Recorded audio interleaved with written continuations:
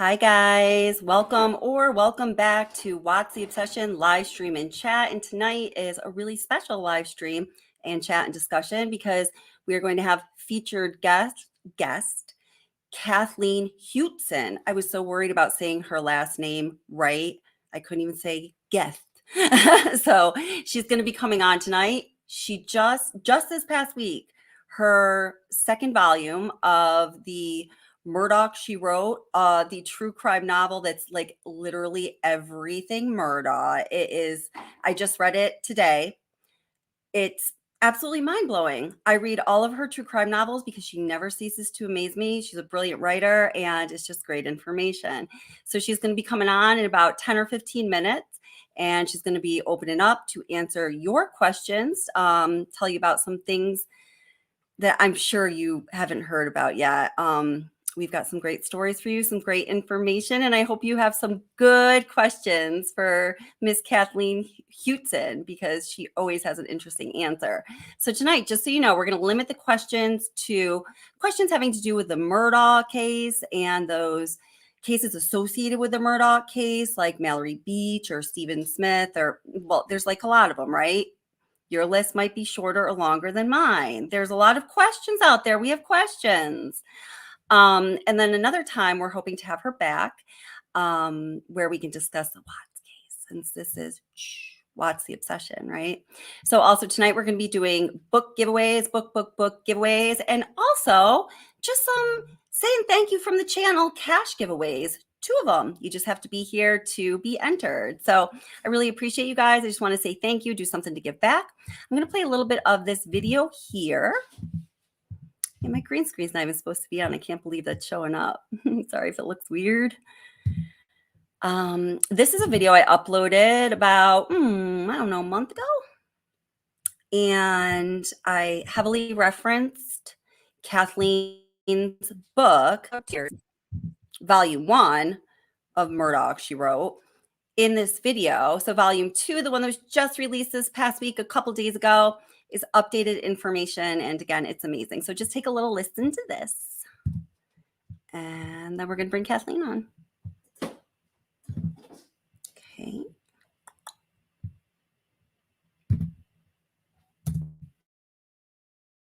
Before like Murdaugh for what happened? I don't know what I did. Oh, I know I did.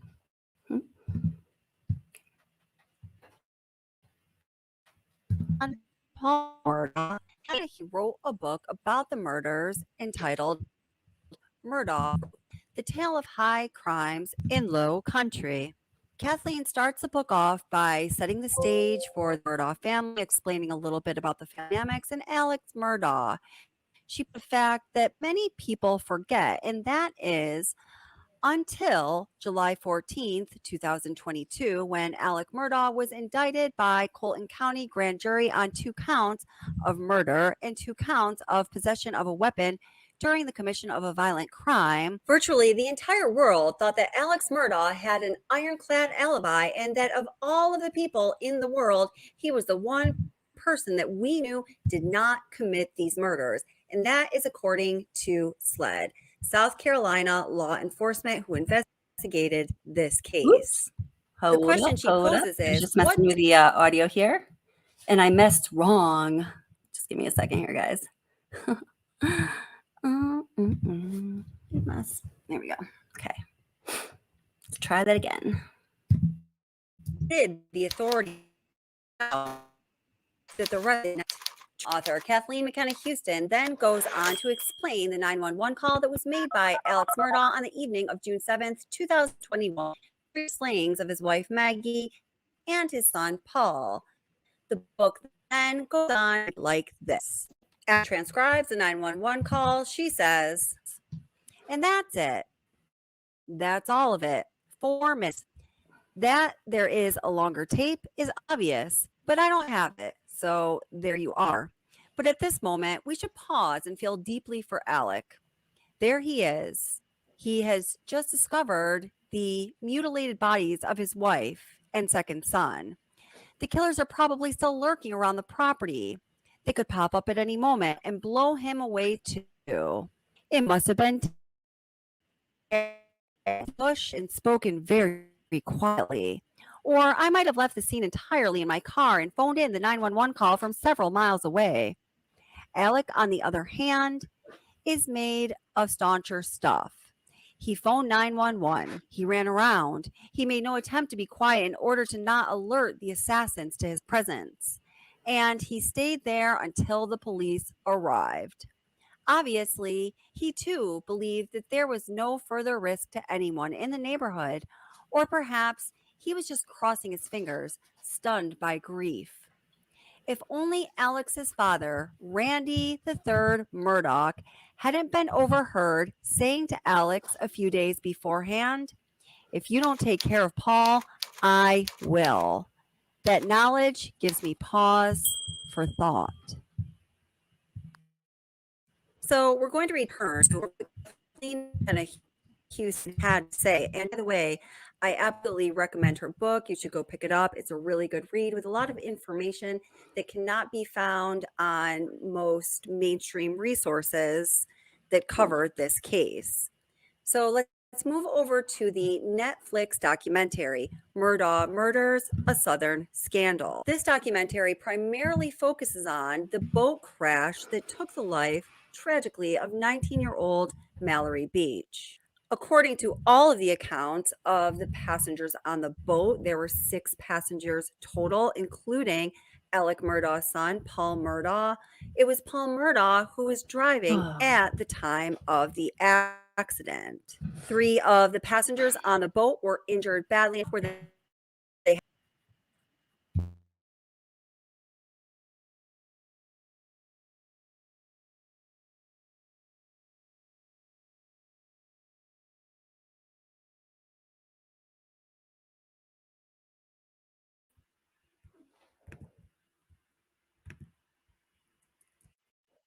Oops, that's not it.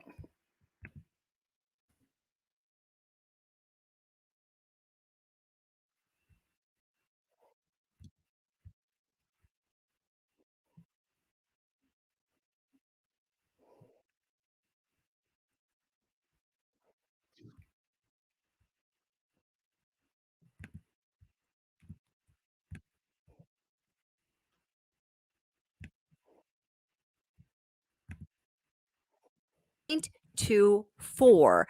That's 3 times the legal limit of 0.08. And again, that's really freaking sloshy, sloppy drunk. This was 4 hours after the crash. In the Netflix documentary, which is a watch that I also highly recommend, Morgan is talking about being questioned by investigators, and she says, quote, "It didn't take too long for Alex Murdaugh and Paul's grandfather, Randolph, to show up at the hospital." She goes on to say, "These men hold big reputations in Hampton County. I do think they would lie and cheat, and they would cover up anything." Miley Altman's mother, Gina, tells the story of seeing Alec Murdaugh and Randolph Murdaugh in the hospital, and she recalls Randolph Murdaugh saying to the hospital staff about Paul, no, you cannot interview him now. He's drunker than Cooter Brown."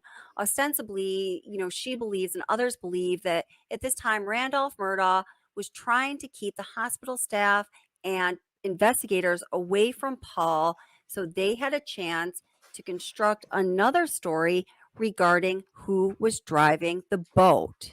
In the Netflix documentary, Connor Cook recalls what happened that night. He says, "I remember they pulled me out of my room to get a CAT scan on my jaw." And he says, "And Alec whispered in my ear and was like, 'Just be quiet. I gotcha. Just don't say anything.'" In the documentary, you then see Connor Cook hang his head and he says, "And Alex was pretty much implying that I was the one driving." Connor Cook's parents are also interviewed. Connor Cook's dad tells about Connor's call to him saying, "Daddy, we've been in a boat accident and Mallory's missing." He says, "Then my phone starts ringing again and it's Alex Murdaugh." And he starts to tell Christine and I, Christine is Connor's mother, that Connor was the driver of the boat.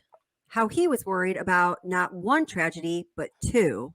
And he actually goes into telling us not to fret, that he can look out for Connor, and don't worry, I'm going to take care of Connor. Connor's mom goes on to talk about how she was just trying to get to her son, and she saw Alec Murdaugh and his father Randolph talking to law enforcement. And then they came into Connor's room and said, "You've been named as the driver of the boat."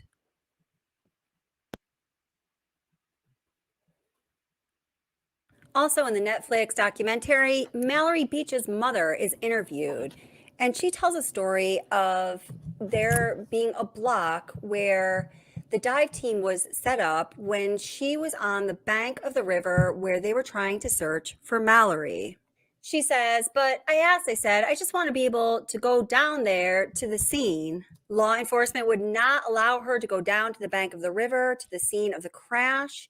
She says a short time later, she saw Maggie Murdaugh and Alex Murdaugh in a car driving right down there to the scene of the crash. And that is when she says she realized that the Murdaughs were more concerned with a cover up than finding Mallory. One of the most stunning takeaways from the Netflix documentary that is incriminating towards Alex Murdaugh is when Connor Cook's father is talking about their history of growing up together and being friends for a while, then having drifted apart. Then he goes on to say, 3 days after the boat accident, he gets a call from Alec Murdaugh. As is told by Connor Cook's father, Alec says, "Marty, we need to have a sit down." Apparently, Alec wants to meet at his law firm, and when Mr. Cook gets up there, he says it's dark, there's no other vehicles in the parking lot.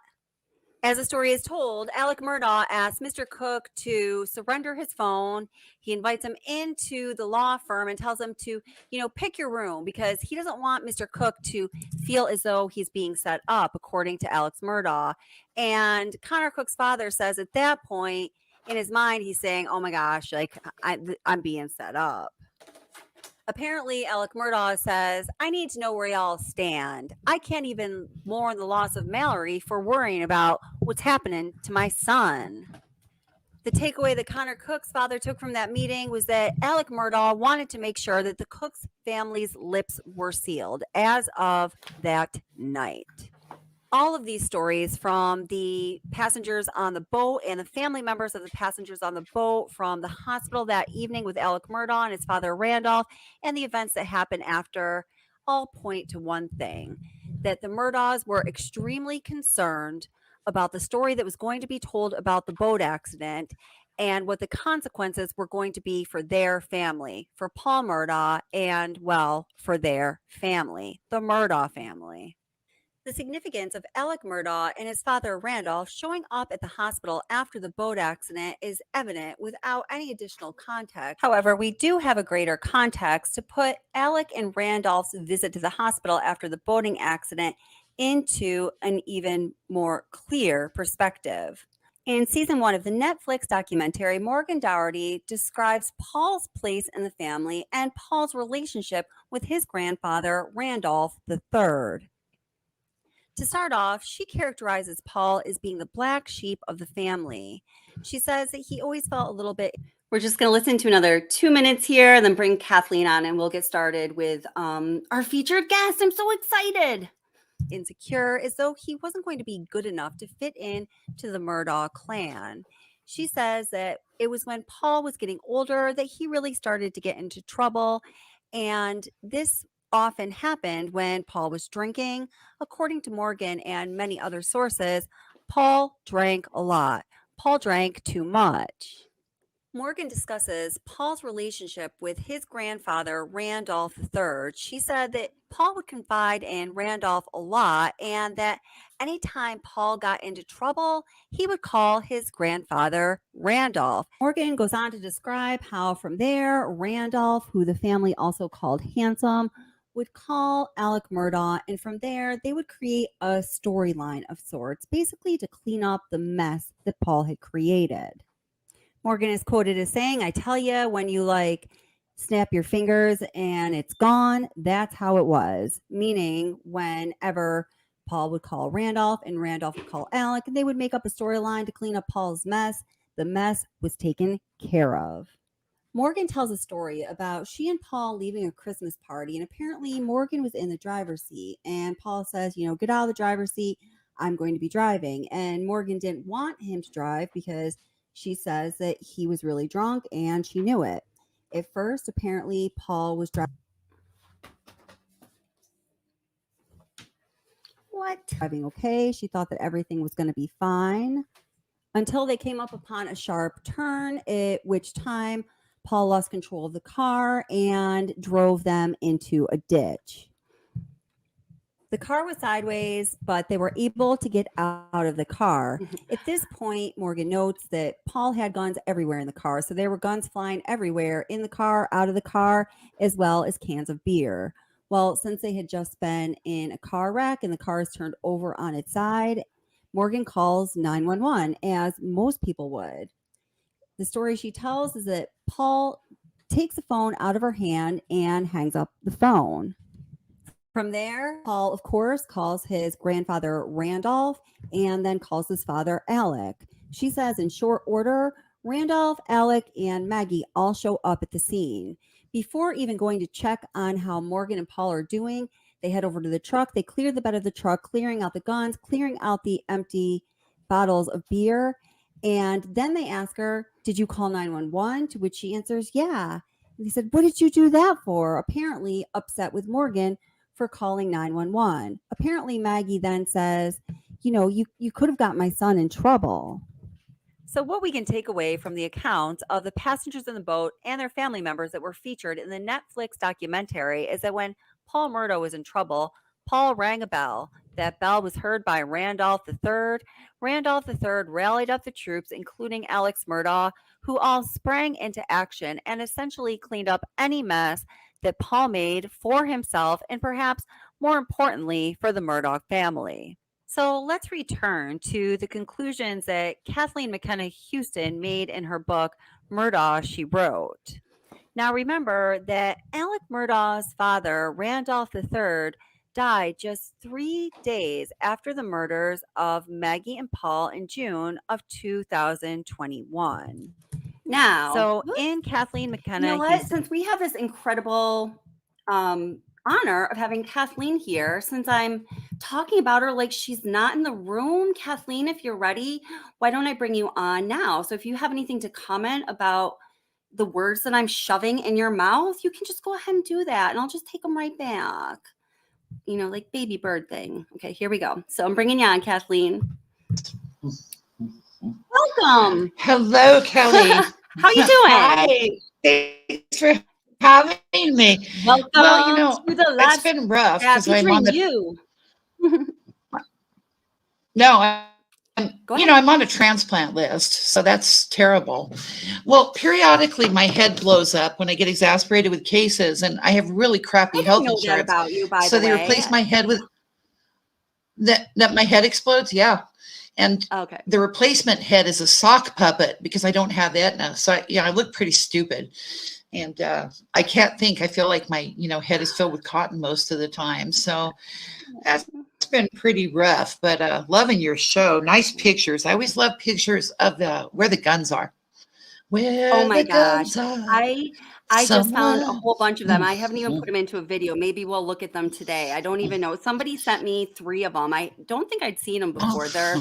They definitely tell a story. They definitely tell a story.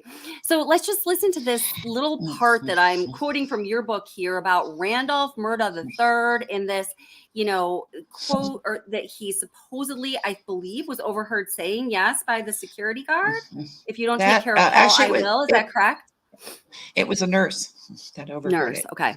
Nurse, and all right. I have that on very good authority, but I never give up the names of people who ask me not to because, well, there's HIPAA situation in this case, and also Colton County is still run by the Murdaughs. I'm sorry to say that, but if you just look at the Stephen Smith investigation, they're still trying to find the phantom truck that ran over him. So I kind of give up. Not really. I don't give up, but. Do you guys know where Stephen Smith's iPad is? Because I know. Do you know where it is? Do you know what's up with his iPad? I believe don't sleds still have it 23 years later? I do believe, and I talked to somebody who saw it with their own eyes, who's in law enforcement down in that area. I've referenced these 2 people before that I'm very close with. Smashed to smithereens. Oh, really? So it got dropped after it was taken? that kind of stuff happens, and then Yeah. sometimes when you drop things, then you jump up and down on them. Well, And I will agree there to, were some investigators that were claiming that they got some information off of it, and they were trying to give themselves some credibility and clout. But I do believe that was all oh lies my because God, it is smashed to smithereens. of course it is. So his phone that got seized all those years ago by Mhm. sliding helm, sorry, And Sled that has was a been in Tourette's-like possession of thing. the phone the whole time, correct? Yeah. Right. But I believe it was given to a Sasquatch to look at the records, and they're not gentle. At No, least that's what I heard, that a Sasquatch was the investigator on that one.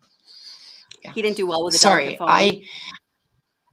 if you read my books, I don't think this investigation is pathetic, and It, I'm not blaming South Carolina. That's one gorgeous state. Here in it California, it's is. taken us about 155 years to get Elizabeth Holmes to prison, and we're still waiting for 6 more days. So these rich white people, in this case, it's pretty gratuitous though, because Mhm. I just like to take a moment for everybody to close their eyes and say a prayer for Greg Alexander, Sheriff Mastercard, as I call him, Oh my God, I who's in thought you on were the Smith serious for a investigation. moment. Oh my God. Oh, I have to No. talk to you about something I just found out just today about him. Oh, please, Um, please. tell the viewers why he is notable.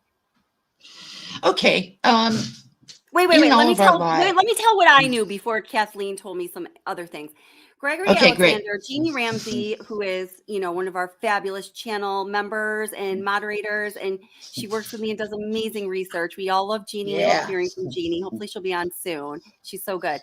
Um, she and I have been looking into I'm still in Gregory Genie too. Alexander. What's that? Yeah, you guys connected, right? I'm stealing Jeannie too soon. You can steal Jeannie. Yeah, She's so love her. good. She should be helping everybody. Yeah.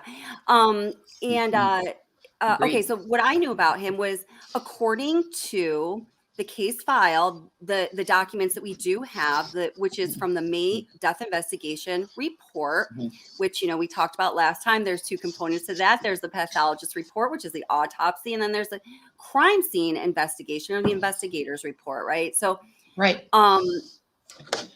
according to that, when you look through the records and compare them, it is very clear the last little scoundrel who had his little scoundrelly paws on the Stephen Smith rape kit that was ordered and it was administered, and Kelly Green wanted to test it and was fired in short order.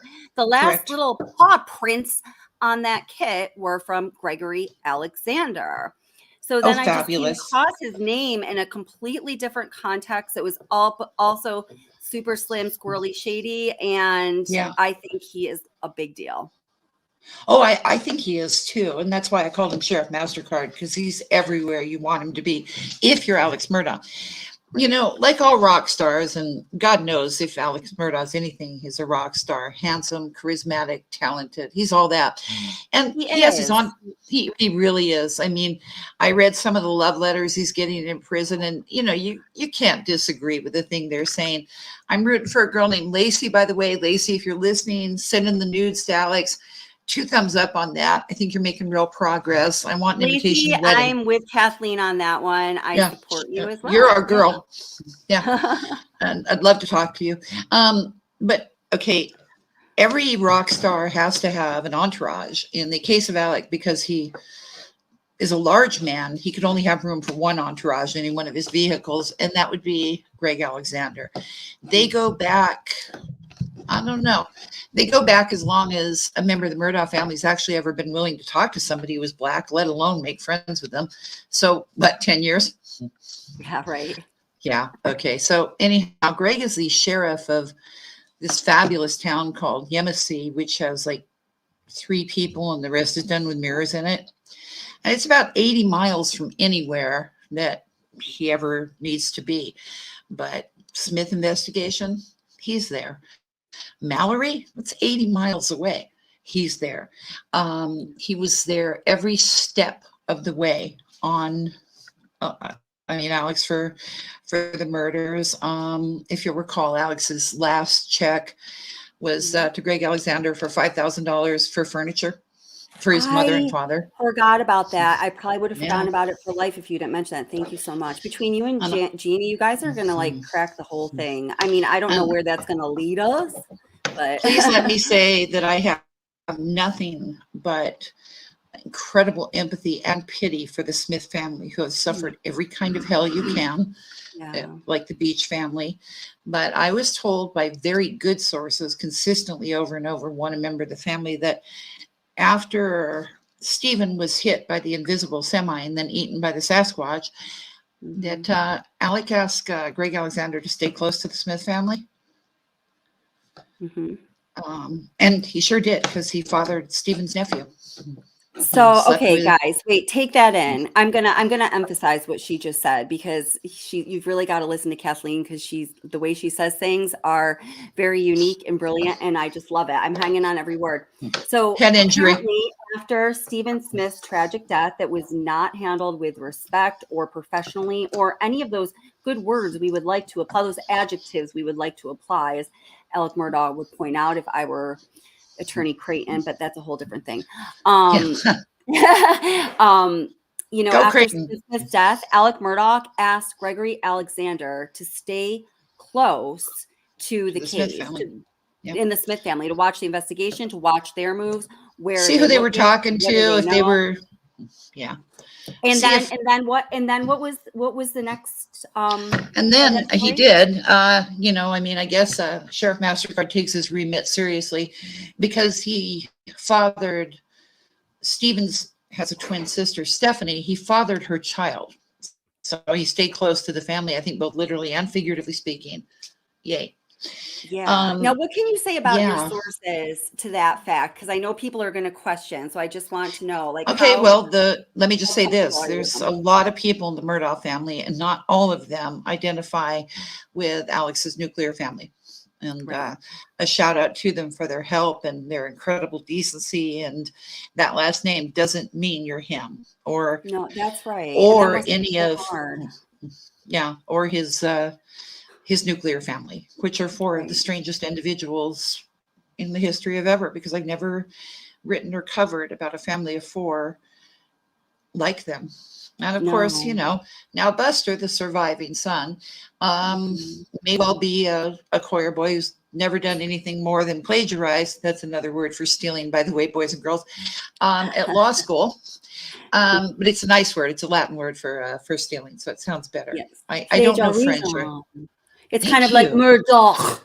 Right? Murdock. Yes, Alec Murdaugh.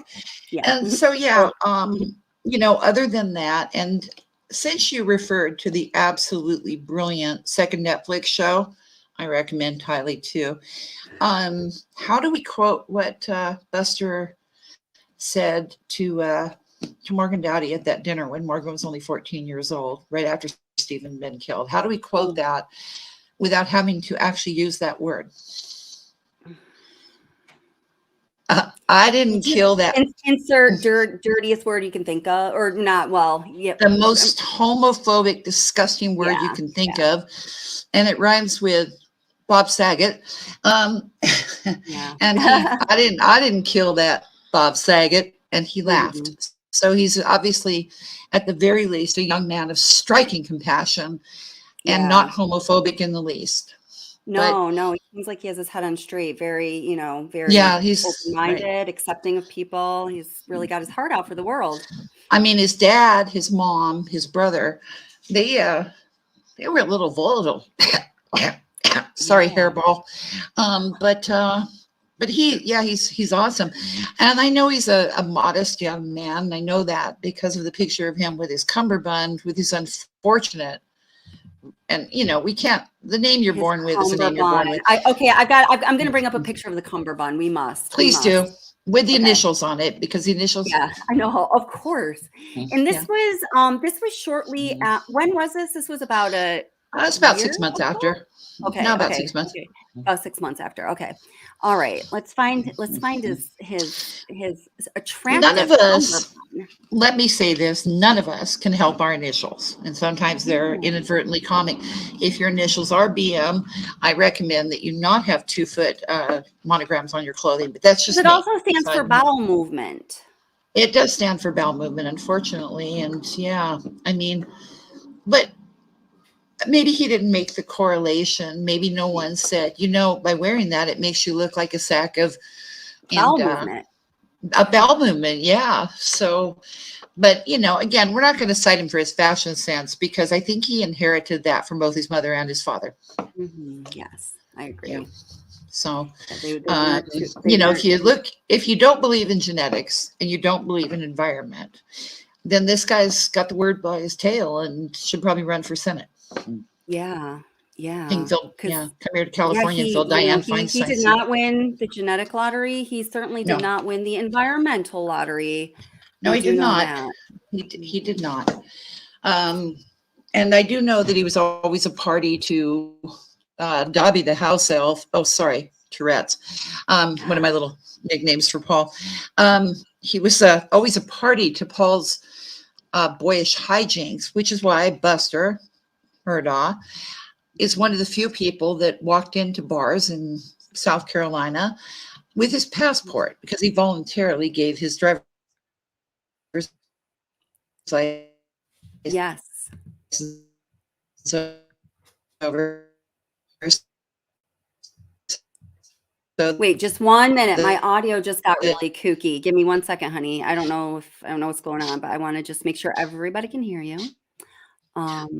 Hold it. I'm just going to sing for everybody for a moment here, if you don't mind. Let me make this picture larger. Let me explain the cummerbund for a moment, because when it's doing that, and thank you so much. Paul could drink R.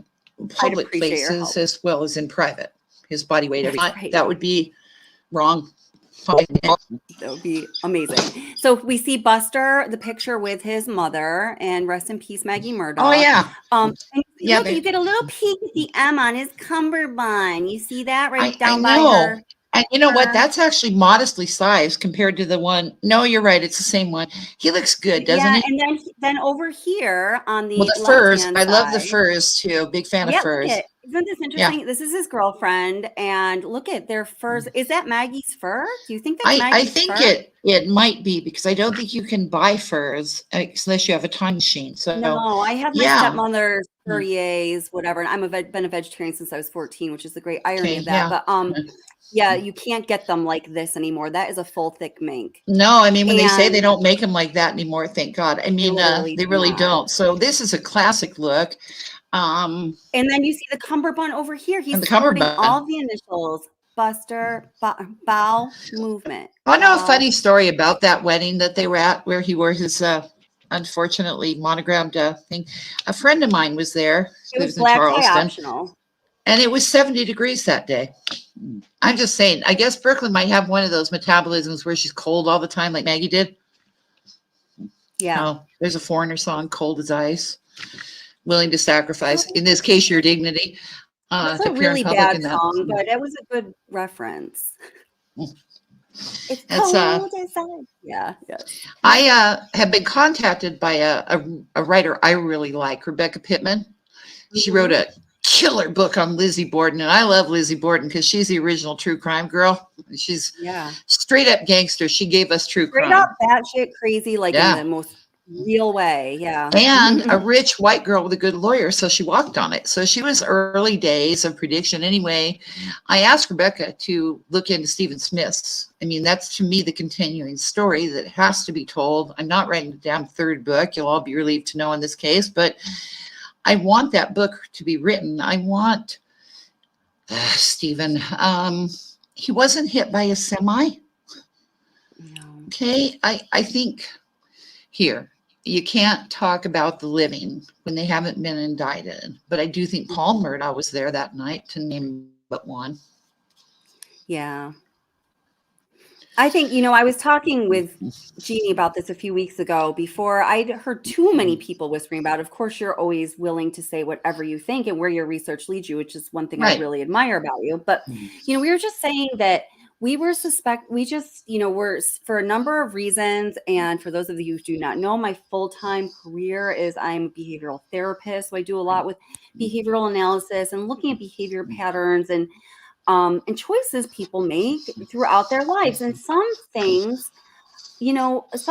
remain stable with within even the most unstable person, even if that Agreed. stable factor is instability itself. Anyhow. Yes. So Buster just doesn't seem to have it in him. He doesn't have that kind of composition. He's not made with that material like that. No, I think there are members of this family, and we won't name them because they haven't been indicted, who are more of the go along variety than the acting out variety. Paul was certainly Like a member of the Randy? latter group. Oh, That wouldn't be the one I would call out. No.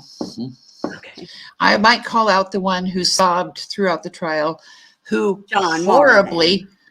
who refused to shake hands with Renee Beach's really lovely father, Philip Beach, who rose above what the Murdaughs had done to him and reached out to shake hands. And John Marvin threw his up, not letting him shake And hands. then he pled with the world to understand him and to relate to him as just an average person like the rest of you. Just ordinary folk, those Murdaughs. Yeah. Okay. You know, one piece of viewing that you haven't recommended, and probably the best film I ever saw, is the footage of the Watermelon Festival in Hampton. I think I wrote extensively about that, the last one they had for COVID 2019. Yes. The royal family. And of course, you know, I have as much respect for the Murdaughs being the royal family of Carleton County as I do for Charles and Camilla being the royal family of Britain, which is none at all. But yeah, that's how it was. And it was hot that day. And these citizens are standing there in the glaring heat with no shade in front of all these closed down businesses because the Murdaughs never let them open anything. Mm-hmm. And it's ugly. And, you know, they're on John Marvin's tractors. And, you know, if we were going to compare this to maybe the greatest movie ever made, The Godfather, yeah, I think Frodo's shady, but that's just me. Wait, what about Murdock? Are you comparing to The Godfather? For the love of God, girl. Okay, well, first of all, Don Corleone, the old man, I mean, he had the brains and he ran things. And he had one really decent son that he kept out of the sordid end of the family business. I think that's Randy. Okay. He had the James Caan character who was hot, and I am in no way comparing Alex Murdaugh to the great James Caan who played Sonny in the movie. But he does have that was a loss of talent. Yeah.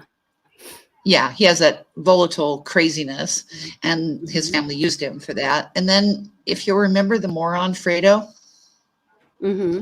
is always kind of, he was hysterical and cowardly and backstabbing and dangerous, but he was such a complete waste of space, so lame that nobody took him seriously. Okay. Except maybe you should take him seriously, because I want to talk about one strange thing. I wrote this in the book. On the witness stand in the trial, John Marvin cried a great deal, talking about the trauma of seeing his nephew Paul, who he loved. That's probably true. His head blown basically off. I'm sure that was traumatic.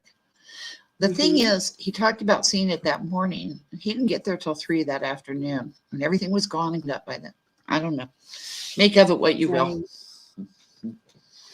Oh, wow. Hold it. Well, yeah, I'm strange, a little, you know, I had a long, do you ever look for the walk it by me slow? So he talked about in great detail cleaning up. John Marvin was on Paul. Great. Okay. Paul. Go ahead. But see, the caretaker, that was his morning on June 8th. He shows up for work, and after they tried to get him out there on the sunflowers night before, he shows up for work, and part of his groundskeeping duties that day were cleaning Paul's brains and blood and Maggie's off the grass and off the wall of the feeding shed. And John Marvin talks about seeing Paul. And how could he have was gone by then? And it makes you wonder. Wait, say that one. Ask that question one more time. You're breaking up to me. I have a phrase I use called, how blood, and it seemed he was reliving it, that he had traumatic memories of this. Yes, but I believe he experienced that. Yeah.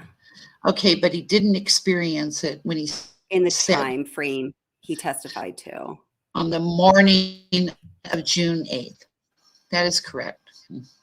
Oh, wow. And I look, and you're a therapist. Well, back in the day when I did that for a living, I looked for what I called the truth and the lie, because a lot better than you can imagine. God, they're good.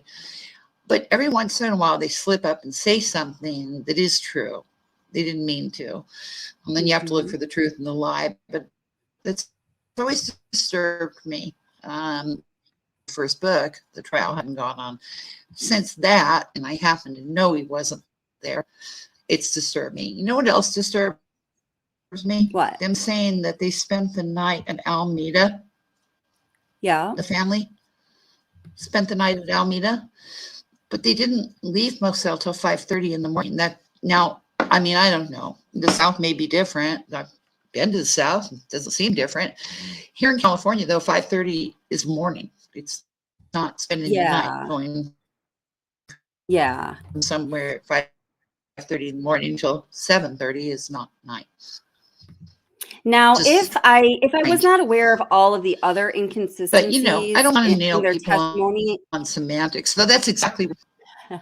But when you put that all together, yeah, I mean, the time, you know, they really do not have, when you're just looking at the timeline or the time frames, unless you're talking about an investigator's testimony or a written record, they don't really have a timeline between the narrators that matches up with the next person. Kelly? Yeah. Can you hear me? Weird. Can you guys, how's your audio, guys? I can hear you fine. Are you okay? Yes, I can. Yes. Okay. I don't know. So, You're sorry about this. A little bit. I think I have a ghost. Okay. Sorry. What's going on? Am I okay now? Yeah, you're trying not to you might touch want to hop anything. off. I think you might want to hop off and come back in. Okay. Because it got a little bit broken up. Are Sounds you okay good. with doing that? Thank All you right. so much. Yeah. Thank you. Okay. All right. We'll have her She just wants me hop to off hop and off come and back pop in. back Yeah, in she's because it been a started bit. breaking up Thank on you. you. I appreciate that. Yeah. Hurt. So, okay, we'll check that out. And what I'm showing you guys right now, by the way, is the Hampton County Watermelon Fest that Kathleen was so excited about. And I mean, it does look grand, doesn't it? Like, yeah. I'm not sure what year this is from. 80th annual. I mean, we could certainly figure that out. Nat Schiffer, mayor. What other characters we have here? I'm a little interested now. I have not yet watched this, but wow. Someone, Fields. Okay. There's a name we recognize.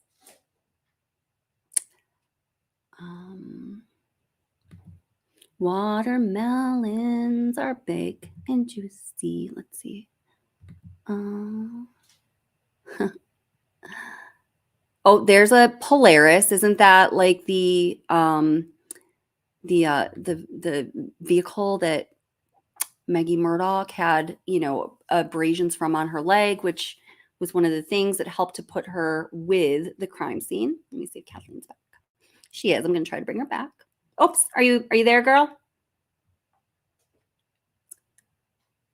I'm not sure. You know what? I think I'd have to actually remove her. No, maybe not. Hello?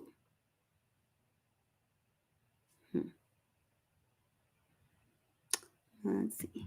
Try this differently. I'm going to post the link right in chat again, Kathleen, because I don't have to let anyone else on. It's no big deal. Or if there are people that are dying to say something, I personally don't have a problem with that. Just keep it brief because we have our featured guest. Don't go crazy. But I'm putting the link right back in chat there. Okay. So what we're looking at right here is the Watermelon Fest that Kathleen was so excited about. And I also have a little bit of John Marvin's testimony that she was also just referring to. Let's see. Just want to get to the part that I want you to hear. Oh, left God, no idea what he got. Imagine. Excuse me.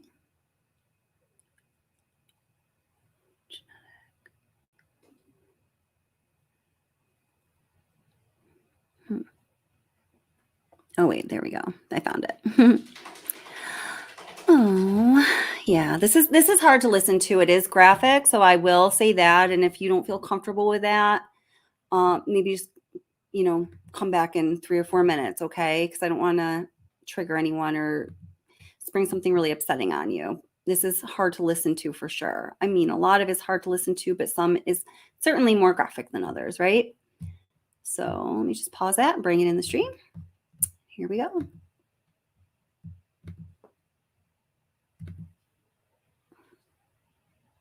Oh, stopping the Watermelon Festival just for now, just for now, just for now. No, okay, there we go. And here's John Marvin, Alec Murdaugh's youngest brother. He's recalling the crime scene and cleaning up Paul's remains.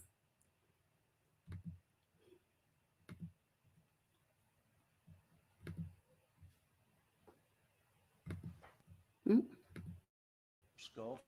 I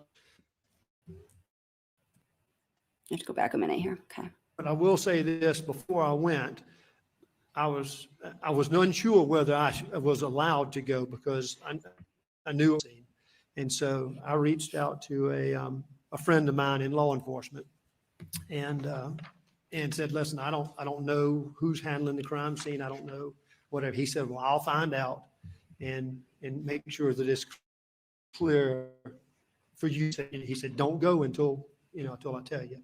And he called me back a few minutes later and said he had spoken to, I believe it was Captain Ryan Neal, and had given the okay that everything was released. Now, and it was okay to go there. The timing of him mentioning that, I just want to point out, to me, it's really important because this is right around the same time in his testimony where he talks about locating Maggie Murdock's phone and that, he's got Buster's phone. Do you have like the Find My Phone app? Yeah, he does. They found it.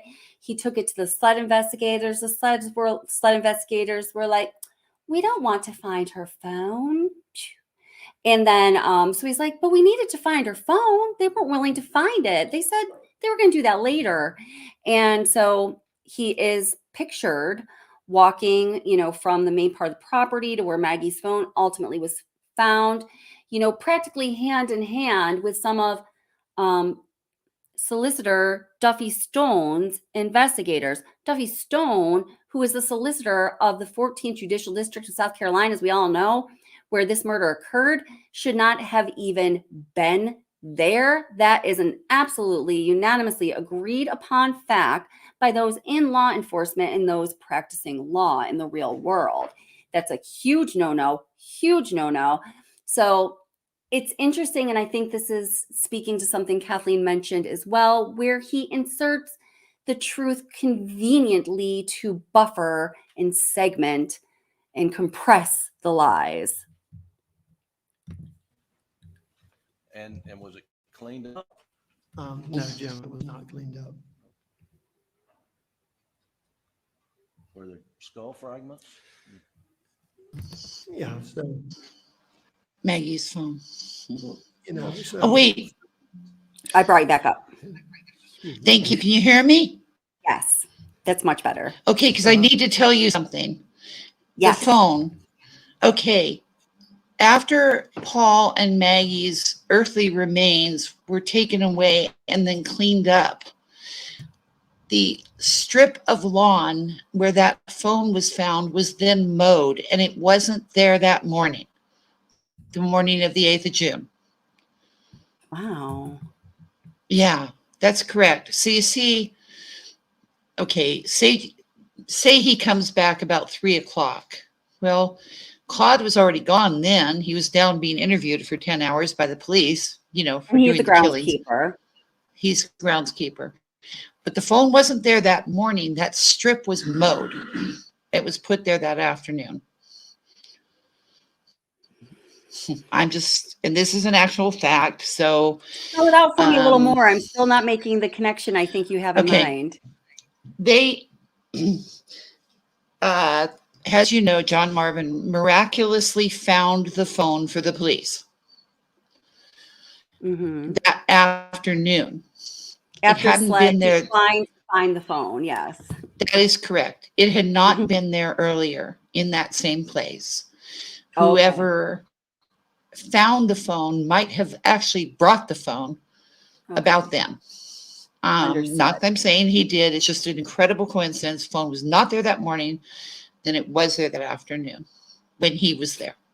Yeah, wow. And Mhm. we do know that at least one investigator did get his sloppy DNA all over that phone because there's a picture of him holding the phone without gloves on. And we also know that once that Oh, I phone was know. recovered by solicitor Duffy Stone's investigators, they did not put the phone in a Faraday bag as they always do. It's extremely standard protocol for I law have a enforcement. feeling. Go ahead. I bet Stephen Smith's phone was never put in a Faraday bag. And now I'd like to bring up something else. Does everybody remember Maggie's Mercedes, her pride and joy? Yes, with a wedding ring in it. Maggie's Merc with the wedding ring in it, which was found by Blanca, not the police. Okay, so Right. I do not believe, and I have detailed out why I do not believe why it was not possible that Maggie ever went anywhere with the kennels. Okay. Her steps don't reflect it. But anyway, I'm just a complete nobody. I'm a freaking writer, and nothing is lower than a writer. And yet I, a writer, was able to call Embrace, the security system, OnStar, for Mercedes in Dallas. They were totally lovely to me. I had a nice conversation with them and asked, so how hard is it to get the records? Well, ma'am, we answer every request immediately because we exist when Mercedes are stolen. In other words, they never called Mercedes to get the records on Maggie's car. Never. They really did not want to know where Maggie was. They did not preserve her No. GPS data for the night of the murder. It was overwritten. Correct. That would have been critical data. GPS locating services are by far the most accurate that you are ever going to get, usually within 300 yards of the person. That is if you're like way out in the middle. Like here, it would have been pretty much right on the spot. Correct. That is a huge, But very novice. I'm going to go ahead and say why I believe they did not get the Embrace data.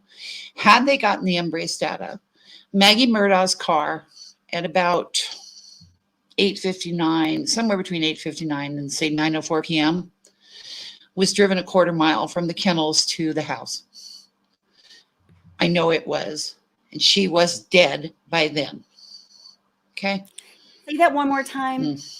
Okay. Maggie Murdaugh's car was driven after she was dead to the house. Okay. Maggie did not ever, in fair weather or foul, like to walk down to the kennels. It was not, it was raining and it was nighttime and they have a horrendous mosquito problem, which is why Claude just blew off the whole sunflower stupid thing. Maggie would have never walked in the dark down there. She never left the kennels. There's only 30 minutes between Maggie's arrival and her death. Okay. And if any of you have dogs or any pets, but particularly dogs, if your dog has been shut up all day and you let your dog out, your dog runs around for a little bit. Okay. Half an hour, that's nothing. Yeah. It's nothing. Half an hour is nothing. And Bubba, he wasn't, coming back in 3 minutes later. She was just down there at the kennels. And that's where she died. She arrived and died and never went to the house. And let me also say this. The so-called checking of the stomach contents. Well, not to be disgusting, I'm sorry, but I used to be with CPS. So I've been to a few autopsies, guys. And anyhow, what we eat after an hour or so pretty much just looks like brown sludge in our stomach, whatever you ate. Even if it was like something really wonderful, like, oh God, like a sundae, a chocolate fudge sundae. It was so beautiful and perfect. It went into your gullet. And then anyway, it's just this mess. Maggie did not eat dinner there. There was no time. She only had 30 steps and she was short. I have run those steps over and over and over again using people her height. And it's 100 steps from where you'd park your car to going into the house in Moselle at her height. She never took any 100 steps. That shows on her phone.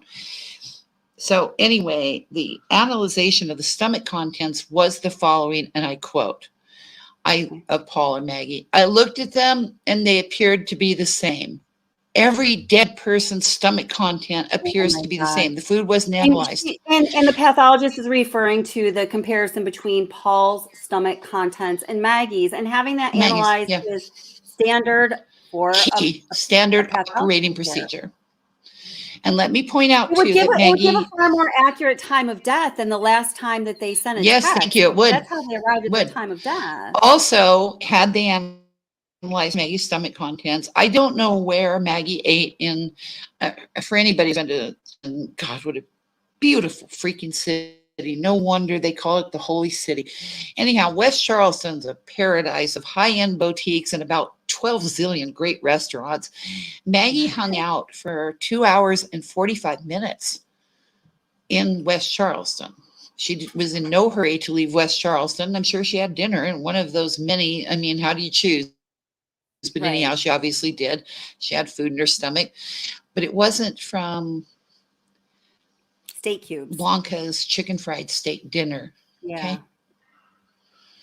She didn't get there and drive to the house. You see, here's how this went down. Paul and Alec drove in that little tractor, golf cart, whatever the hell you want to call it, Mhm. from the house down to the kennels. They were such lazy Alec, motherfuckers. well, that's yeah, that's Lazy how they people. rolled. Or I know. I mean, when I say how they rolled, I mean they rolled literally everywhere they went. literally rolled. They literally rolled. It was parked very near Maggie's car, her Merc, and that's what she backed into when Alex was shooting her. Mhm. But okay, and I listen, before I say this, please everybody know, I think that Judge Newman ought to be king, and I am a huge Creighton Waters fan, Mhm. and the verdict was a righteous verdict, okay? Mhm. But Maggie only took 38 steps. And so I know she drove there in a Merc, and the Merc was there. I doubt she took the car keys out, or it's probably an auto start Was anyway. that like the 8:53 steps? At At 8:53 just p.m.? 38 steps, yeah. Okay. Okay. I just want to be clear on what you're talking about. Just let the dogs out. Oh. Let the dogs out. Just her car was right there. And see, Maggie got shot up pretty bad. And I mean, she tried to get away. She backed in. That's why the tire track's on there. Mhm. Had Maggie been left alone, even for 1 minute, she had two huge options that anybody would have taken. First of all, you'd open those kennel doors and those dogs would come out. You've got distraction. Second of all, you're always going to jump in your very high powered. You're going to jump in your high powered vehicle and get the hell out of there. Maybe they'll shoot out your back window. You've got a fighting chance. She didn't stand there after she saw Paul's head blown off and wait for the shooter to come back and kill her. It's just not practical. And I'm not a conspiracy theorist girl. You know that old saying, if you hear No, I'm not either. hoofs outside your window, yeah, think horses, not zebras. I think there Right. was a second shooter, but it's all Alex's fault. So justice was served. I've Creighton always Waters is held great. about that very real possibility, because for the same reasons you're saying, the way that she behaved after what she apparently witnessed, or all of the stimulus that was Somebody's in her, head being blown off. Yeah. yeah, it was far too controlled for someone with little discipline, and I don't know. Yeah, way too much. And listen, this was not a woman who wasn't going to save herself. Okay. She wasn't not tough. She wasn't not good in an emergency. For any of you who have, I'll be going soon. Maybe you should play that 911 tape. She calls in on Gloria. She didn't exactly freak out in emergencies. Gloria's bleeding to death. She's we've dying listened to horribly. that the last two live streams. Man, it's cold. It's as cold as you It get. is. But Maggie didn't. What I'm saying is Maggie didn't lose her shit in the sight of dead bodies. She and Paul weren't close anyway. I thought they were, but they weren't, as it turned out. Paul really liked Gloria, so that may have caused some tension between them after that unfortunate incident. It was Buster she loved and Buster she cared about. And anyway, according to everybody. And Gloria was like a mother figure to Paul, and Maggie did not have an attachment to him. Yeah. And the other thing is, we all love our children deeply, but once you see your child's head's been blown off, you don't think there's any life. You're not going over to resuscitate. Her Merc was right there.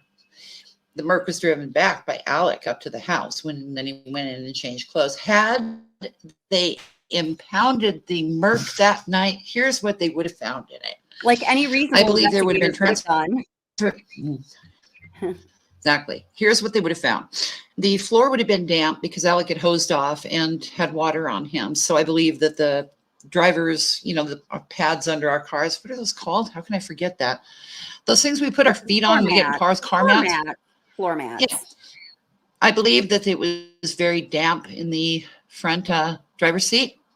I believe there was traces of blood on the driver's, on the steering wheel, and GSR transfer as well, probably in the seat. Had the car been, it was impounded. It was never cleaned. We know that because Blanca is the one who detailed it and found Maggie's ring. And by the way, shooting someone doesn't make your wedding ring fall off. That'd probably been under there for weeks. Maggie didn't live with him. She lived in Edista. Right. Right. They Just weren't another married like sign of that. trouble in paradise. And Maggie, being on to what was going on all speaks to just the crazy. And of course she was. Motive. And yeah, of course. How could she not be? For anyone who's ever been married, you actually do notice when your bank account's running at $150,000. And then it goes down to 57. Every day, every month for 10 years. You do notice this. That goofy story they told about. And then a check bounced at her charity show for $100. Oh my God. I mean, I've got a bridge to sell everybody in San Francisco if you buy that story, but don't buy it because it wasn't true. And that car was a fantastic crime scene. And then it wasn't. Yeah. And they made sure of it. The phone, that was never looked for. I don't know why John Marvin decided to give them the phone, but golly, you might be able to do some stuff with an Apple iPhone with face recognition that you can open when you have a corpse. And in 24 hours? Not saying they did, just saying if you wanted to, you could. Wow. Maggie, she sure didn't want her phone opened. She certainly didn't. And there were a lot of recognition. Somebody had a compelling reason for that phone data to be deleted from history, which is Correct, Mundo. I wonder what that might have been. Yeah. You don't think it was the, months and months of hate-filled exchanges that she and Alec probably had between themselves, for example, or constant, or, we're 180,000 overdrawn this month. You idiot. Got any plans? Right. Yeah. Of course it was filled with that. Of course it was. Or just all of the, wow. Listen, I'm not going to beat up on Blanca. Blanca seems like a good woman. And best of all, Blanca took Bubba and gave him a home. And so horrible kennels. So I like Blanca, friend of Blanca. Yes. But here's the thing. And it wasn't Blanca who said it. She actually repeated trying to humanize Maggie. Maggie sitting in the kitchen. They can take it all. I don't care. Money doesn't mean nothing to me. We'll just start over again, which is why she and Alec could run that quick claim scam to screw the beaches. Shit. Right. Thank you. Right. Thank you. I didn't know they could pile BM that high. All so we can momentarily be judgment proof. Wouldn't that be great? But wait a second. Wait, it's Tuesday. I still got to give this $5,000 check to my decorator for one goddamn window. Or the $12,000 Gucci receipt. Thank you. Yeah. Oh, Gucci's in West Charleston too. Everything you want is in West Charleston. I mean, if you're at a certain income level. If not, it's just a pretty place to go. Yeah, it is. And now, hey, I have... Are you okay answering a few questions from Absolutely? Yeah, awesome. Sure. So I know we're already over your time limit, I think, but guys, I know some of you have questions for Kathleen, so just go ahead and pop them off in chat here because we're going to have you on again, dear. Oh, I'd love to come back to talk about Pennywise. Shanann's widower. Yes. These are all ways that you could describe him. Amy Walker says possibly Gloria knew too much. What do you think is being got it in one, Amy Walker, and thank you for bringing that up. Gloria was a very fine person, and I mean, I don't know how she did it. I mean, a widow, those 2 little boys, one of which, may have some extra needs. Lived in her car, which is nice in the South, by the way, especially in the summer. I think my favorite story of Maggie is that instead of giving Gloria rooms in any of her houses, when it started, she had 3, or money, which would have been good too. She brought her her famous homemade jam, but she forgot to bring any bread for it. So I guess they just sat in the car and ate the jam. So that's nice. Oh, that's so What sad. Gloria had Why- found, I mean, I realize that Alec is the smartest person in the world, and that, if Einstein were alive and they did a debate, he'd just kill it all. But Yeah. Alec would like cleverly tape his stupid pills under tables and stuff. Gloria wasn't a phone-it-in housekeeper. I would have been for $10 an hour and no health insurance. Oh, You'd have yeah. found dead rodents in your bed if I'd been paid that. But anyway, Gloria's more conscientious, and she even, looked under tables and stuff. And Maggie, of course, knew about the pills, always. And Gloria, she was afraid she was going to tell stories of the life and times of the family Murdock. Yeah, I don't think she meant to kill her. It's just that she had a temper. I mean, there's that trashing of the, nice little gift shop. And she was a bold woman. We know she got in the car of Connor Cook's parents in the back seat, uninvited, after Mallory was killed and their son was in surgery. Anyhow, it's a shove. Well, the way I found out you can't die falling upstairs is unethical. I tried it myself over and over again. I'm a sad loser, though, so I would only do it on carpeted stairs. You tried to acquire a gash in the top of your head by falling up the stairs? Yeah. Then, I realized I needed to go do that on harder surface. Yeah. So actually, I hired some people to do the fall for me. Did you realize anyway, that a person's fall is incredibly hard and difficult to break to that degree? Okay, first of all, your hands go out. I will tell you this, though. I was nearly killed because I had bruises on both knees. And I mean, pause for concern there, right? She was smashed. Her head was smashed in with a lamp or a golf club. And, she was exhumed and then reburied. And we never got to hear the autopsy results of that. But I bet she had a big hole in her brain. And I also bet you this. I think there was a long delay in Gloria's bleeding before 911 was ever called. Oh, I bet that one thing that we picked up on when we listened to that 911 call last time, Kathleen, was when the dispatcher says, something like it's asking if she's applying pressure. She's like, oh, like it hadn't even occurred to her yet. And it had not. And also, she lied on the 911 call. I always knew she was lying when she said she was on the house phone, because I'd been out there and there were no telephone wires. I wondered, why are you lying about that? And then, of course, our hero Alec told the truth about that on the witness stand. I think the only time he did. We didn't have house phones. Why'd she lie about it? She had to wait. And she went to see Gloria once in the hospital. And I always thought it was to make sure she was never going to come conscious again. And of course she wasn't. Right. She had her head smashed in, and it can't happen in that way. And there were no dogs. You didn't hear dogs barking. Oh, there would have been bloody footprints, and the police were never called. So nothing about the death of that fine woman is funny, except this one. Did Maggie actually have to clean up the blood? Because she just killed her housekeeper. Now there is no housekeeper, and somebody had to clean up the blood eventually. They didn't call the police or anything. Maybe it was John Or did they Marvin. bring Blanca out from Edisto? John Marvin. No, I don't think it was John Marvin that cleaned. I think that, when Alec came, and I think he got there before the police, you'll notice. So there was a long time before the 911 call. Anyhow, he probably yelled at Maggie and Paul and said, somebody's going to have to clean this up. So maybe it wasn't Claude, they got to clean that one up. Maybe it was another caretaker. I don't know. But anyhow, because it was no crime scene, no police. And but how much time elapsed between getting her smashed in, 911 being And who was called? the other male that was there when that call was made? Oh, it's a friend of Paul's. I know it was, could have been Rogan, could have been Nolan. Oh, I really feel sorry for Rogan, by the way. Now the whole world probably calls him Roro.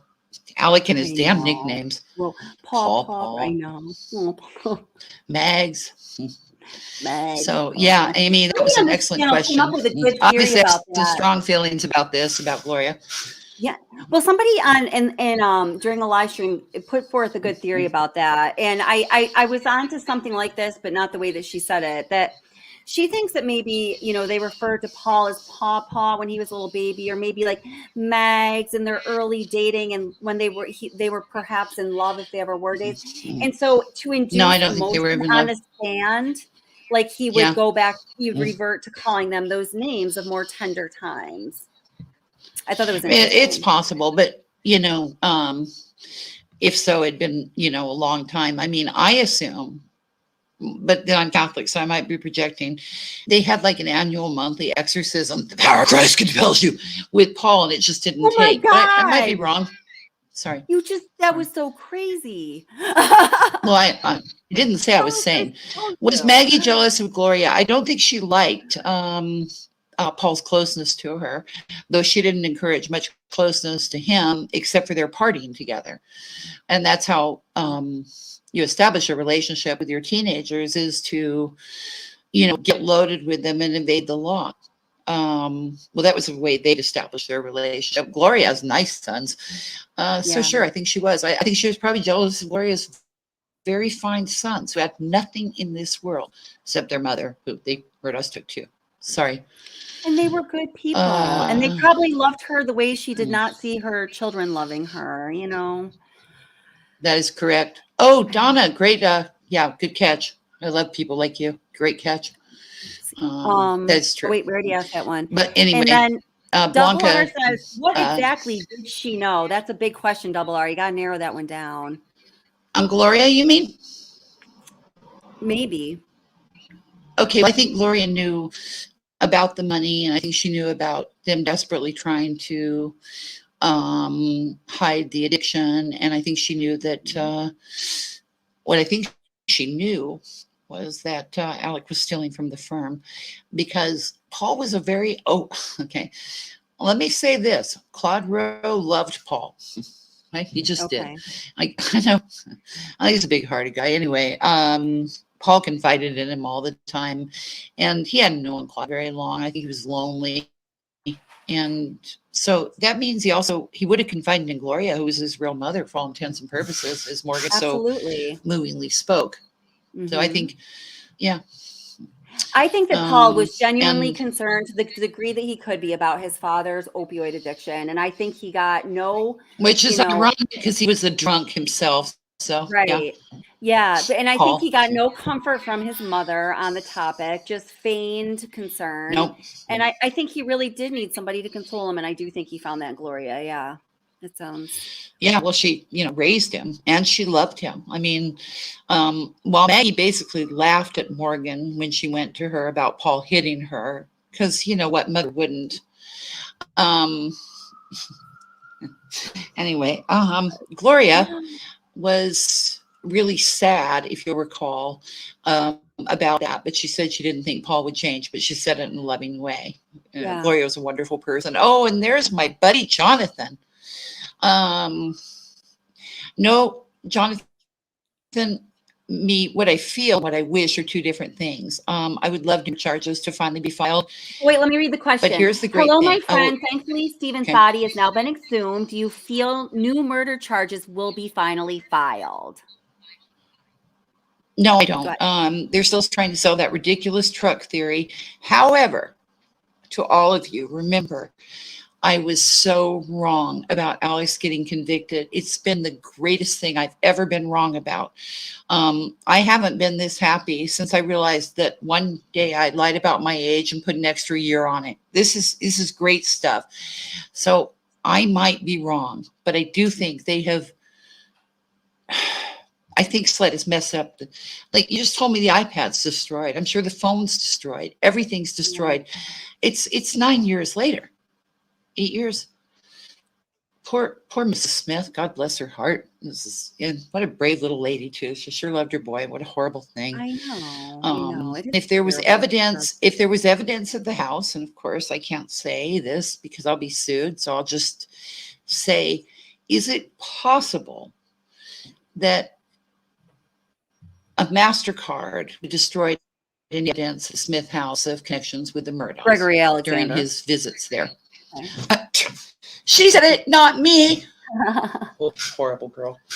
You know what? I totally agree, Jean. Gloria wasn't going to talk, but Maggie was excitable. Maybe she annoyed her that day. Maybe, God forbid, she asked for a 1/4 cent raise or something. I mean, these stupid servants, that's what she talked about her, my housekeeper. I don't know how old she is. She don't know. No, that sounds very, very in line with what I have learned about her personality, is that she was, and you might say, oh, I know some people like that, but in the most extreme way, completely intolerant of any kind of pain or discomfort or anything that was not like a pleasant in a hedonistic way. She completely intolerant. It was like, it has to stop, whatever the cost. I don't care. Yeah. You shut up now. I mean, why trash that little gift shop? All they did was, offer a job and then say she couldn't work there. That was ridiculous, but that's who she was. So you're right, Jeannie. I think Gloria was going to tell anybody. She died needlessly, as did Mallory, as did Stephen, at the hand of this terrible family. And of course, Maggie and Paul are gone too. So there's that. Yeah, no, that's right. I can't be hypocritical, guys. I'm not going to be.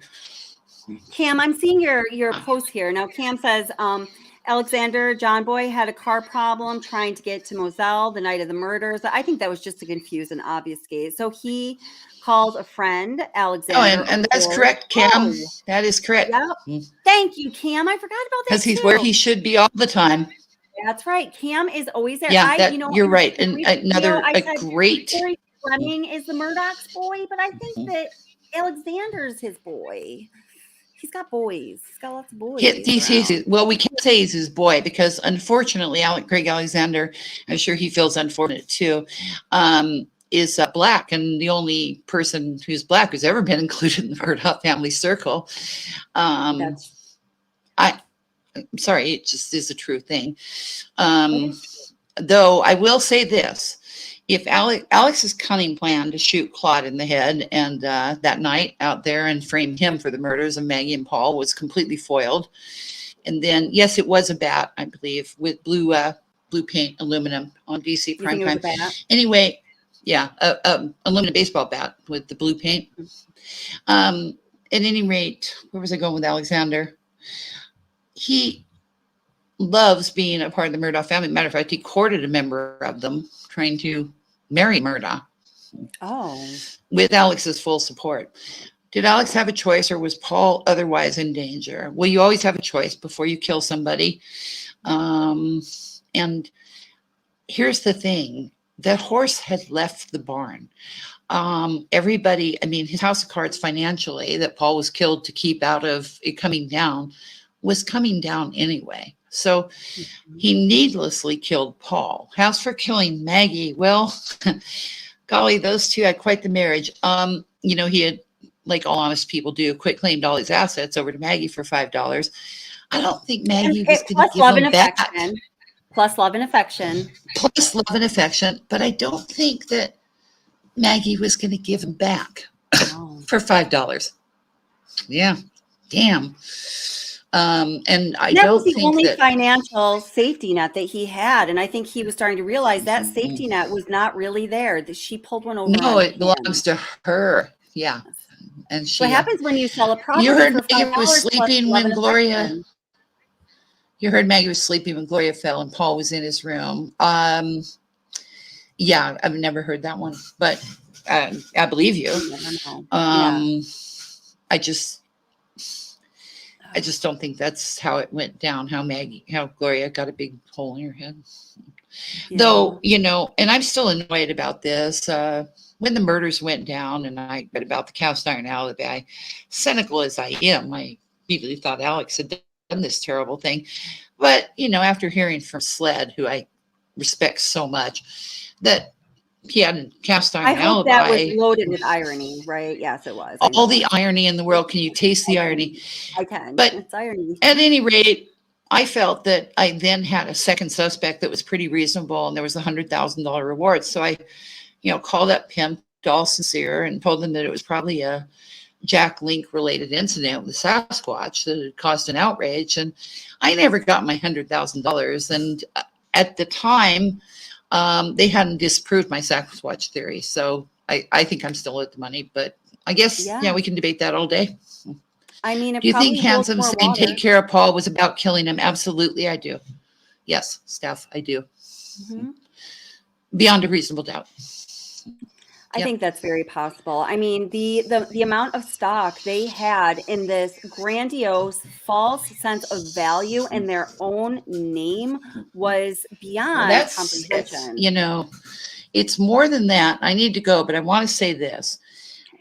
The best friend that Handsome had was Charlie Lafitte, Russell Lafitte, Banker Lafitte's daddy. He and Charlie Lafitte was Alex's godfather, and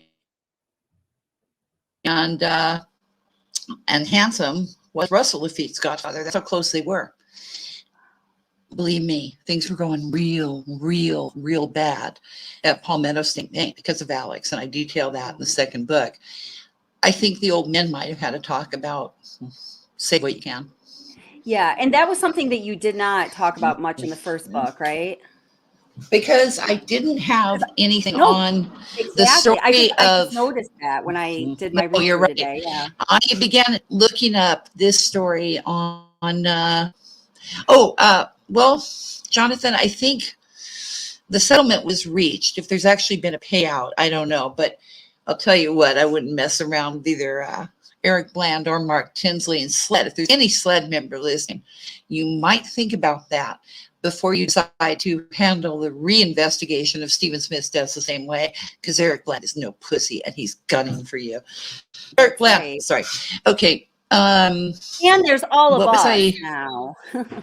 Okay. When I saw the Young Plyler Girls documentary on, is it 60 Minutes, which broke my heart about Russell Lafitte and like stealing all their money after their family was tragically killed and basically starving them. I mean, they put them in that kind of conservatorship Britney Spears was in, but not in a nice house. And so I decided to look into him, and horrible. He's horrible. Oh my goodness. And that's correct, Cam. He was assigned to tutor him. And, I guess I heard that somebody close to the BM was also tutoring him in law school. It led to plagiarism, which again is a nice word for stealing. Anyhow, she's alive, and I wish her well. Stephen is not alive. I wonder why Buster Murdock's girlfriend passed the bar exam, but she has not yet been admitted. Do you know why that is? Because I believe she was part of the plagiarism deal. I think that's who he plagiarized off of. I hate the word plagiarized. I think that's who he stole the stuff from. Yeah. But as for plagiarized, I'll cover that more. And when I come back to see you on Watts, I can't thank you guys enough for listening to my idiotic comedic stylings here. Thank you so much for coming on. And I'm gonna do the book giveaway in a minute. Your show, you're just night, and I'll sign the books. And it's a Kindle, and then if I sign that, it probably break the Kindle. Anyway, you guys have a wonderful night and a fantastic weekend. Thank you so much for coming on. It's been wonderful talking to you and getting to know you. You're just an amazing person. Thank you, and come again soon. I've just loved being here. Night, you guys. Yes. Welcome. Bye. Thanks. Bye, Tim. Bye. Bye. Oh, such wonderful people. Wow. Melissa, man, such great people, your friends. Let's see. Oh, hey, DC Prime says, and thank you for the super chat, sweetheart, says, have you hit the like? Every time you hit the like, an angel gets his wings. Aw, so cute. Oh, wait, I got it. Or okay. All right. Very good. Okay. I have this like kind of randomizer thing on my phone. there's so million other things I wanted to ask her, but there's so many questions about this case. So what we're going to do is we're going to be giving away, I think, 10 Kindle copies and 10 hard copies. All of my moderators are getting a copy of the book. You just got to tell me which you want and where do you want it. That if it's a hard copy, there's two ways we can do this. The easiest one might be to give me your address. I'll have it sent to you. If you want a Kindle, we can figure that out. So all of my moderators are definitely getting a book, Kindle or hard copy. It's yours.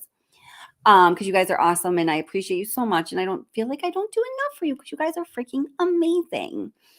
And then we're going to do some more book giveaways. And then let's see, what time is it right now? It's 10:54. So at 11:15, we're going to do a $100 giveaway from the channel just to say thank you so much for being here. And whoever the lucky recipient is, I appreciate you, and all the rest of you probably just the same, but you guys are absolutely amazing. So we'll do that at 11:15. I got to do the book one first. I'm just waiting for my phone to charge back up. And lots of people, if you're still listening, Kathleen, say thank you. So happy that you came on. She's great. I love her books. They're wonderful. Oh, okay. Melissa Mann says he already has a copy, so his copy will go to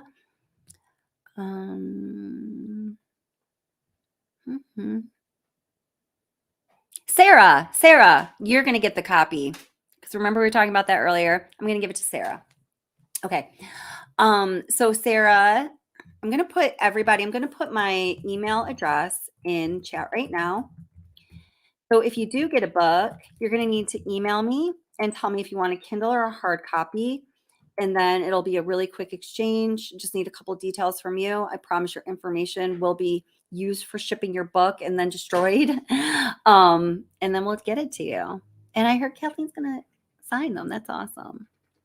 WattsObsession@gmail.com. So Sarah, tell me if you want a Kindle or a hard copy. And if you want a hard copy, where do we send it for you? Okay. Yeah. Yeah. Oh, you're so welcome. Yeah. So all my moderators, if you have a second, send me your address. If you want a hard copy, I would go with a hard copy. I just would if I were you. I'd be happy to get them for you and send me your address so we can send it to you. Oh, DC, you're so sweet. DC, you have such a big heart. Joan and I were talking about you the other day, if your ears are ringing, but that you're just you have such a good heart. Thank you. I appreciate that. Thank you. That was really, really kind of you. You want to come up? Okay, I'll put the link in the chat right now. So guys, seriously though, Kathleen's book, I did the first reading of it today. I read it, started it last night. My Kindle copy, my hard copy is on the way. It should be on the way. And I finished it about 2 hours before the live stream. I'm going to digest it at a more leisurely pace where I can really consider the information over the weekend, but it's freaking good. It's good. After I referenced her book in one of the videos I uploaded about a month ago, a lot of people were very complimentary. A lot of people just wanted to know more about her. Where can they find her book? Thought it was great. Some people were just freaking downright nasty because, of course, now that we've gone through the scrutiny of a trial that played out on international television in front of the world, including the Lord Hammer herself or whatever. Shouldn't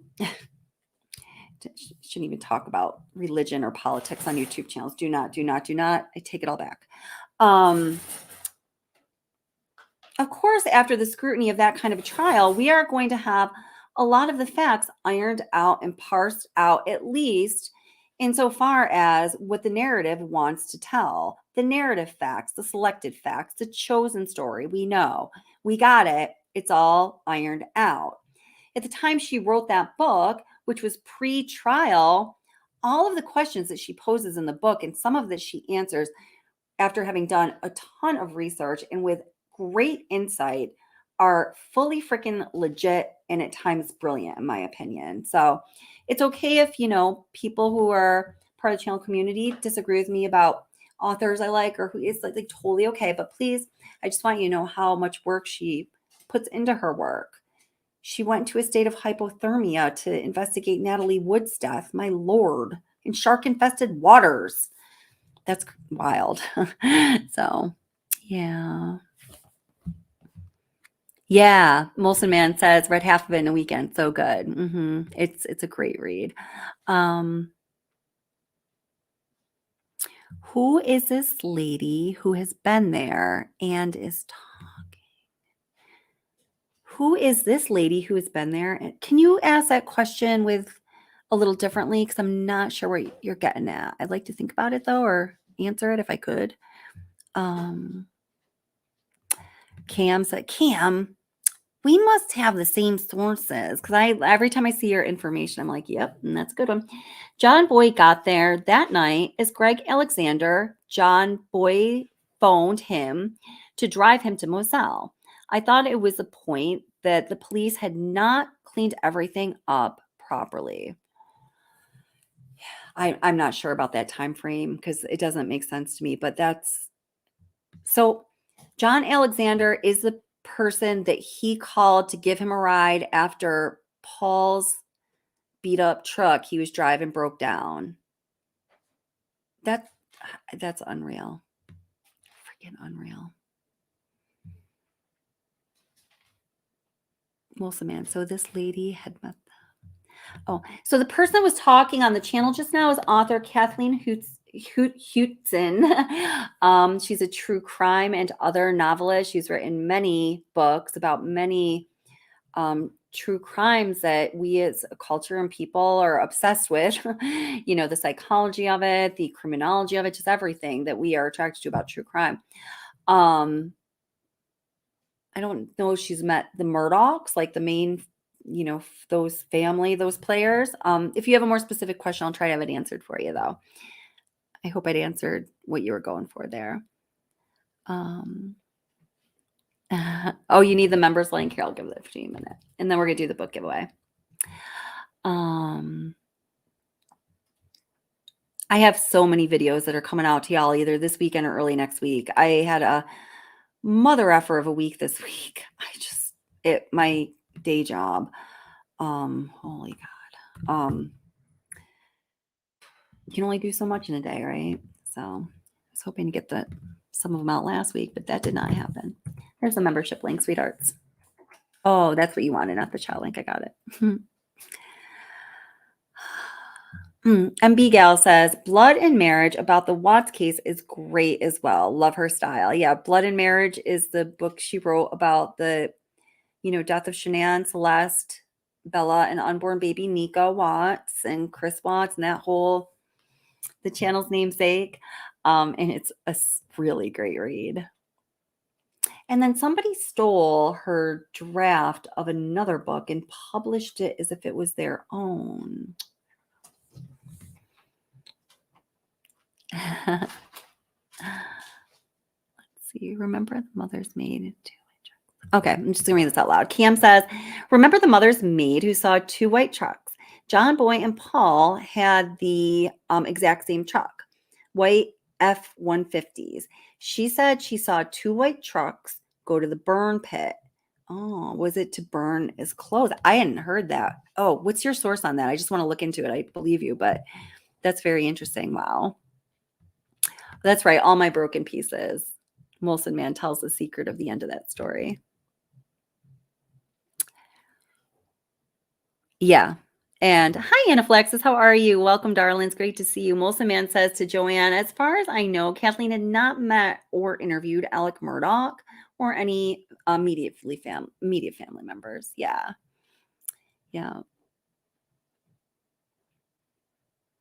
I haven't given any out. I'm waiting. Oh, waiting for this randomizer here. Does anyone want to come up on panel and say anything? It's going to take me a moment to set this up. Where'd the phone go? And Double R, yes, I would love your help with a computer. That happens every live stream, and the quality is just not what I want. But I don't know what to do about that. I just don't. I know how to do a lot of things pretty well, and I know how to not do a lot of things completely. Have no clue, and that's one of them. Yeah, Tracy, it's been a while since we've seen you. I'm so happy you're here. Aw, all the peeps, all the good peeps, all my OGs. Oh, thanks, Gregory. Just saw your message come through. All right, let me get my randomizer. While I'm doing that, you gotta hear this. You gotta hear this. I'm not sure. There's a lot you gotta hear that I haven't put out yet. Oh God, I wish I had those pictures. There's so much. There's just so much. Stay tuned. All right, let me get back to. Oops. Did I get John going? I could easily see where Maggie had been. You know, I saw the night before sheet were, and somebody had told me that who was who. And so I could see where Maggie had been, and it was grass, and, you know, they had covered it up with dirt. So there really was nothing to see where Maggie was. I walked over to the feed room, and y'all have heard the description. And Jeannie, of course, absolutely, I will do that. Absolutely. Whatever you want, girl. It's yours. Y'all saw it. I've never seen pictures, and I've told before coming to this court, I was like, go see it. But y'all can imagine what I experienced. It had not been cleaned up. I saw blood. I saw brains. I saw pieces of skull. I'm sorry. Graphic warning. I'm sorry. I should have said that again. Yeah. I don't know what I was seeing. It was terrible. And for some reason, I thought it was something that I needed to do for Paul to clean it up. I felt like it was the right thing to do. I felt like I owed him, and I started cleaning. And I can promise you, That is clearly real emotion. You can see all of the indicators of the emotion that he is portraying and expressing on his face, in his nonverbals, everything. Like, this is a man who experienced that. What we were saying earlier is it seems it might not be in the time frame that he testified to. So why is that? Any ideas? no mother or father or aunt or uncle ever have to see and do what I did that day. I don't know. I'm not blaming anybody, but it's just, I was just overwhelmed. I did everything I could, and I would have moments where I would stop crying for a moment, and just just in disbelief. At one point, I called my brother Randy, and told him what I was doing, trying to describe what I was doing, and he immediately told me to stop doing it. It was not good for me. It was not healthy for me to be there, and I couldn't stop. I had to do it for Paul. That's just what I had to do. And I don't know, it's probably 15, 20 minutes later, Mark Ball shows up. Y'all heard Mark Ball testify, and he came and hugged me and told me it was okay to leave. Well, after Paul, that they would clean it up. It's the hardest thing I've ever been through in my life. Yes, sir. What'd you do next? Oh, stop it, you fucker. You did that. you I know, can't, Mark, how do you do that? How do you sit there? Basically got me, I'm sure I was just a basket case, but he got me back to the house and, got me back around family and, just got back to, the support of others that were there. And there were a lot of people at the house at that point. Do you remember when you got back to the house, at some point in time, people raising questions or bringing up the fact that Maggie's Absolutely. phone Come was up, not validation working? boy. Sure. That'd be great. Yeah, so that were,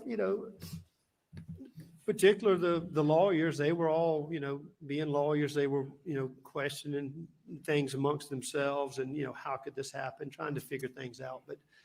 But it was brought to my attention that Maggie's phone was not there and that law enforcement. I do want to say that Kathleen, I have so much trouble. I just realized I was spelling her name wrong. It's Hewtson, is writing a book about Gabby Petito that she is doing extensive research on. I've had trouble taking in that case for like a number of reasons. I can't wait to read it though. Most of the interesting and somewhat exclusive things I know about the Gabby Petito case, full stop, are from Kathleen, full stop. So we look forward to that as well for sure. Gosh.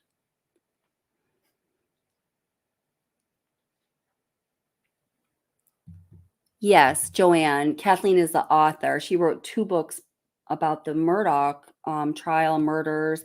The second volume just came out this past week about the information that we now know after being under the scrutiny of a trial. Steph says, Joanne, I heard he bought a $4 million umbrella policy on Modell a month before Gloria's accident. I was sent the documents on that. And I think, Jeannie, I have to send these to you to look at. I think they're authentic. I hadn't seen any kind of receipts to that level yet. So if they are, I'm pretty stoked about that just because it's an actual piece of evidence, not all this fakery like what happened in the trial. I'll let you know about that soon. I actually took them to my dad's law office today for some people to review. We'll find out. Yeah, he was hard to watch.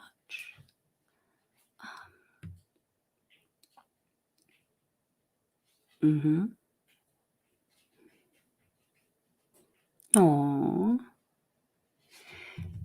Does Kathleen have a YouTube? I don't think she does. Let's see.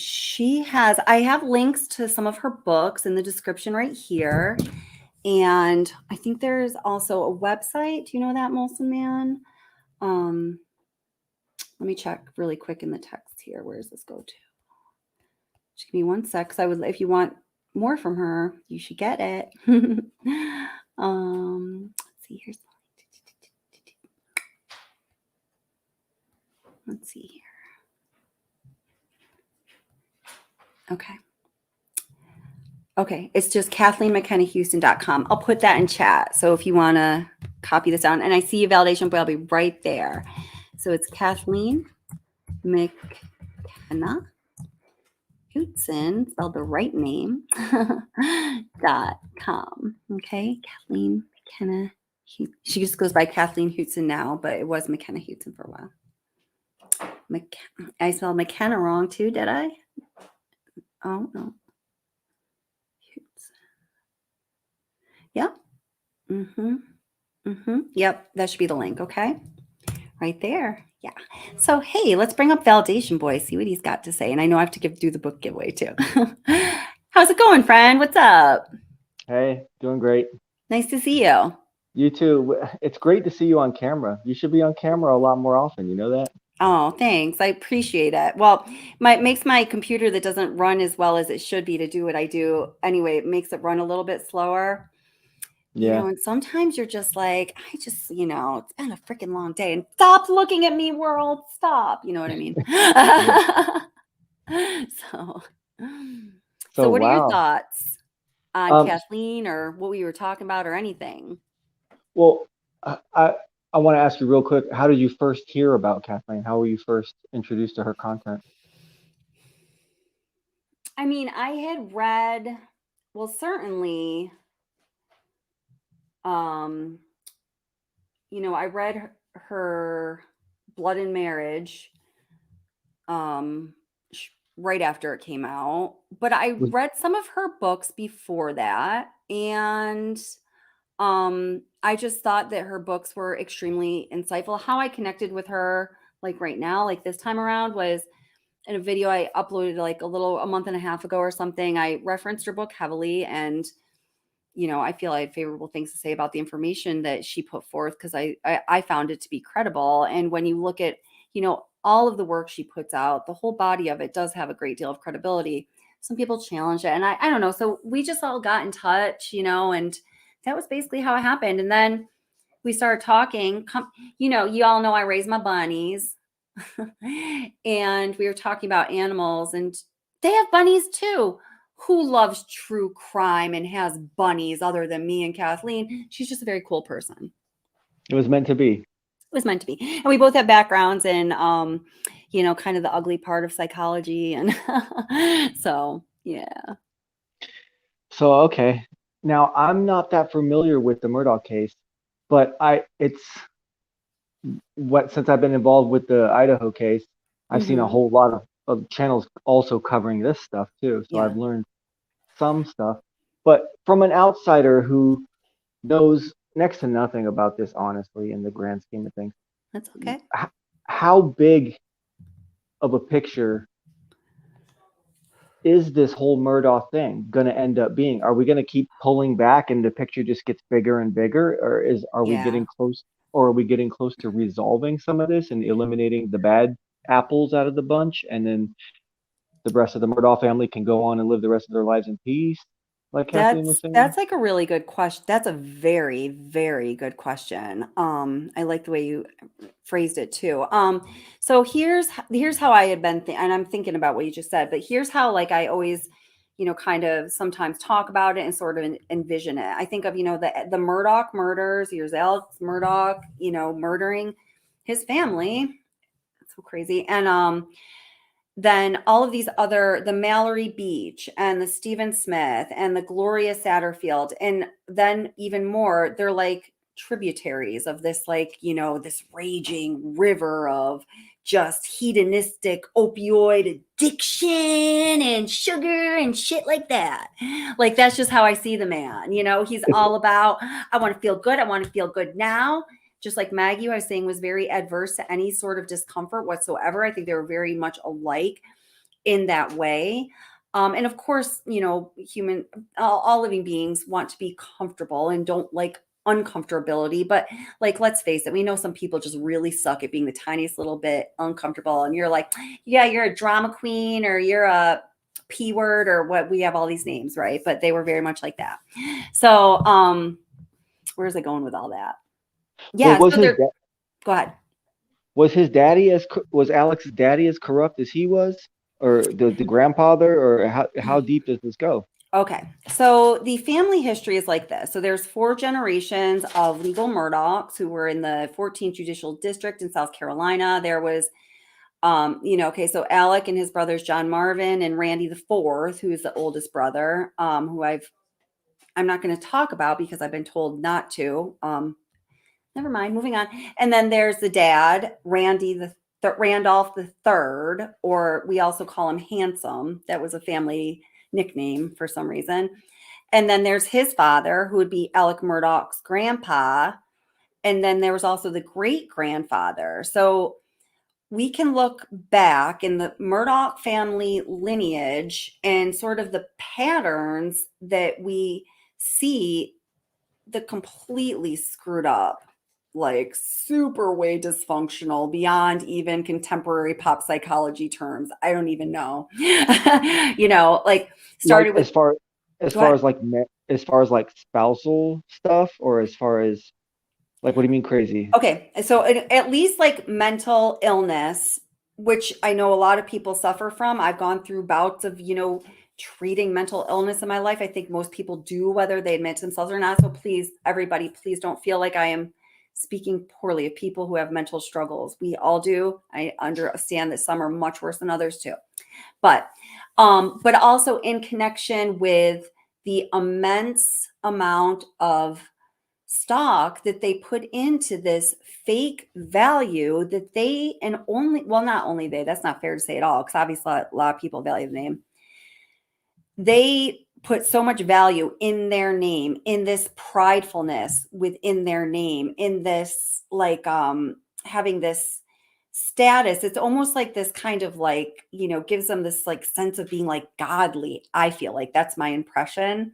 I think it was a little more humble in past generations, and it's gotten more exaggerated and grandiose and out of touch and just and fucked up, you know, as time has gone on, ending with Alec and Paul.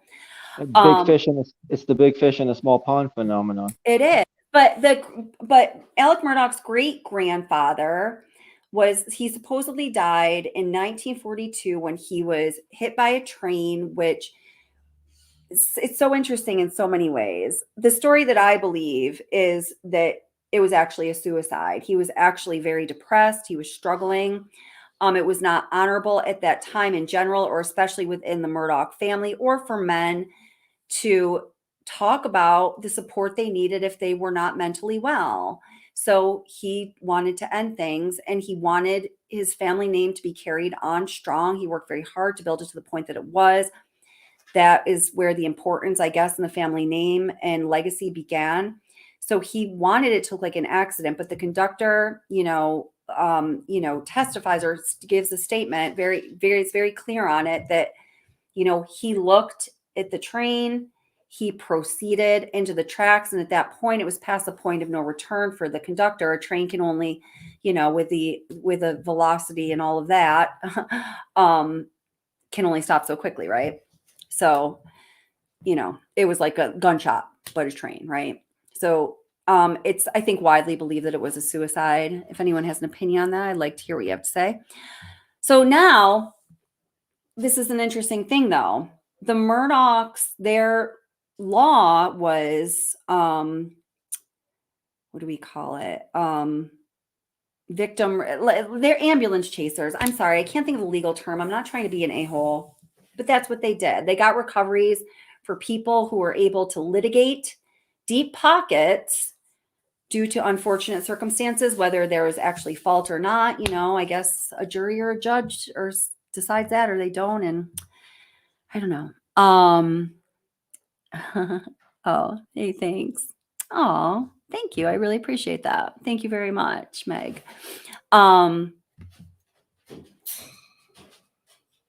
So he was killed by a train. The Murdock family has always been very involved, with the CSX company.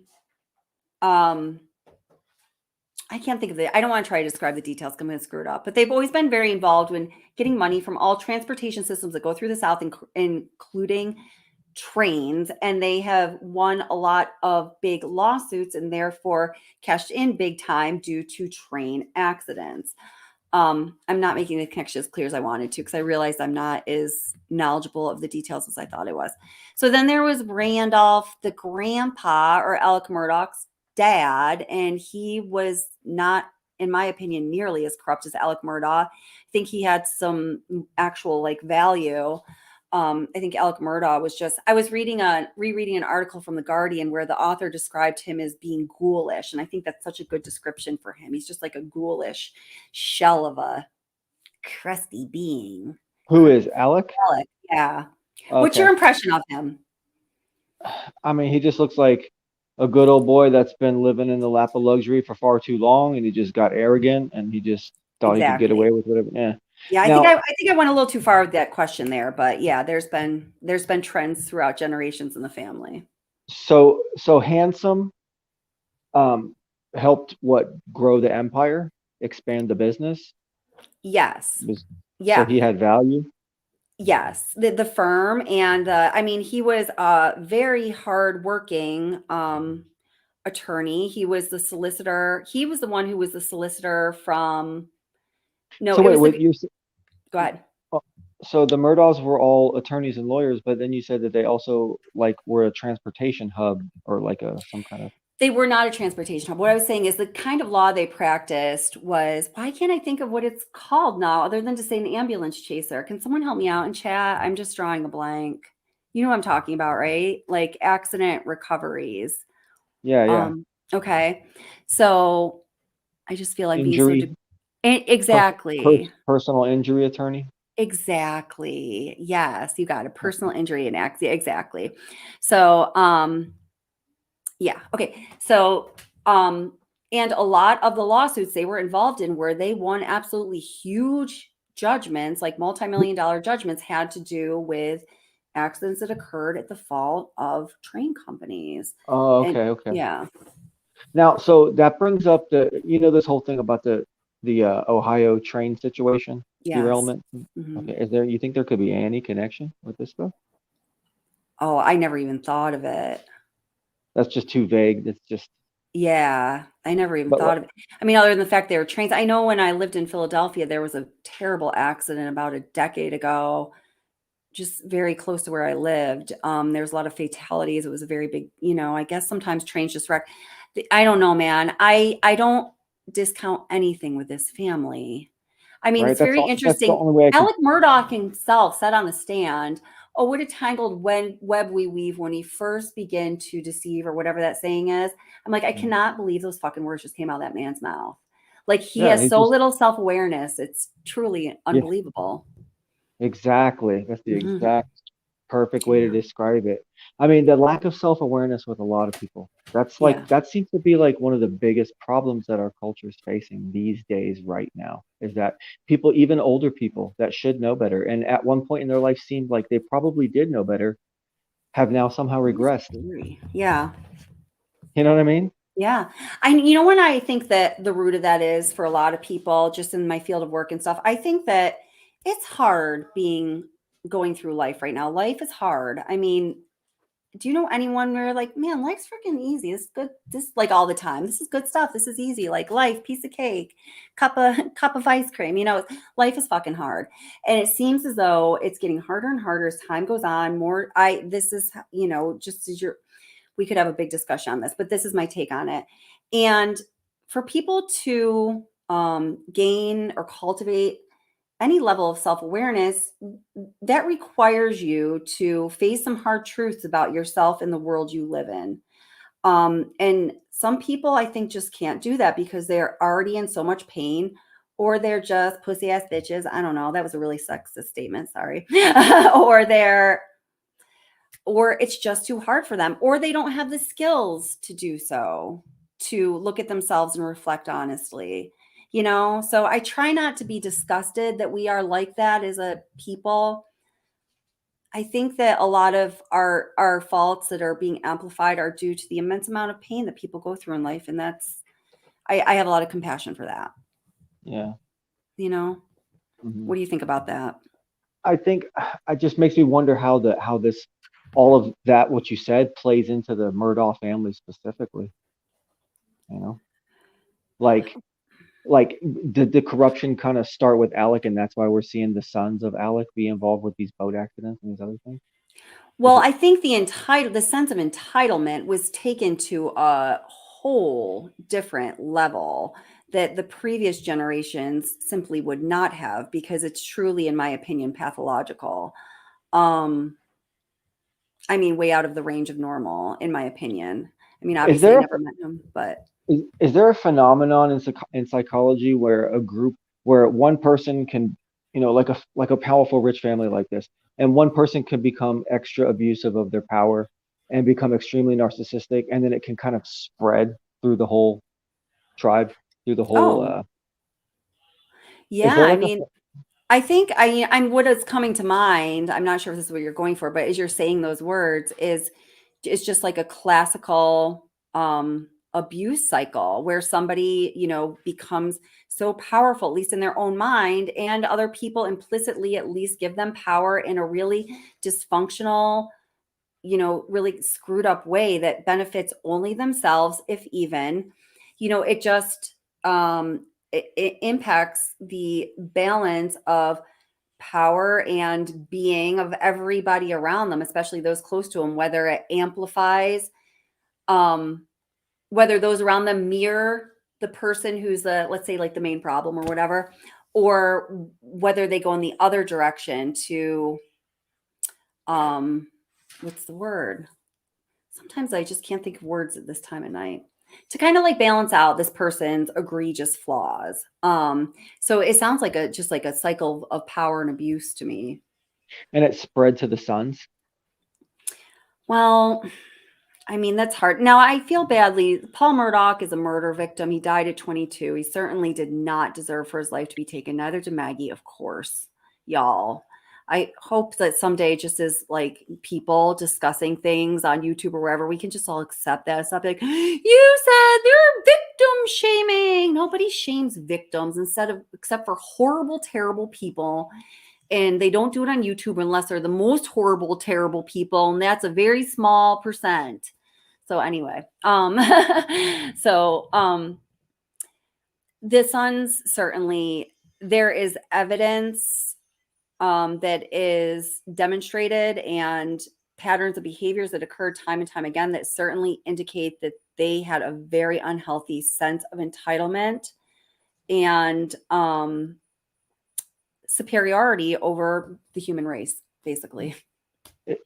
And at least for sure, their peers, for sure, Yes, for at sure. least. Yeah. Yeah. And there's many stories about, I've talked to a couple people that knew at least Maggie personally. And then I've gotten stories from other people that have talked to people who know a lot more than anyone I've talked to or anyone I know. And I can definitely allow all the sources for you guys if you're all interested. Fitz News is obviously an excellent source. They always, well, I don't know if they always do. The vast majority of the time they get it right the first time. They're very honest about mistakes they may have made and correcting the record. And so I always recommend that as a source. But anyway, that Maggie Murdock would, first of all, did not discipline the boys. There's a story I heard from Fitz News, or maybe it was the Murdock Murders podcast. I ended up talking to the woman who was on that, to a friend of hers, but where she just said when they were like preschool age, Paul and Buster just call each other motherfucker. They'd just be like, yeah, they would fight like really aggressively, and they'd be like, hey, motherfucker, this, motherfucker. And like all the other moms were like, how do they even know to say that? They were like little. And people would leave play groups because Paul's behavior was so off-putting to them. And Maggie would say, if something felt unfair to them or uncomfortable, she'd be like, you're a Murdock. Don't worry. It doesn't apply to you. Yeah. So that entitlement was being enforced from all directions, it seems. So does the big Murdaugh money, is that evenly distributed all throughout the family, the extended family? You mean what was now? Yeah, like just in general nowadays, these days, is there just money all over all the cousins and everybody stacked? Is that how it is, or is it like? No, it's not. It's very concentrated in two places. I think the highest concentration is in the places where they decided to squirrel away all of their filthy cash.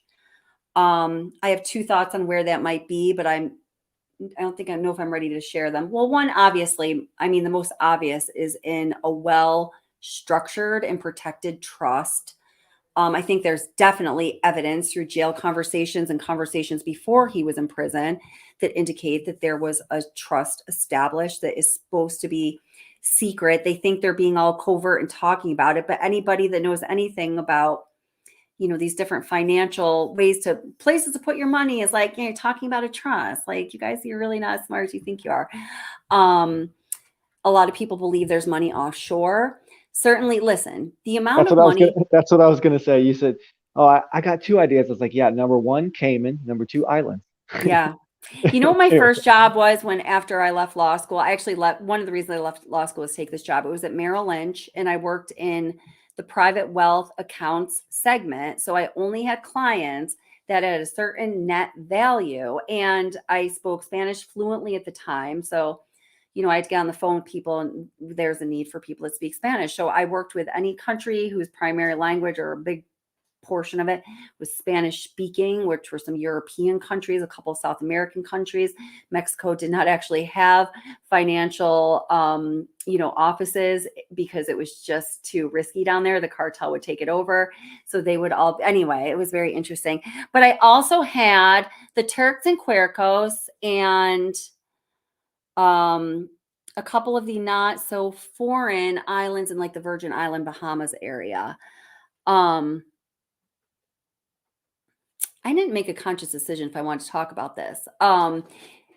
It's really crazy stuff that is allowed to happen. It's all legal, and there are legal documents that protect it all from happening that are created by the powers that be. I don't know. So yeah. And John Marvin, there's these pictures that circulated of him in one of those offshore locations right after the murders, right around the time that there were some conversations between whomever and Alec Murdock in prison that made it sound like they were trying to hide and move money. And those pictures are really hard to find online now. I don't know if I can find them or if I only have the copies I filed away. So that's all interesting, right? But the amount of money that Alec Murdaugh made legitimately through his job as an attorney and the fees that he brought in through the firm, combined with the amount of money that he stole, combined with the cushion of wealth that family was embraced in every moment of their spoiled hedonistic lives, combined with all the other fringe benefits of being Murdock, it is so much more money than is accounted for through anything that paints any kind of a clear picture. Wow. Evil empire, huh? Truly. And then, he blames all the money on I do believe, some people don't believe, I very strongly believe he actually had a very intense opiate addiction. I'm almost sure of that. But I did, according to his highest estimate of how much, Pills? he took, according to the street value in his area, taking his high estimate, he would have spent $450,000 a year on pills. That's a freaking lot of money, but not for him you know what I mean? So Yeah, plus if someone who was supplying him with that, they'd probably just jack up the prices like crazy because he's the guy that has the money you could do that to. right, And that's he true. was- And also and he was clearly desperate. So yeah, with desperation will come a higher price tag, right? yeah. And maybe even had a doctor that was helping him. And maybe that doctor was like, listen, if I'm going to put my entire, bar on the line and Right. risk prison, then you're going to pay me like Absolutely. double my salary, Yeah. basically. He's like, no, that's no problem because I'm just going to take it, from people who are injured and are now quadriplegics. I'm going to take it. I'm going to take that $500,000 from the quadriplegic. Will that be okay for you, doctor? Who the fuck is this guy? I mean, it's so terrible what he's done. See, I was under the misunderstanding that for a long time, up until your last live stream, when someone in the chat corrected me finally, and I kind of feel like a dummy not knowing this fact, but I guess apparently by the time he was arrested, Alex Murdaugh had already been clean for several months at that point. And when I was first hearing about this case and going into live chats, I was asking people, well, there's an easy way to know if he was really taking that much stuff. When they arrested him, did he go through severe withdrawals? Oh, yeah. And that's why I kept asking that question, everybody, and everyone just kind of Well, like didn't his know brother it. John talks about when they were taking him to rehab, driving from South Carolina to Florida, being in the car with him and the way he was behaving, and that he was just going to the bathroom all over himself in the car with his brothers. Like he could not control it, even to, I mean, everything I know about addiction and withdrawal symptoms and recovery and people's kind of psychological traits, I just think he was definitely, for sure. That's what I think. Could be wrong, but that's what I think. Is there a possibility that the incident with the maid was one of his partial withdrawal attempt episodes or something? Oh, that's interesting. Tell Like me more about how you would think of that as happening in regards to the withdrawal. Well, he would, okay, I gotta cut back on this. It's hurting my I can feel the pain in my liver. I gotta do something, and maybe I'll just get drunk tonight instead. And then she says something or does something, or he just gets a weird, crazy thought in his head, and Yeah. out comes an axe. Okay, so I don't know if you know this about the maid, but or the housekeeper, Gloria, after she was with them for 28 years, after she died, I believe it was at the funeral, Alec Murdock approached the son, and they truly are of humble means, just seems like very salt of the earth, good people. Probably haven't dealt with a lot of legal issues in that way in their lives. You know what I mean? He probably felt like, oh, it's going to be so easy to influence these people, and they're going to do exactly what they're going to be, just puppet on strings, do exactly what I want. I'm sure that's what he thought. He was like, I'm so above them. I've got that. Got it. So he approached them at the funeral and suggested that, hey, I feel like whatever he said, I feel terrible about what happened to your mom, but you know what? Maybe you can get some money out of this, live a little bit of a better life. So here's what you're going to do. You're going to sue me. It's going to activate my homeowner's insurance, but you know what? I got just the guy for you. One of his best friends, Corey Fleming, who also shows up at other times protecting him. I refer to him as Alex's boy. Whenever he needs something done, here comes Corey Fleming. He's like, I'll do it. I'll do it, little lapdog. Just throw me some of that, whatever he wanted to be thrown. And so they did do that, but instead of, so the insurance carrier paid out the claim, but instead of the money actually going to Gloria Satterfield's children who really could have used it, and it was due to them, obviously, he pocketed all of it, and it was millions of dollars. How did he get the payout? How did he have access to the payout? So Alex's buddy, like, yeah, just the way they just made, like, it's like, how did he get access to all of the millions of dollars of fees that were supposed to go to the law firm and not to him? He created, he made a mock everything that was just like the real thing, like that, what it was, the company was called Forge, and there was an actual company called Forge, and he set up a bank. He mimicked it, and then mimicked the way things would work if you were actually giving the money to this actual company, Forge. And he just was like, but I'm the actual company.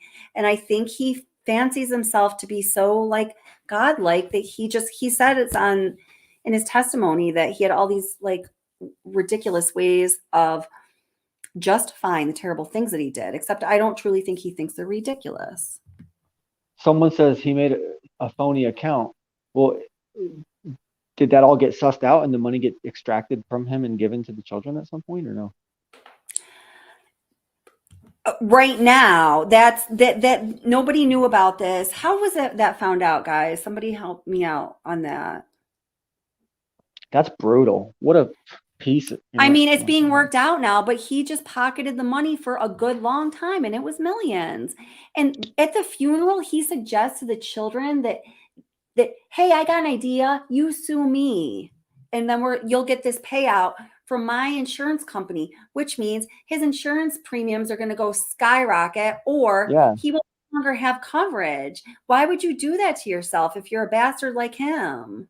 You wouldn't, unless there was something of more value in it for you, right? Yeah, unless your payout is gonna far outweigh the hike in rate. Right, exactly. Yeah. But like really by far, because that's just silly to not. Yeah. No, because he would only do deals in, large denominations. So yeah, you're exactly right. If there was not a massive, pig rolling around in whatever they like to roll around in, reward in it for him, he was not even going to bother, because he deserves more than that. And it's a truly warped psychology that. What's your take on Buster? What's your real take on Buster? Was he hiding a psychotic tendencies? No, I think that Buster is, when he was mentioned 40 times in the death investigation of Stephen Smith, people, always said, oh, he's connected. I personally never felt like he was connected to that. I don't think he has that in him. I don't think that's the shitty fabric he's made of. I think the cheap fabric he's made of is more like somebody else I watched, I don't remember who it was, said, he was just basically, just happy as could be to be born a Murdock. And he just went through life that way, taking this, ridiculous amount of pride in his Murdock name. Were you here when we were showing the cummerbunds? Do you see that? The big cummerbund with his initial. Anyway, that's just one example. And he was just as, he was just as happy as a bunny with a carrot that he was just a Murdock. He was like, this is great, man. I'm a Murdock. Life is good. And I think he seemed like a pretty simple person. There are some excerpts that have been read of papers that he wrote in college that are really like,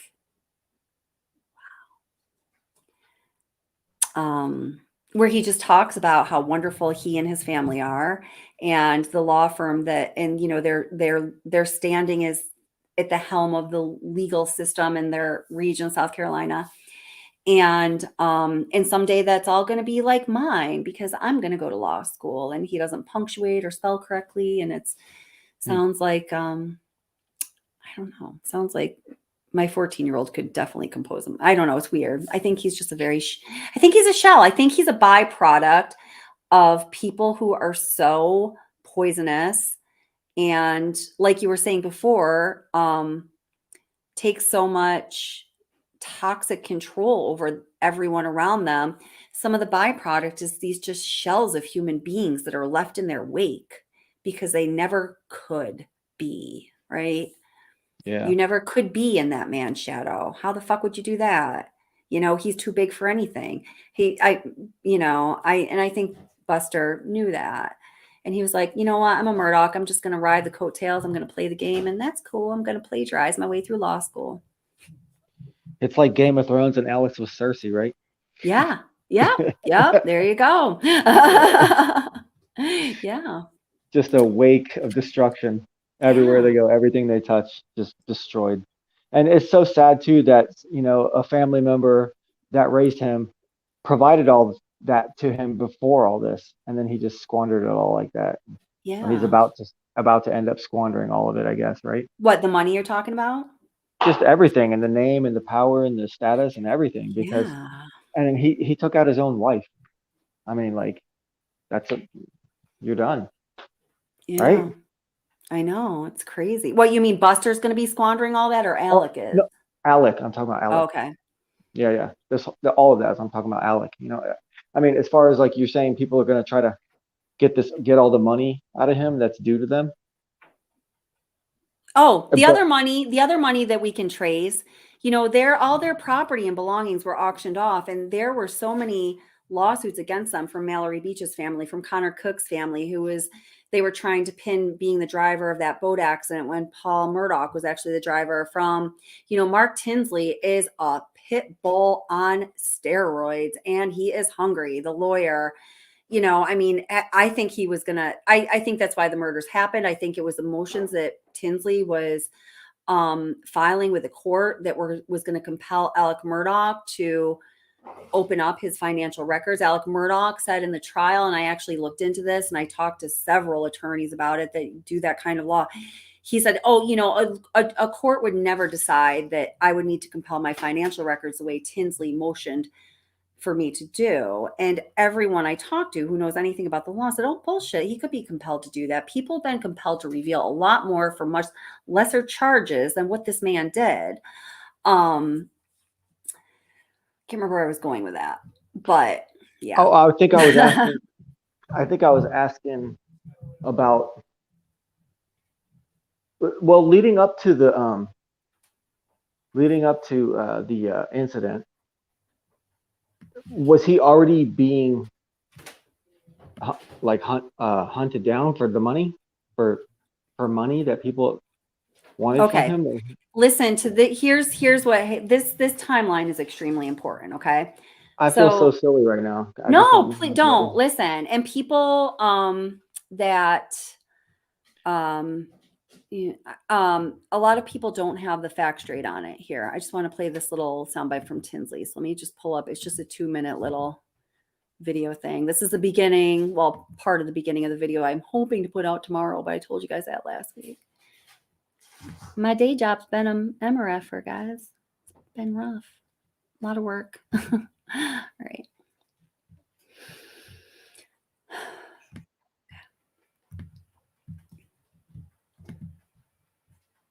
And we're going to do those giveaway, guys. I promise. I'm so sorry. I have the randomizer thing all ready for you. So was he being looked at? Listen, going watch. into the red rooms. Listen, and then I'm going to answer your question fully because I've got that one pinned down. Leading up to the murders, was she anxious about anything? She was worried because a lawsuit had been presented stating that $1 million. Maggie was crying. Maggie said, we don't have that kind of money. She said, we don't have that. She said, if I could give them everything that I got, and make this go away. She said, I would do it in a heartbeat. She said, I'll start over. We'll start over. She said, I just want it gone.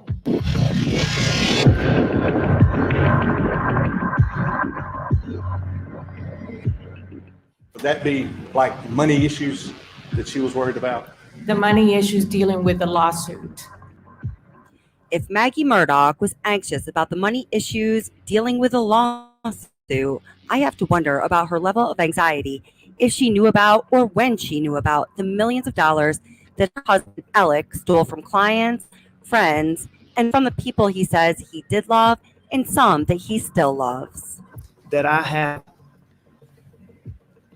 stolen money that did not belong to me, that I misled people to do it, people that I cared about, still care about, a lot of them that I love. It is my opinion and the opinion of many. Alec Murdock's motive for murdering his wife Maggie and son Paul is wrapped up somewhere in the bitter elixir of greed and grandiose pride in the once good family name Murdock. For it is on the day of the murders that happened on the eve of June 7th, 2021, did Alec Murdock start to put his financial affairs in order in foreboding preparation to reveal all of his financial entanglements. Just 3 days later, when he was to appear in front of a judge in the very same court his family sat at the helm of for generations. When attorney Mark Tinsley would motion for the court to compel Alex Murdock's financial records open up uninhibited for all of Hampton County and world to see.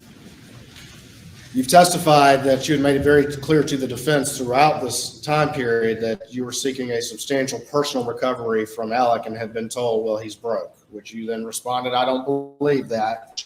Correct? Correct. And that was what was on the table for June 10th, 2021, correct? Among other things, but Among yes, other things. But that's on the table, correct? correct. Yeah, I go to church at the Temple of Tinsley. I agree with everything he has to say. I think he's got his facts right, personally. So that last person speaking was the attorney for Mallory Beach's family. And you know about Mallory Beach case? You know all about that? Not all about it, but I know a good bit because of listening to you. And then,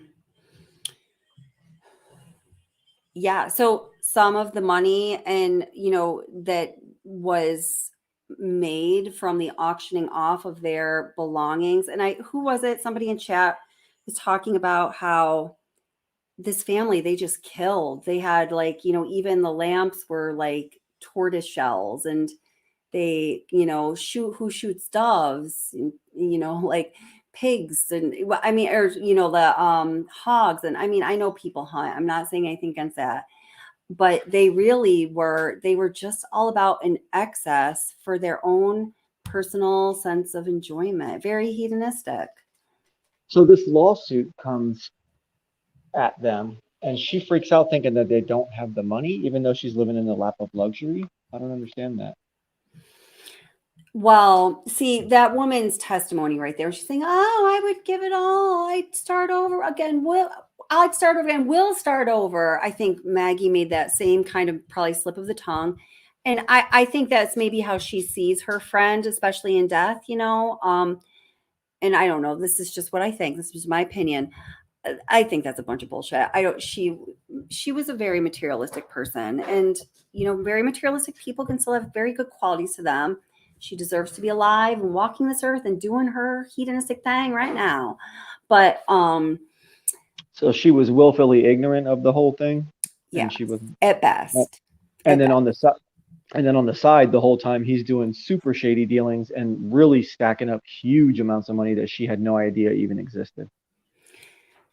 That is to be debated. I don't even know where I fall on that. I've gone back and forth when presented with different facts or documents that are, I just don't know. I don't know. Yeah. So he was winning like multi-million-dollar case after multi-million-dollar case all year long for year after year. Yeah, he was. Yep, he was. It was pretty ridiculous. And this was also that was contemporaneous to the times when he was stealing all that money from his clients. And when I said from the quadriplegic earlier, I wasn't being facetious. That is Hakeem Pinkney, and he literally was a quadriplegic, and he stole almost $500,000 from him and his mother. And then he died in the hospital under very suspicious circumstances. And I am, guys, looking into that. It's a hot one to touch in a few ways. So you just gotta be careful. This is like, it's very serious corruption. Do I think they're going to come knocking at my door? No, I do not. But you know, they can certainly do a lot of damage to your YouTube channel that you love so much because the people are so great, you know. So I just gotta be careful, and more than that. But yeah, I'm still interesting here with you. stuff. Okay, I'm still here cool. with you. Oh wow, what was this? Let's see. I just saw some interesting pictures. What does he talk about in this one? So there's no Murdaugh. Oh, I've never seen this video. This is from Fitz News. It was, you know, that it's right down there in South Carolina. Mandy Murdock, who does the Murdaugh Murders podcast, used to be the news director for Fitz News after I don't know exactly what her story is. I just found her recently. Sometimes I agree with her, sometimes I don't. She certainly does a very good job at what she does, and she knows a lot of things. I definitely would recommend taking in her perspective. So this guy is the guy he's the Fitz News dude. Excellent source on this case, and they do a first-class job always. He's just talking about, it says, did John Marvin Murdock just reveal that the solicitor's office tampered with evidence? I'd like to take a listen if you don't mind. It's less than 4 minutes. Thank you, Fitz News. I'm going to go ahead and play this. I hope you weren't mad. I will link it in the description. Oops. This is what I was talking about earlier. Circuit solicitor who has recently announced that he was handed. Got to go back a minute here. Okay. Whoops, not that far. Ew, yuck. I don't want to see you. Okay. May please score, Your Honor. Where did it go, man? Aw. Come on, YouTube. Don't be playing games with me. You know I win So, these games. as has been the case in so many weeks in the past, we're beginning this week with some breaking news on the Murdock murders, crime, and corruption saga. Shocker, right? The story, which has captivated the country, is taking a notice of Alec Murdock, the former attorney of the very scandal, gave an interview to his local paper, the Hilton Head Island Packet. Now, during this interview, John Marvin Murdock made some very interesting claims about how evidence was handled in the immediate aftermath of the double homicide last June that left Maggie Murdock and Paul Murdock dead. And John Marvin Murdock claimed during this interview that he accompanied investigators with Duffy Stone's office to retrieve Maggie's cell phone. Duffy Stone, again, is the 14th Circuit solicitor who has recently announced that he has taken himself off this case. He's recused himself due to conflicts of interest, notably the fact that until shortly after these murders, Alex Murdock was a badge-carrying member of his office. He only stepped down from being involved in this case after an interview that is recorded between Alec and, where is it? Is it I'm not sure. Is it in an office or a hospital? I can't remember. It's an institutional-looking place where, you know, it's basically, all right, that was it. Charges are going to be flying. This man is going down. It was not until that point that he stepped down. He certainly had skin in this game for a long time. Duffy Stone, I'm talking about. It's a part-time solicitor, in addition to his status as a private attorney down there. So all sorts of conflicts. In fact, my news outlet not only exposed these conflicts, but for several weeks called on Stone to recuse himself, which he ultimately did about 2 months after this double homicide. Now, the claims made by John Marvin Murdock are troubling, and our executive editor, Liz Farrell, explored these claims in detail in a story which published on our news outlet today. In this story, Liz documented how John Marvin basically told the Island Packet that the 14th Circuit was handling this part of the investigation, which again is a very critical piece of evidence. The cell phone of one of the victims, which was found on a road few miles away from where the murders took place. Obviously, that phone a key part of this investigation. Now, were the claims that John Marvin Murdock made, were they accurate? That's a good question. Based on what we've been able to uncover, not quite, not so much. We have been able to find that SLED agents did, in fact, not only accompany John Marvin Murdock to that secondary crime scene where the phone was found. But again, our sources say that the process of retrieving and processing Maggie Murdock's cell phone was handled exclusively by SLED. So again, that's a major point to make as we look at this story and some of these allegations that were thrown out by John Marvin Murdock in the Island packet. But, and this is very important, even if SLED handled this phone and the retrieval and processing of this phone correctly, the fact remains that these investigators from Duffy Stone's office were on the scene of a crime involving one of their own, which again should have been an immediate calls for Duffy Stone to recuse himself, which is what I, again, was writing all along back in June and July of last year. Why did it take him so long to do the right thing and pull himself off the case? I don't know. Why were his investigators there? Again, when they're not clearly not supposed to be there. Again, I don't know. John Marvin is trying to explain that in his interview with the Island Packet, but well, I can tell you one of the reasons, because they presented themselves as being these aficionados, these specialists above and beyond what SLED could provide in cell phone data recovery and forensic analysis, which they were not, as it turns out, qualified above and beyond SLED or even any really local law enforcement agency. So Duffy Stone's investigators, when they were on that scene, and he is a solicitor or a primary prosecutor for that district, huge conflict of interest. I mean, it might be I certainly think it could cause consequences within, like, I think you could get disbarred for things like this. In fact, I know you certainly can. There's probably, well, no, there are far more severe consequences available as well. They were going for the phone. Make no concessions here for them saying, well, maybe, no, they were going for the phone. They were there presenting themselves as forensic data most qualified specialists, which they are not. Why did they want that phone so bad? he ultimately ended up raising more questions than he did answering questions, folks. I mean, all it did was open this thing up to a whole new level of scrutiny over, again, what is one of the most important pieces of evidence in this whole case, the cell phone of one of the victims. If you haven't read it yet, check out Liz Farrell's story on this on fitsnews.com. You can link to it right here. This is the link to that story that Liz Farrell wrote. Check that out and stay tuned to Fitz News again for all the latest developments in this unfolding crime and corruption saga. Interesting. Yeah. So does that make sense to you? And so as has been, not you, Will. I'm talking to Validation Boy. Okay. Yeah, that was very impactful. Yeah. Right. So that is just one example of the jaw-dropping, wait a minute, I need to take a few moments to try to take this in and comprehend this level of it, corrupt human soul.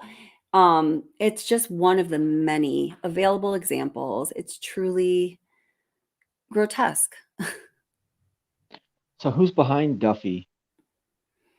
Well, Duffy Stone is a 14th Judicial District solicitor who preceded Alec's grandpa and then his daddy, Randolph III.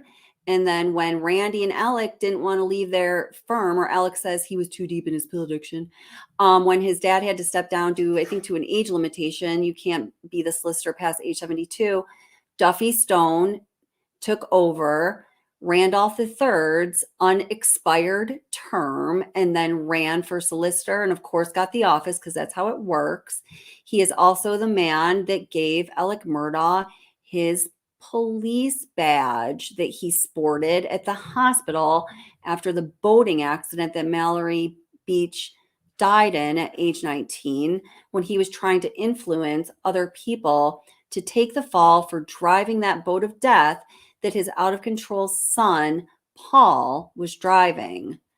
It was shortly thereafter, according to Kathleen and two other sources that I know of, all of whom I find to be credible sources, a nurse in the hospital overheard Randolph III saying to Alec Murdaugh, "If you don't take care of Paul, I will," because it was the criminal case charging Paul Murdock due to what happened in the boat accident. That was the point of leverage that Tinsley was able to position to file the motion to compel the unprohibited opening of Alec Murdaugh's financial records, which would have exposed him for all the things we know him to be, and I'm sure much more. Wow. So impersonating an officer and intimidating witnesses. Yes. Are those among the many charges that he was? No. See, this is where it's so deep. Those aren't even the charges.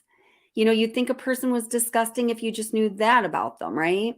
Well, I mean, those are like, like a burglary charge accompanying a red rum charge, and the burglary gets Right. thrown out because you're going to get 4 counts. Right, of red like rum. with Idaho, right? Yeah.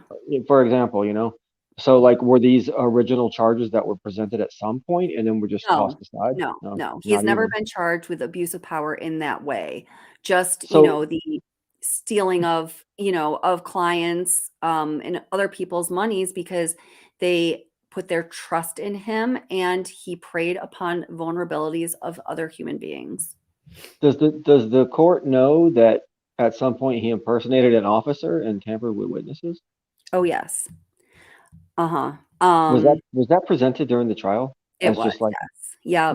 as what do they call that? Witness, not testimony, like what do they call that? He testified to it himself, and Creighton okay. Waters did a really good job of pulling it apart. In fact, I thought that I know I like him, certainly Creighton, but man, that guy can beat a dead horse real well. I felt, but he did his job and he did it very well. So I guess there should not be any complaints about that. He just got on my nerves a few times. I felt like the prosecutor and Alex Murdaugh clearly had this personal like pissing contest going on right there in the trial. It was just a little gross to watch sometimes. So let me ask you this, knowing everything that you know about this case and about Alec and everything, is it Alex or is it Alec? Alec. It's spelled Alec. Alex, but they pronounce it Alec. Okay. Uh-huh. So knowing everything you know about him. Mm-hmm. Now, this is a weird question. Okay. So even though he's locked up for life now, he's locked away, he's done. Mm-hmm. Now, all the crimes that he's committed, we know about his connections, and we have all these theories and suspicions about all these things that he's been connected to, of course. Now, are there other bigger things that are never going to be resolved because of the fact that he's already in there on those charges? And all these other things he'll never face justice for all these other things? Or is there a chance that all these other things will slowly be like compounded onto him and more and more and more justice can be had? I hope that that's the case. Certainly. I hope that process played itself out to the fullest extent. I do fear that some crime, I fear that this runs so deep that there are crimes out there. There are victims who will never get any kind of restitution, justice, or peace. And, he will never have to face any consequences on an itemized level for all of the damage that he's done. So should his family or sons have to be obligated to pay his debts? Well, yes, and they are to some degree. I mean, the way that like say Mallory Beach's family sued Alec Murdaugh, and there's lots of they name a lot of people in their suits. That's the lawyers are brilliant. The way that they set up these charges, they've got a checkmate basically. But so then the Murdock, at some point, you know, if you have no money, or what's called judgment proof, nobody can get a judgment from you because you cannot squeeze, you know, gold from a stone, right? Or whatever. Especially if that stone is buried somewhere in the Cayman Islands. Right, exactly. Especially if the stone is nicely protected by an offshore account that is completely legal and encouraged by our very own government, if you live in the United States. Anyway, wow. Justice. We were talking about justice for of these victims that Right. are never going to get. So, you know, So but there's a these lot. Do you think there's lawyers a are whole brilliant, bunch? but the You think there's a Murdocks whole? foresaw this coming. And I am telling you right now, that money is squirreled away in some blind trust, which I'm still trying to figure out, knowing how hedonistic they are and how they want the immediate pleasure benefit right now and not delayed, like a, you know, a infant, like a toddler having a tantrum, but it, you know, like 55 years old, constantly 24 hours a day.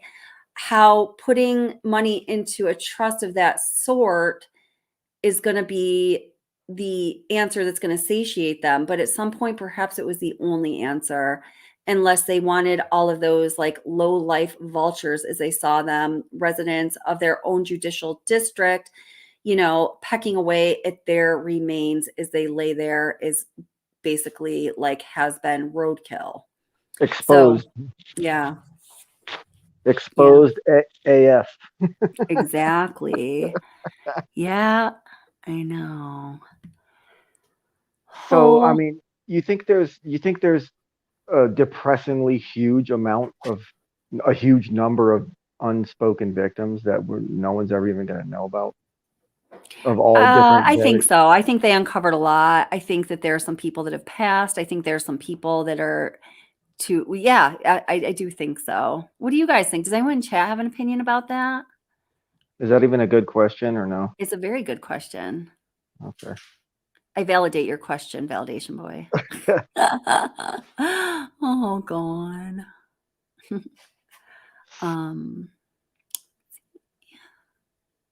So his sons should have to work and generate massive amounts of money only to give it over to people that have won judgments. Well, one of his sons he murdered. Okay, that's true. And then Buster is just as happy as a pig rolling around in shit to be a Murdaugh with his Murdock cummerbund. And I don't think he really has the ability to be a strong earner or person in life, if not for the value of his last name. And that's not really going to hold much value. And, you know, in our legal system, we cannot compel people to, you know, involuntary labor to pay for the sins of their ancestors. You know what I mean? Or relatives. Right. Yeah. Right. Right. That's right. Yeah. But what about in marriages though? Like sometimes a rich husband will die and then the wife inherits everything, but then everyone comes after her and pecks away at the money, you know? Well, that's because perhaps the rich husband didn't really want the wife to get the money in the first place. So in his living will, he actually fashioned it in such a way where she wasn't going to get all the money, and he's laughing all the way from his grave. And I mean, there's like a number of reasons, you know? Yeah. Oh gosh. It's crazy. Freaking crazy stuff. So I wonder how it's set up with Alec and his eventual passing, and how these many millions of hidden dollars are going to be filtered into Buster's possession. If they are going to be filtered into Buster's possession, maybe someone else's. Yeah, no. I think it's in a generational, I think some of the money at least is in a generational blind trust. I think that the two Alec Murdaugh's two brothers they're certainly in it or complicit. And when you listen to the prison phone calls and some other phone calls, you know, it sounds like they've been squirreling away money in this fashion for a while, you know. you know, we have so much money. We don't even put money normal places people put money. We have our special place for all of our godly special money. You know, it's just, it's such a incredibly shallow, and I just keep thinking of the word hedonistic family that has done damage. Like, done a lot of damage. Lot of damage. But then, you know, there's Paul, who was, unfortunately, I feel as though he was developing the same personality pathologies that his father was expressing so vividly to all the world. But, you know, he paid with his life. So all the wounds and scars that the Murdaugh family have left on the world at this point now, are these the kind of scars and wounds that time will eventually heal, or are we talking about like nuclear fallout radiation? The land is spoiled for the next 3,000 years. Wait, the scars and wounds of who? Of the Murdaugh family that they've left on the world right now. Can time heal these wounds, or is this like just devastation and everything's ruined and that town is screwed and everyone there is like screwed now? Well, I mean, if you're one of the direct victims, and, you know, either, you know, what they did to you took your life, took your health, took the minuscule amount of any kind of worldly wealth that you might ever see that might sustain you or your children or your parents, you know, when you're in a vulnerable state of being in a car accident that's going to render a settlement or a verdict of millions of dollars, that obviously was very bad. It caused some serious damage. And then what was due to you is the one symbol of justice and possible hope for the hell that you've been living through was stolen to you by a cold-hearted coward who was already making millions and millions of dollars on his own family name. I mean, people said he rolled into the office at noon to 1 o'clock every day. He would leave like, you know, early evening, if even that. The man hardly worked. His partners handed him all of these high potential settlement cases because he was always whining about some bad, sour property deals. And I honestly think they just wanted to shut him the F up. Everyone said he was loud. He was frenetic. He always was on the phone. He was just like obnoxious.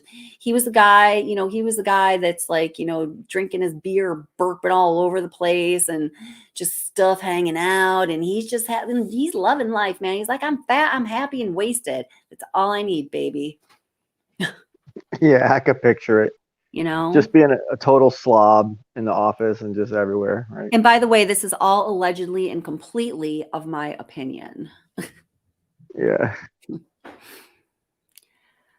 Oh, man. I'm trying to read some comments here. She qualifies whispering practice. Oh, you're talking about how we get to the taquito, the taquito sucio. Nicole Kessinger. So Alec Murdaugh, was he born this way, or was this nature versus nurture? Is basically what I'm getting at. Okay. Is this nature or nurture? I think it's both. I've thought a lot about that. I definitely think it's both. He is the rare specimen who is the product of all of the ugliest ingredients coming together in perfect synergy. A rotten father, a rotten mother, like. I don't know if I've tried to find out more about his mother. Do not know too much about her. I don't know much about Libby. I don't think his father was a terrible person. I think he was, I think he had some of the same qualities to a far lesser degree, greedy, little hedonistic, a little like a pagan shit, a little bit like a, God complex, but certainly not nearly to this degree that we're seeing here, Well, that was fostered by his parents for sure, or some influential person in his life, maybe not even his parents. Yeah. I wonder, was he raised by his parents, or was he kind of like raised by a nanny and stuff like that? He was raised by his parents, from what I understood. He, in the birth order, is in the middle. He has 2 brothers and a sister. Don't know much about the sister either. He, was very close with his grandfather, who he idolized, who was the longest standing solicitor in the country, I believe, the history of the United States. You know, I always just, without trying, just do fall into the compassion pitfall, or, you know, if whatever it is, if it's a curse or a sin or a virtue, I don't know what it is. I'm always going, I just feel the compassion, and it overcomes most things. I'm having a hard, I mean, I feel those pings of compassion even for this person, but as soon as I give it a moment of rational thought, I cannot, there is no compassion to be had for this guy. It's hard. Yeah, it's like this guy he's one of these people that, I hate to say it, but you were trying to describe him earlier and everything, and I was just like, just say for what he is. He's a demon. Right, exactly. That's right. He's at that level. It's very rare, but some people just reach that level where there's no going back, and every single thing that they do is completely toxic and evil and self-centered and destructive and just demonic, really. And they just got that complete narcissistic thing going on. They're way past the point of no return. They're just like, I'm going to go out in a blaze of glory. And I think that's what happened. They are mortal proof that evil does exist in this world. Yeah, and it just gets a hold of certain people, and they just let it take over, or whatever the case may be. Yeah, no, I think you've got this number here. Thank you for telling me to take the ticker down. There are a lot of things going on during these live streams. I cannot attend to all of them all the time. So when you say solicitor, is that the same as a prosecutor? Yeah, it's basically like your district attorney. Okay, and is it only for civil, or is it only for cases where there's like money involved, like a? Well, a district attorney is going to certainly prosecute criminal cases. Oftentimes, they will not be involved in. I have to think this through. Let's look up the definition. I'm past the witching hour of my thought process. Yeah. So, like when you were saying solicitor, I was imagining, oh, that must be in cases where there's like a big money litigation.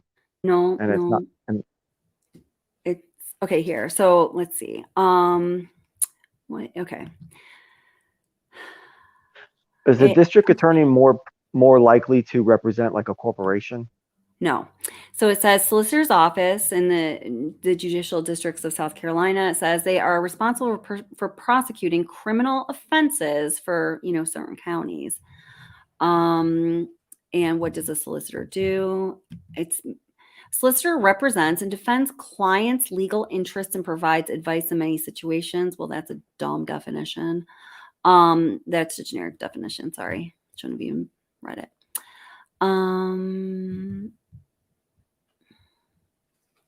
A DA is always on the prosecution or also on the defense?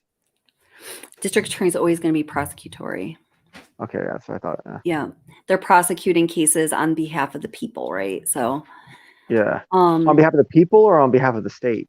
On behalf of the people in the jurisdiction for which they have been entrusted that power. So for their district, basically. So, like a district attorney is usually going to be, I know in New York, they're going to be like handling, basically counties. A town judge is going to be overseeing matters in that town. In New York State, an appellate court judge is the highest judge that sits on a panel in the state. Then the New York State Supreme Court justices, of which my great uncle and other actual uncle were one of each. They handle like the big regions in New York State. And that's basically they wait for cases to get appealed all the way up to them, and then they pass a judgment on it. Yeah, well, yeah. So in cases that do have legal merit and or precedents, or sometimes even nuanced, more like newly evolving, I guess, legal issues, will be appealed up that chain of to some degree. Not exactly how I just said it, but basic idea. And every judge naturally wants to be the final judge on any given case, right? I think so. I think for judges, it reflects well upon, their, the correct fitting of their position as judge, which is obviously an honor. We call them your honor. And it also reflects well on their courtroom that their proceedings in the court cases that were overseen by them went in such a way where everything is ordered, where the record is preserved, where there were not allowed any hiccups or quirks or snafus that are going to be grounds for an appeal to a higher court, where you're just basically like, no, no, no, no, boo, boo, we got past you anyway, right? Nobody likes to feel like that. And also, when they do make decisions that have good standing like that and are not overturned, they become part of the, judicial fabric of this country, at least. Then their decisions start to become case precedents, which is, pretty, like, wow, right? Yeah. Precedent is a huge deal. Yeah. Yeah. It's almost like getting your stuff published as a young scientist or whatever. Yeah, yeah, yeah. Or it's probably, I think for a lot of I think people that my experience has been people I know who become judges they really are concerned about issues of justice. Like that's what's up. I think generally speaking, oftentimes it's not like a big pay increase to go to judgeship to take, they could probably, I don't know. This is what I've been told by, I know a lot of judges because of what my people around here do for a living. Well, like a state panel appellate judge is obviously going to make more than your local county judge or your local. Yes. Yes. Yeah. And now, what about when, let's say, a high level Supreme Court judge, not all the way up, but somewhere in the middle, makes a judgment and it stands for 50 years? And then can that be appealed, or is there a different process to get past a judgment like that? Oh, no, it can definitely be appealed. That you would usually happen within that same level court if the precedent is no longer relevant to the times, or if there are other, factors that just need to be considered that might be different at the time that the decisions that created the legal precedents were decided. Or, of course, a court above you can certainly overturn even decisions that carry the greatest weight and feeling of, groundedness in our legal system. It happens more than we know, actually, because it only, of course, makes news if it's a hot topic for us, or if it's a truly, like monumental legal event, right? Yeah. Yeah. So to move something up to the next level of judge, there has to be a motion officially filed at the current level that it's stagnated at. Yes, it will. And some kind of a form of appeal is going to have to be filed, citing very specific legal instances of why the decision that was rendered by a judge or a jury should not stand and was not just and is wrong in the eyes of the law and the Constitution if you live in the United States. And then it goes through a process and the processes can be different of saying, okay, you know what? I think you've got something here. You've won your appeal. Let's hear your appeal. So now you're going up to the next court, and this can, by the time a court case gets to the Supreme Court, this has gone on and on and on, generally several times. Because then above even the highest state court, and in different states it's different. It might be the state Supreme Court. It might be the state appellate court. Then you have the federal courts, and then eventually to the Supreme Court. Yeah. So there's no chance that Alec Murdaugh is going to be appealing his way through anything. Oh, he's going to be appealing like motherfuckers. Like he's going to try to expire every possible appeal that he can. His attorneys are already working on them. They were preserving the record the whole time. There were things that they were doing throughout that whole trial that, when I was just talking to people who like I call them my channel consultants, even though they don't always know they are, or they don't want to be, but people who are very well experienced attorneys that I know and that are in my life. And I'll ask a question about it because you'll just get a feeling something's wrong, and they'll explain exactly how that is the defense attorneys preserving the record so they have all their ducks in a row to making a case on appeal. Wow. So they're already looking way past this judge. I wonder how this current judge feels about that, knowing that their attorney is so arrogant. Like, it doesn't matter what you say because we're just going to appeal the shit out of you. Yeah, well, I think that those judges that are well grounded in their decisions stand because they do things correctly. I think it probably doesn't phase them, and they're like, "Oh, how silly, you arrogant little bastard! Just look at you, whatever." Or they think, "Well, justice will win because that's what I'm here for." Or, I think if judges are not very experienced or secure in themselves or very good, it might intimidate them or make them feel a certain way. But judges are supposed to truly be impartial, and I think it's probably a really freaking hard gig. These issues raise a lot of human passion and emotion, and to separate yourself from that to do your job properly has to be extremely difficult. And it's certainly not something most people can do, in my opinion. What do we know so far about the judge over in Idaho?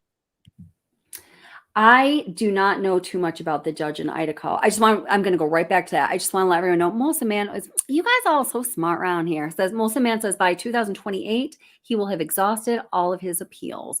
So he's got a good 4.5 years to squeeze out of whoever he can possibly find blood from.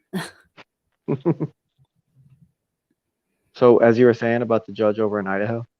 Oh, I truly do not know too much about the judge over in Idaho. I decided at some point that I was going to put that down until the hearings that are coming up in June, just partly due to my own mental exhaustion from it all, partly due to you and DC being weird on my live stream one night. And Oh, geez. I'm just kidding. I'm picking. It wasn't you guys. People were extremely nasty after that. And I felt this vibe that accompanies like the Watts case at some point, and I just was like, you know what, I'm not going to hang through this phase of it. I have enough like difficult things I actually have to deal with it. I don't need to pick up this battle. Also, because of the two students who I spoke to regularly, I reported out what they said on the channel, and they not changing their mind, but there was some pressure, both institutional pressure and, from what I understand, some actual legal pressure with consequences that were grave enough for them, where they were like, you know what, we know what we need to do. We know who's right, who's wrong. We know that we have to focus on justice for these people. We know that the truth will come out, but right now it's the risks are greater than any possible good that can come of it. And I truly believe, I talk to these guys a lot. I FaceTimed with them a lot. They're for 100% real. I don't say that about most people, especially I'm just sure of it.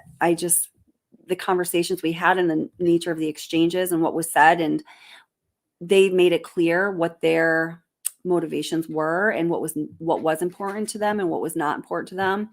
And I do not question it, and I question everybody. So I did for a while, yeah.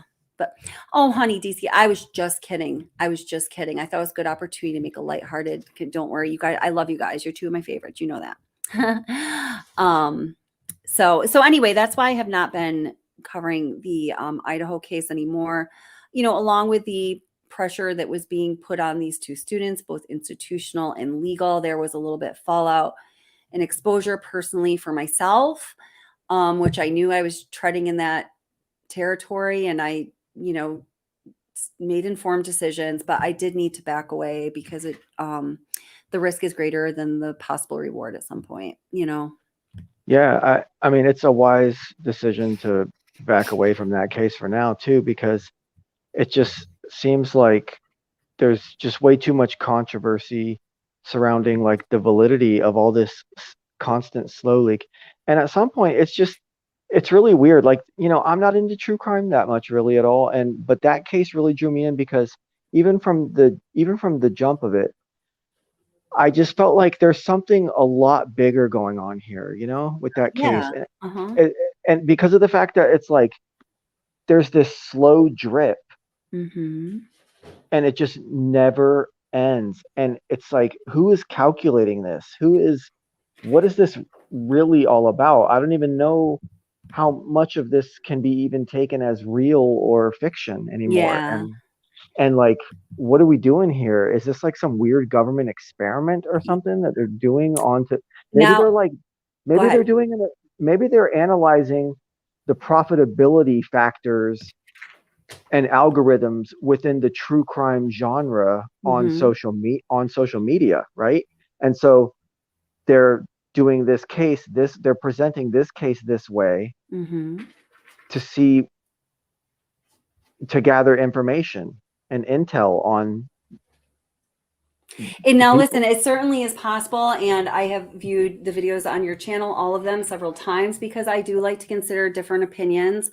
Well, And can I go ahead. Can I jump in real quick? Sure. I'm not saying that he's innocent or this is all a big frame hoax necessarily.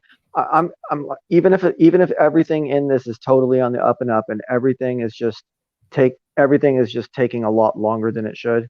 And we're just really frustrated, but it's all going to play out in the end and he's just going to be convicted because he really is guilty and everything's totally fine. Even if that's all true, the fact that they're manipulating the case and the presentation to the public in this way, that's what concerns me, and that's why me. Now, when you say they, who is manipulating the case, who is they? Can you define your they? You know what I mean? I'm just trying to fully understand. In this case, I feel as though they may be the shadowy entities that own media companies. Okay. You know, and it's about like social engineering, and it's about the way human beings are going to interact with each other in the future. So if they can create these big scary narratives about certain parts of the population and then scare other parts of the population into thinking, oh, we better not interact with these people or something weird, and then it's just going to change our society. And then the more technology dependent we get, the more dependent we get on technology, and then the more that these weird social narratives keep getting reinforced within the human psyche, it's going to be like the downfall of human civilization, and we're going to end up in some scary dystopian, miserable, gray living hell. And that's what I'm concerned about. And Alex Murdaugh is going to be high as shit on opiates and rolling around and shit like a happy little piggy. I'm sorry. I had to almost make light of that because it was really like being like, it was pretty deep. And I don't discount anything like that, because we know that crazy things that have been led by the powerful powers, and that's all I'm going to say, they have happened. They're in the history books. People have attested to it. There's, these things have happened. They could absolutely happen again. The one problem I have, and I just need to say this on the channel, when discussing these cases, it often comes up at some point. And I'm not saying like what you're saying is mundane validation. Boy, you are very well spoken. You make a very good point above and beyond points I've heard others make. So please do know that. But oftentimes this issue from some certain people will come up. Oh, is it a PSYOP? Is it, just government run? They're doing a psychological experiment on me. I just have to say this, my stance as a person and also my profession and also the channel is I do have to say I have a little bit of a problem going there and talking about it, because so imagine if that's not it. And this really just was a really fucking horrific, unthinkable crime of magnitudes that we can't even comprehend. And these victims were victims just like, they say they are, even in this maybe or maybe not narrative.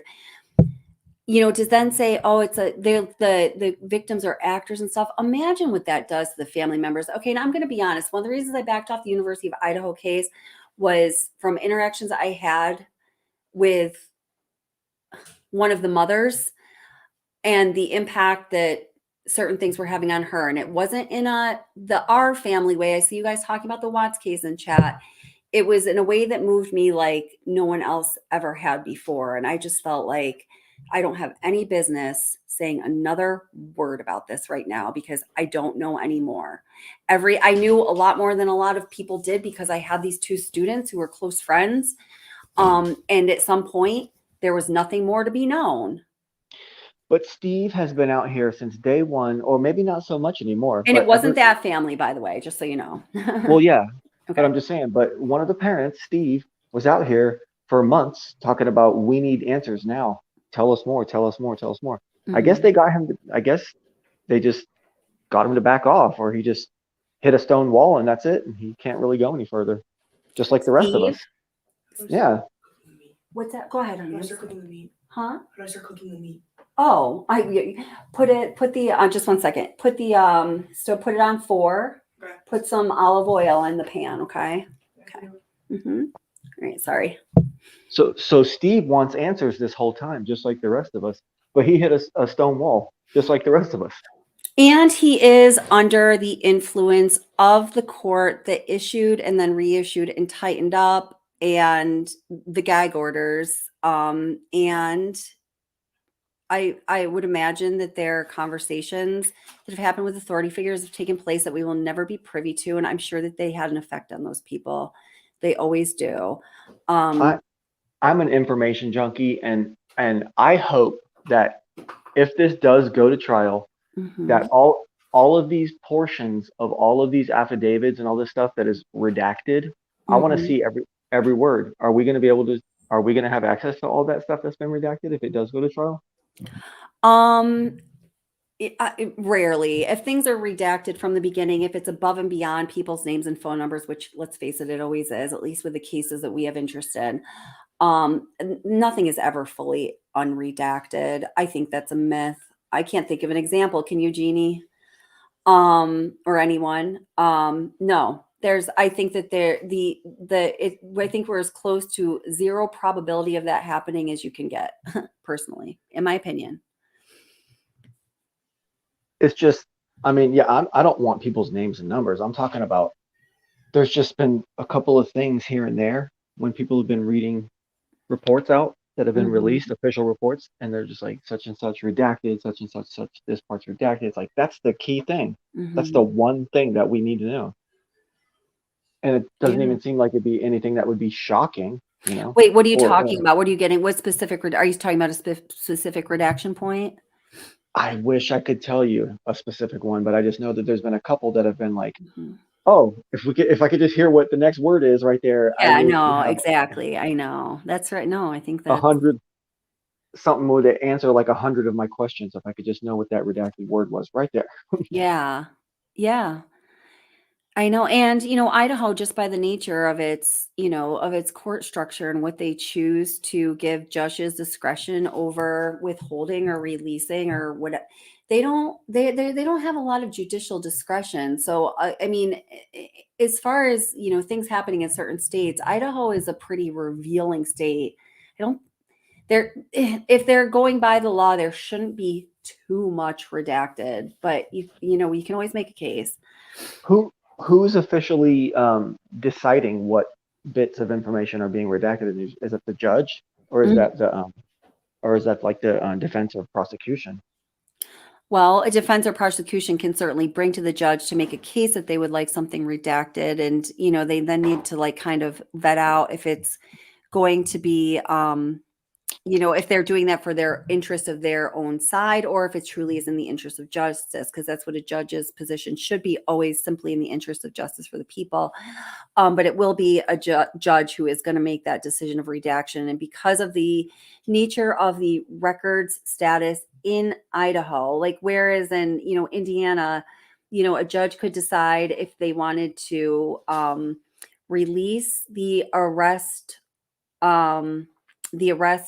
oh my God, I can't think of what is the word? My brain just starts to shut down. But the arresting documents for, thank you. For Richard, holy cow, what's his name? That terrible, terrible, terrible human being that looks like he is wasting away. Joan, what's his name? Why can't I think of anything tonight? I'm tired. Richard, something with it. Start with a D. Yeah, I can't. What the heck? I can't believe I can't think of this guy's name.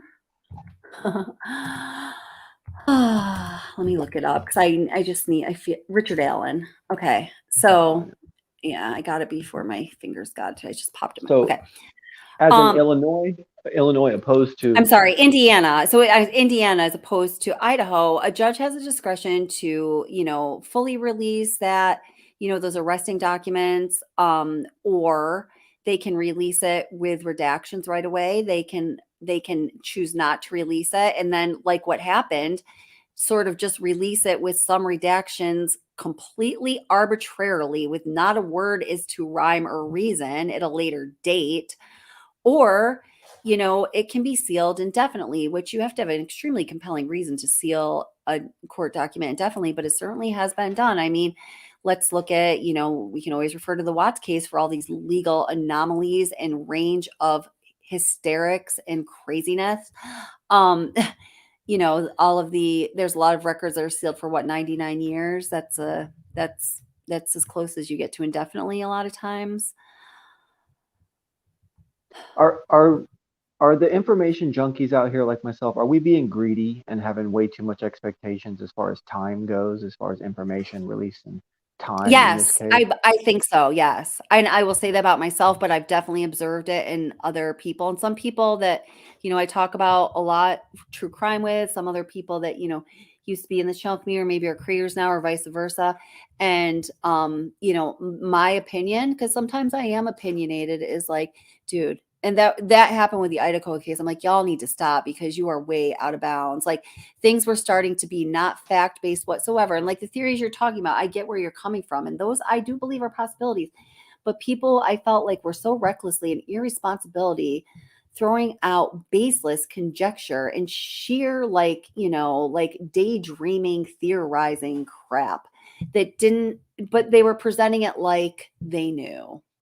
Maybe it was because, I made that connection with those two guys. And I just, obviously it impacted me in a different way. But I just couldn't stand it anymore. It literally was making me feel ill. I was disgusted by people that I otherwise really like and respect. And I'll never name names, but that's how I felt. Yeah, I mean, the case was so enthralling while everyone was really still in the thick of it, like 2-3 weeks ago at the very end of when everyone stopped being involved so much in it. Yeah. Well, it was so enthralling that by the end of it, we had forgot that during the beginning of it, we were all looking at Jock Showalter and Jack S and Jack D and whoever else. Yeah, absolutely. We had totally forgotten that we were like focused in on those guys so hard, That's right. And I would like to take this opportunity to remind, as soon as Jack's innocent was, like, okay, yeah, he really was innocent. And they told us why we know that.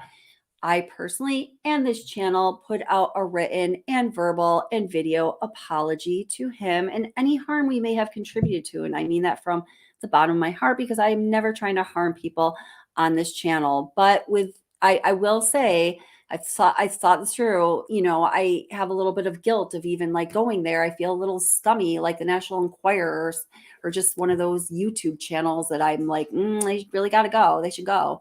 But it wasn't like that. I mean, I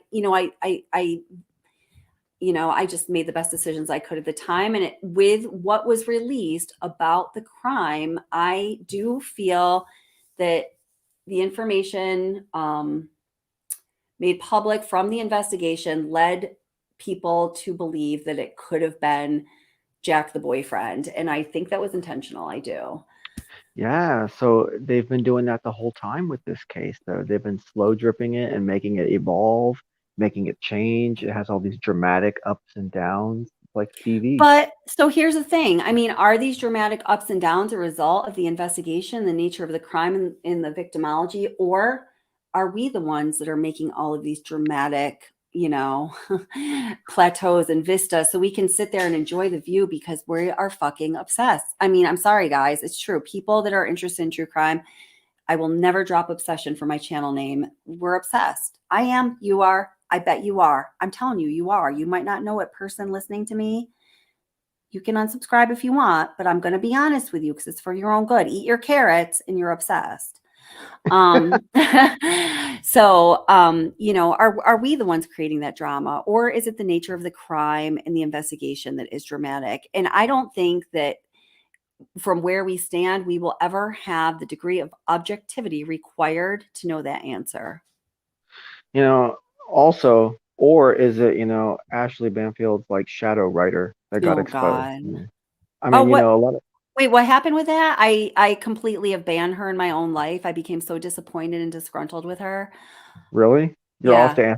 off the AB bandwagon? I was only on the AB bandwagon while she was covering the freaking war in the Middle East back in 2001 when she was actually in Iraq. Well, not in Iran. Maybe she was. I don't know. But she was in the Persian Gulf and all of the, scariest, most risky war zones. And she was absolutely badass. That is what I'm a fan of that work. Her most contemporary work in true crime. I've listened, I've entertained it. I've been tolerant of it. Sometimes I've been interested. Sometimes I've sought it out, very rarely, but most recently I've been really disappointed and disgusted. Sorry. Yeah, because, the whole Waju termination letter thing, Mm-hmm. it's, people search down the sources and it just turns out it was just some writer. Wait, which termination? Can you say that again? I don't even know if I know about this completely. Well, the whole drama about him being terminated for being partial and all that stuff. Right. That entire story was just made up out of thin air by some writer, and just they submitted it to Ashley Banfield, and Ashley Banfield. Who? BK. Okay, that's what I thought. Oh, yeah, I 100% believe it. Validation, boy, people have had a burning question. I've gotten so many emails about this. I'm just going to tell you. I don't know if you know this or not, so I might be putting you on the spot. So many people have emailed me and asked me if you are the person who created the video that was on Facebook for a while that I put on the channel. Double R sent me the video, right? Double R. And I said, I really think that this is the guy. I think this is the killer. People have asked me if it's you. They think it sounds like you, and they're very intrigued. Do you want to put something on the record about it? What video? All right, I'll show it to you. Is it that one video where the guy's sitting in front of a computer screen? Yes. Mm-hmm. Oh, people thought that was me? It is the most popular, frequently occurring topic of my inbox, I promise you, for a while now. It's strange because when you first showed me that video, I think the first time I ever saw that video, I was in your live stream with you and Ara. And, yeah. And that was the first time I ever even seen that in my life. And I was like, this guy is weird. He's kind of like inflecting his words the way that I do in my videos. And I was like, ugh, this is weird. Where's your accent or dialect from? Like what part of the country? Because that might be telling for trying to figure out who that other guy is. I live in Florida, but my parents are from the Midwest. Okay, yeah, I hear that. Midwest and upstate New York have very similar. Yeah, I hear that. Okay, interesting. You know what? And he is from only 50 miles from where I stand right now in northern Pennsylvania. So that's interesting. I still think that guy is him, but my parents were from the broke ass part of the flyover part of the country. Mm-hmm. Yeah. They weren't from the fancy part in Pennsylvania. So. Yeah. No, Pennsylvania is not. Well, I mean, if you're down by Philadelphia, where I went to college, it's very posh and uppity and snobbery-ish, right, Joan? But northern and central Pennsylvania is like the unfortunate part of flyover country. It really is. Yeah. I mean, you drive through from where I am in New York to, northern Pennsylvania. It is, I'm sorry, guys. It's a lot of us backwood folks there. Just a lot of us backwood folks in our trucks. They're falling apart, and yeah. And then you go to Scranton, and then you go to, then you're like in Amish country, and then all of a sudden you're in Philadelphia, my favorite city, and then you're at the shore getting your tan, and it's great, But anything north of that is just like until you get up into the cool parts of New York. I visited. I toured in. I'm sorry for all of the many people who I just totally offended, and I do not take it back. I'm sorry. Go ahead. Yeah, I was in Scranton once, touring around with my little punk rock band back 20 years ago. Oh. And Scranton was a really cute town back then. I remember it was still really woodsy, right? Mm-hmm. Yeah. Is that true? Yeah. I mean, it's a railroading steel. It's very industrial. Like I remember we used to anytime we went from here to like, we used to go down to Stone Harbor and the Jersey Shore every summer. I don't know why, because it's like a freaking 7-hour drive. I'm not sure why that was the destination in a car, but anyway, we had to drive all the way through Pennsylvania. We go through Scranton. I was just like, ew, this is disgusting. I don't ever want to be here. This is like hell. I really, really felt like, had feelings about it, did not like it, felt uncomfortable there. And I remember like when I was in high school, I was starting to look in colleges. I was like, as long as I stay away from that freaking God forbidden state of Pennsylvania. But then I discovered Philadelphia on the main line of Philadelphia, and it's totally different. So sorry, I just went off on a little tangent there. But yeah, Scranton is very gray. And I mean, it's one of my least favorite places to be on earth that I've ever experienced. But if you think it's cute and woodsy, that's just, tomato, tomato, potato, potato. Maybe I was just in the suburbs and I didn't get to see the town in all of its true glory. Yeah, it's I don't know. Yeah. So what were we talking about before that? We were talking about Oh, if you are really no, I'm just kidding. We were talking, I don't know. I had to throw that at you. Yeah. Well, no, I'd never even seen that until then. So, but if people want to think that, I mean, I guess. And didn't the guy have? You think what they're going to think? I'm going to be honest. I was totally sucked into it for a while. I thought it was you for like about 48 hours. It creeped me out. It felt like the guy was trying to mimic me. Really? You felt? Yeah. But that's just my narcissism. I always think people are copying me or listening to me. Oh, well, I don't know. He does sound like you. I actually did a audiograph voice analysis on it and determined I didn't think it was you, but it could possibly be you. But then I just felt like I just don't think it's you. But just so many people asked me, I had to look into it because I get a little obsessed. Can you play the video now? Yeah, I'll play a little bit of it. Yeah. Because remember, I'm not entertaining any material in that case, but. And then, you know what? If you are I'm going to have to do it all at once. I think anyone who's like in chat right now, if you want to just give me your name and what kind of book you want, I think we're just going to send you a book because I've been dragging you along. So if you're in chat right now, can you just type your name in the comment field? And then I'll tell you the next step in just 1 second. Then you have to email me at watsobsession@gmail.com and tell me if you want a hard copy or a Kindle. And if you want a hard copy, I need to know where to send it.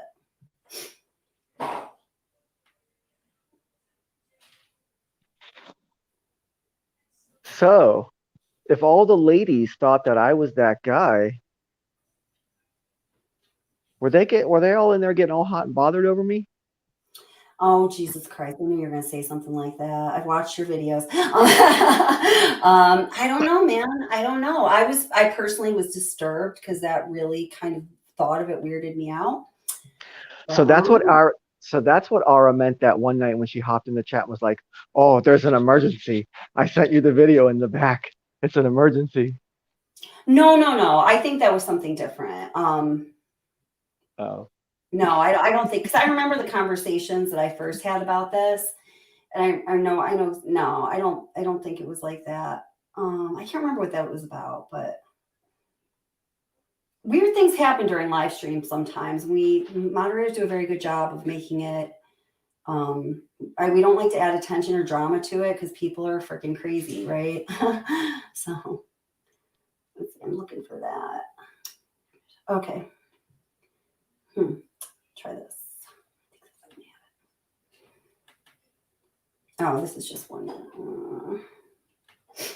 So wait, did someone like put a video package together or something like that, or did they just? I don't think so. I don't know. I don't know. I had heard that a couple people did like a formal comparison or something, but I'm not sure if that's true or not. I'll look into it. I'll let you know. And it's a video that's on Facebook. It's a video that got uploaded onto Facebook. So there's a video that got uploaded onto Facebook. The one that's a video of the guy that I think is the murderer is the one that got uploaded onto Facebook. The questions, is it you? Just happened in the context of me having conversations with people, or people I don't even know sending emails to the channel wondering if it was you, and like, have I thought about that, and should we do something about it? And I was like, at the first couple, I was like, oh, okay, another weird email, sorry. And then I started getting, I got a lot of the same question. It was probably for about 3 weeks. I got the question like many times a day.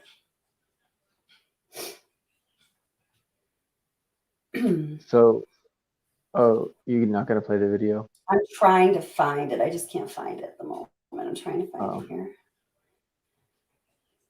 You have to go way back. Yeah, and then there's just I gotta really pare down some of this content. There's just so much content. Can't even remember what it is anymore. I really like making videos, apparently. I do. I love it. Yeah, I got a lot of videos. I feel like I've deleted almost as many as I have left up at this point. Oh, really? Yeah, I got like 100 something up now, but over the years I've been on since 2015, and I've made at least 300 plus videos, but I've deleted half of them over time. Just got sick Some of your of recent content, I'm going to tell you, it's a little offensive at times. I've had to sort of like take a deep breath to work through it, but at the same time, I do believe I understand some of the points you're making, and they have validity to them, certainly. I'm just a conspiracy theory channel, and the stuff I talk about. You inject a little bit of disgust for females, I would say. Go ahead. I don't though. That's the thing, is that I really don't. If you actually listen to what I'm saying in my videos, there's no actual like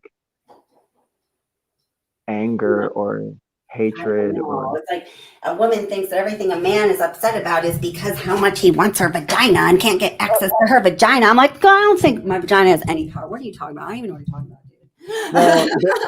about, dude. There's a certain school of thought out there that this entire incel narrative they got introduced into the Idaho 4 case.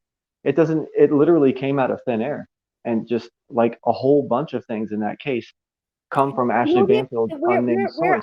Where I really, heard about it from was from, I'm going to say Sis Vicious on this channel. I'm sure she spoke about other channels, but she's extremely intelligent, and her theories are always very well founded, well developed. It doesn't mean that they're right. But I certainly don't shoot it down for any reason. I don't think that they're careless. I don't think they're irresponsible. I don't think that they're a product of her, a personal agenda. And you would talk about it sometime, and that was really that's why it was even in my head. Wait, who are you talking about just now? You and Sis Vicious. Who's that? She's on this channel sometimes. Does she makes videos? No, she's just come on panel before, and she thinks like I do, and she says, "Oh, no." She brought up for a while. I think that she was pretty leaning towards this. Okay, one piece of puzzle, we know this person was an incel and but she spoke very intelligently about it. It wasn't like she wasn't, just spouting off. You know what I mean? Okay. And you speak intelligently about what you speak about as well. That's why both perspectives I enjoy considering. But I do sometimes have feelings about things. It's all good though. Yeah. See, my whole thing though is that being a conspiracy oriented channel, my concerns are with the way people think and the way people live their lives. Because okay, go ahead. The dark powers that be, they're going to have their influence over us. They're going to control us. They're going to do all the evil things that they do to us. So so you just raised two concerns there. Which one is your bigger concern? The way that people live their lives and the decisions they make, or the powers that be controlling us? Those are two very different issues. Well, the thing is, any good conspiracy theorist, at first, you go through all these discoveries. Oh my God, I can't believe the government does this to us. Oh my God, I can't believe they did that to us. Oh my God, and then eventually you're like, well, I have no control over that. And you just come to terms with the fact that, all this crazy conspiracies, all these horrible things about the world that are all true. And, you're powerless against it. So then your next hope is to at least persuade the people around you to at least become But- what they're best. You know what I mean? And And that's why I'm definitely all about that. But I think sometimes it goes down like this, perhaps just like you said. But I think a lot of times when I'm trying to be as objective as I can, and there are a lot of things that are very controversial. I literally, my brain, my heart doesn't form an opinion. I am able to, I like that I can remain very objective about some very hot topics, but sometimes like I said, I feel a certain way about certain things. And sometimes the way I view it is that people think they know a lot about things, bad things that have happened, and they know all about this, and are they just supposed to, but that's really not fucking reality whatsoever. I mean, one thing I've really opened my eyes to in doing this channel is how little it will take. And this is not coming from me, because I don't ever want anybody to just believe anything I say. And I just simply don't work like this. But what I've observed, how little it takes to pull someone in hook, line, and sinker to think a certain way. I mean, people are just really hungry to go, yeah, I think that too. And then feel that community. I mean, we're tribal people, human beings are, and you can't fault people for that. And then people also, I think, want to know answers. And so they're like, okay, well, if I do believe that, then it's going to fit into what I think is the map to telling me the answers. And I want that so badly. Okay, I'm going to just believe that because, Ashley Banfield said it. Does that make sense? Yeah. And I, you know what? In reality, there's a mix of both of those. And I'm sure some options neither of us have ever even considered. Well, yeah. But it all kind of loops back to what I was saying like an hour or two ago. My concern with this case in particular really has to do with how it's going to affect society and the way people interact with each other moving forward. And if this can be another kink in the armor, another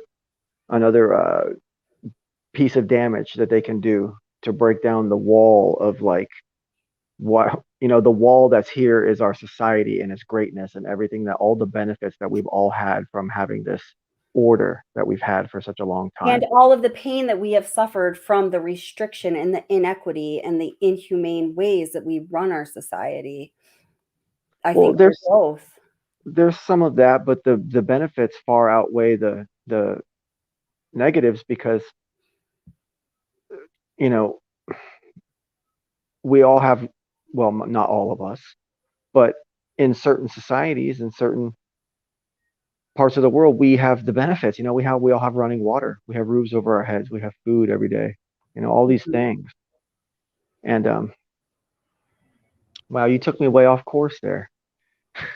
Well, it's a way, of course, thing. So yes, running water certainly is a benefit. Having like sanitary needs met, like having your basic needs met, those are, unfortunately, they're luxuries. Some people don't even have that. So in that comparison, yes, absolutely. But along with the way our society is our system of values, valuing a lifestyle where you're constantly going, constantly consuming, constantly moving, constantly earning, constantly spending, constantly, to the point where you don't actually sit down and live life ever, which I think is what happens to a whole lot of people. I mean, is that evil greater than the benefit of running water? I don't know.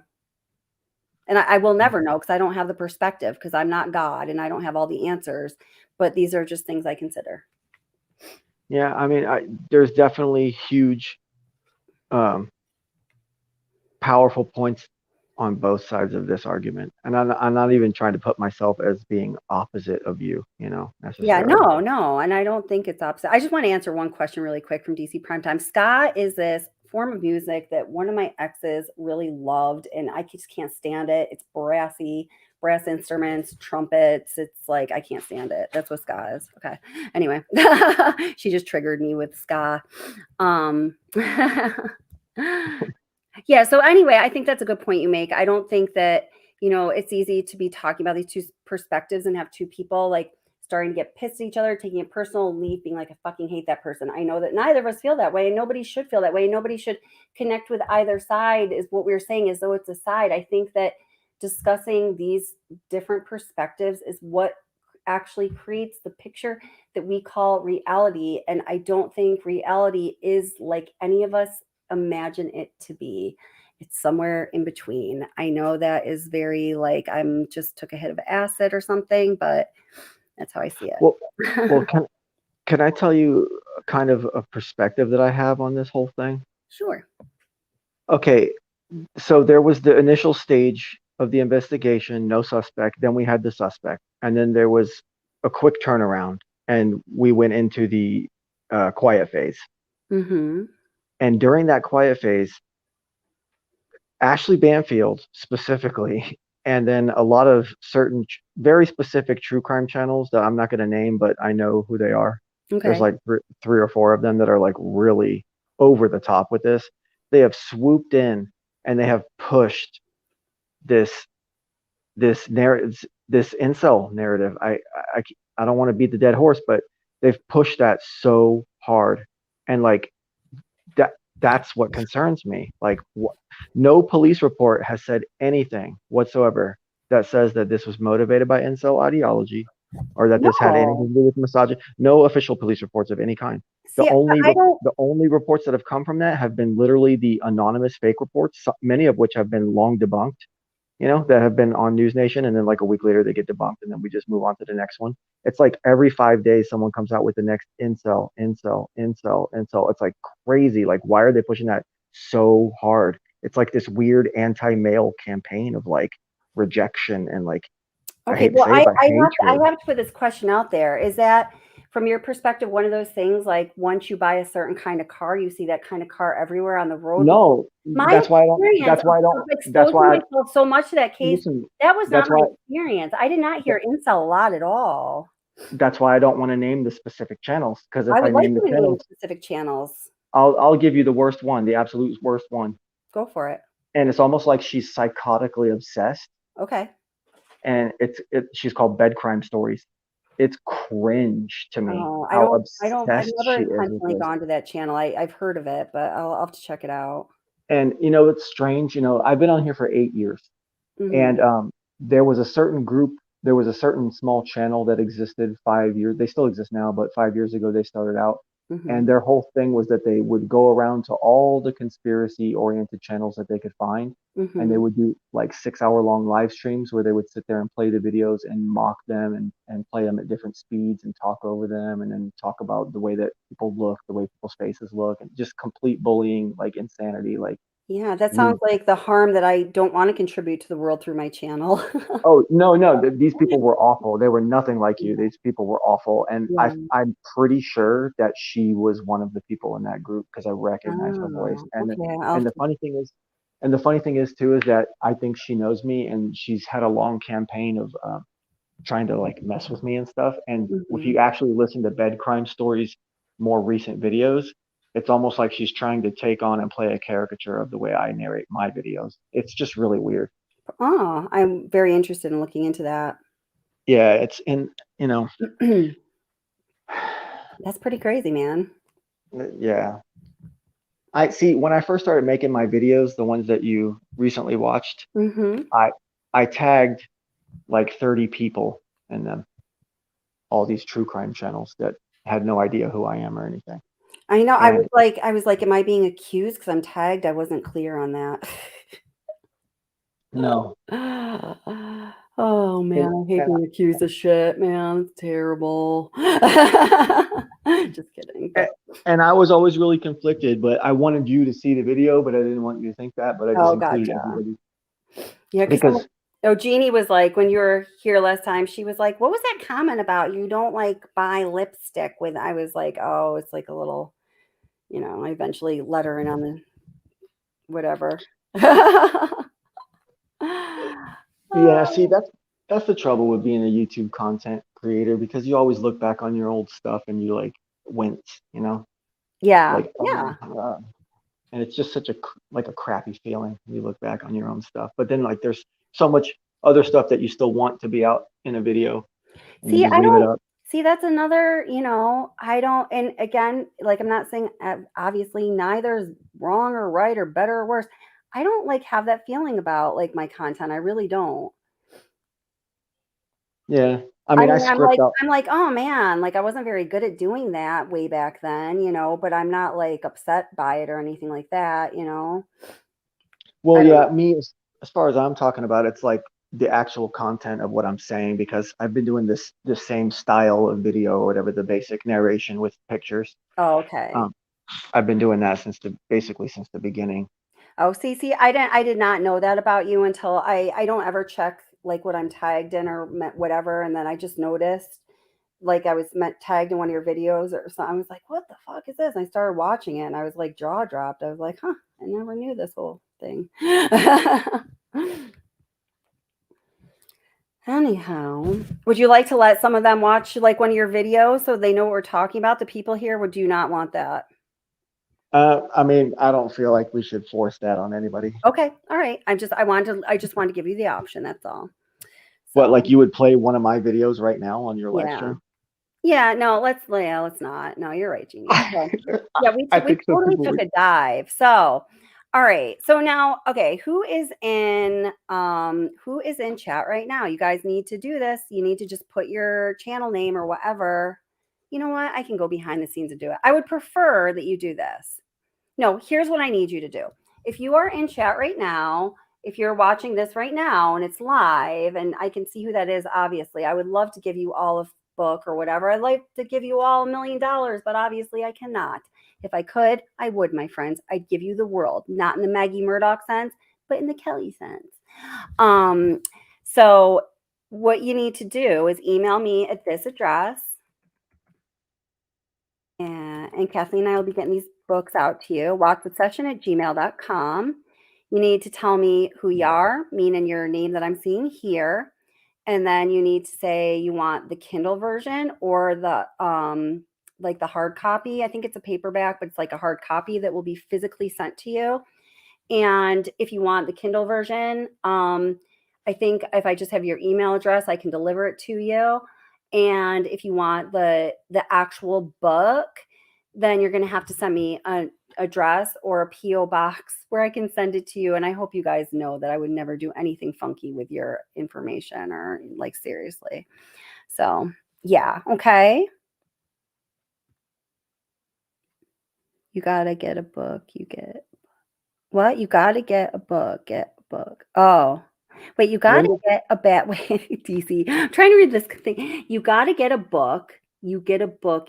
Oh, you get a book. You get. What the hell are you saying, DC? Can you clarify that? That's like it's like a riddle to me. Okay.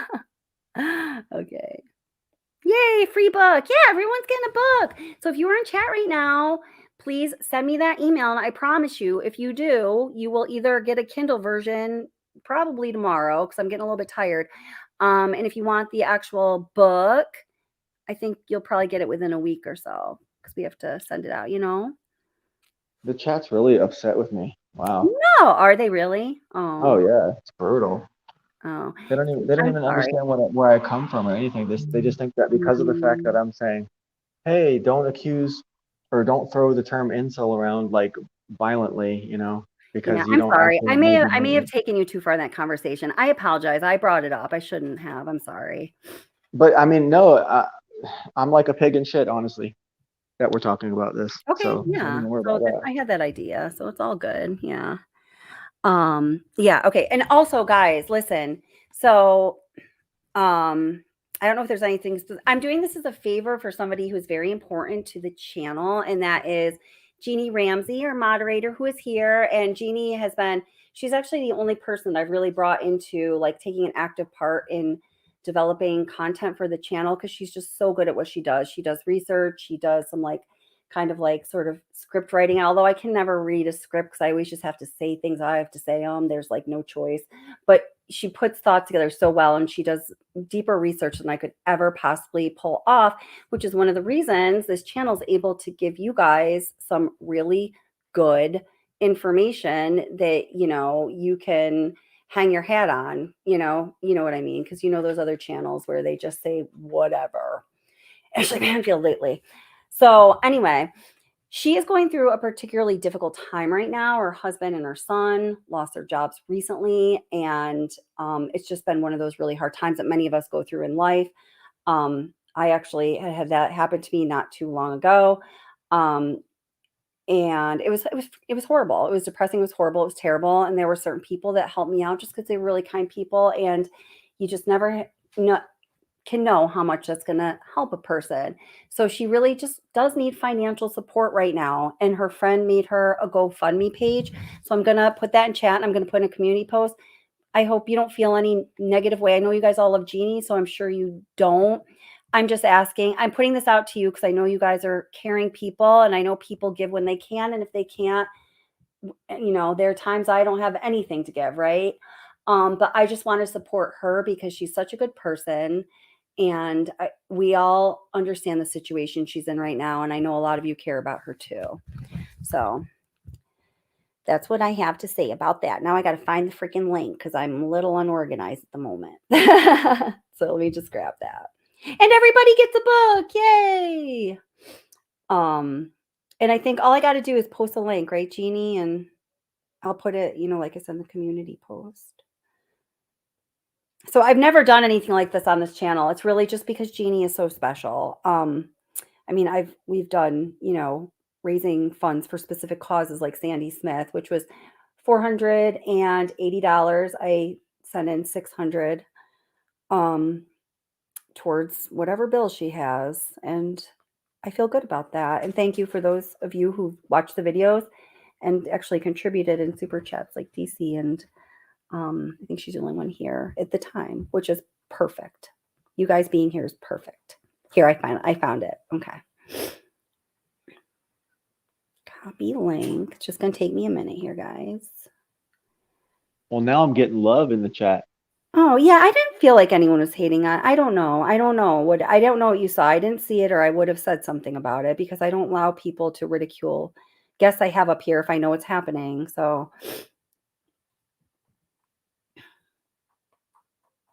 and sometimes I don't because I'm not God like Alex Murdaugh. Let's see. How do I do this? Hold it. I've got to hold it. This is just going to take me one. Jeannie, do you happen to have the link? If you do, please feel free to pop it in chat. I've got to get it from my phone to my computer. And I got to plug my phone in because I only have 1% battery before I can put it in the chat. So I'm sorry about that. Lag time. Unless maybe I can just look at it and type the freaking letters like the old fashioned way. I'm going to toughen up. I'm going to pull myself up on my bootstraps and just type it in. Here we go. See how much I love you, Jeannie. I'm typing in a web address. Can't even tell if I'm even kind of funny anymore. I fear that I am not, and I apologize. Oops. Oh, there's my email address. I never even sent that. Okay. HTT. Do we need all that? I'm going to put it in anyway. Colon or semicolon? Colon. We used to call these backslashes. I think they're just slashes now. My son's like, Mom, there's no such thing as a backslash. I'm like, well, that's because you were just born yesterday. But about 2 days ago, there was something called a backslash. Yeah. I'm just kidding. I'm like, hashtag. Yeah. #. Hashtag submillennial. I don't even know what their generation is called. I don't know if they have a name yet. What's after Z? What's that? Oh, yeah, that's right. That's right. How original. What's after Z? Yeah, I don't know. We're just spoiled little snot buckets. No, I'm just kidding. I love kids. I work with them every day. All right. Let me actually. So what? Go ahead. What does Buster Murdaugh's life look like now? Shit. I mean, can you even imagine? Or is he set for life? I truly don't think I can say. I think he's an incredibly shallow person I would not enjoy spending time with, but maybe I'm wrong. Who the fuck am I to make that judgment? But I do believe that's true, but maybe not. Who knows? Maybe you think the same about me. I don't think I can't say I think he's ever going to be set for life. I don't think he wanted his mother and brother to die like that. Absolutely not. I don't think that he has the depth of emotional responses that most people who exist in the range of normal, healthy, emotional and intellectual functioning does. I don't think he's quite there. And I'm not, that's all I can say about it. Well, But I think he suffers. I think he suffers, and I think he always will. This was freaking, can you imagine being him? Well, you're talking about what you've seen of him on camera. How do we know off camera he's not suffering greatly? How do we know he's not curled up in a ball? I think he is suffering greatly. I do know a few things off camera, and the things that I've heard that from sources who probably know and are reliable and are much closer to him than any of us here indicate that he is suffering immensely. Yeah.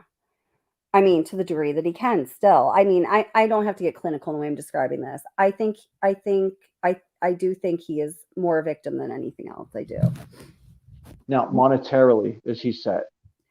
I think they've squirreled away their cash. I hope that after all of this has happened, obviously we all need money to survive, and he's accustomed to a certain kind of lifestyle. I hope after all of this has happened that he gains a virtue from this, and that maybe perspective, so he doesn't make the mistakes that have been a pattern deeply ingrained in his family's DNA for at least 4 generations. I mean, that would be a true blessing for him. So I hope that for him. I hope that's how I hope, or better. I hope better happens to him. I don't think he deserves anything bad. I can't even imagine. I have no idea. He's an anomaly to me. I cannot mentally try to even put myself in his position. I can't go there. I'm not capable. Molson Man says that he only has $1 million and he lives in Hilton Head with his girlfriend. Yes, and they live in, I think their condo was like $178,000 condo. I freaking bought a condo with my ex-fiance like well over a decade, like almost 20 years ago in New Jersey for more than that. They're not living like a lush lifestyle for sure. Yeah, condos aren't necessarily, sometimes it's no more than like a damn near a studio apartment. It's a 1-bedroom condo. Yeah. And you can tell, I mean, unfortunately, people went to their home and took pictures of them there, which I hate it when people freaking do that. You know who you are. You're going to have to live with yourself. Anyway, that's all I have to say about that. And you can tell the type of construction. You see it in suburbia around the country. I get it. I think we all have seen the inside of someone's spot that looks just like where they're living, and it ain't nothing fancy, that's for sure. I mean, they have everything they need to be comfortable and more, but he's not living the life that let's just say this. I don't think anyone else in his immediate family would accept living the way he's living right now. And I think it's a good thing for him that he's just doing what he has to do to get by, and he's maintained his relationship. That says a lot. He's, going back to law school apparently, and he has a desire to do that. I hope he learned from his mistakes, because, plagiarism is just really a bad thing to do. It's very dishonest, and it's so stupid. I finished a couple graduate courses in the past 10 years, and in both of them, for everything you hand in that's written, there is a program that analyzes the probability or the factuality of your work being plagiarized. I've had papers returned before when I sourced like medical journals or psychological journals or something, saying that I plagiarized, and there was going to be some, blah, blah, blah, blah. And then I would have to fill out this.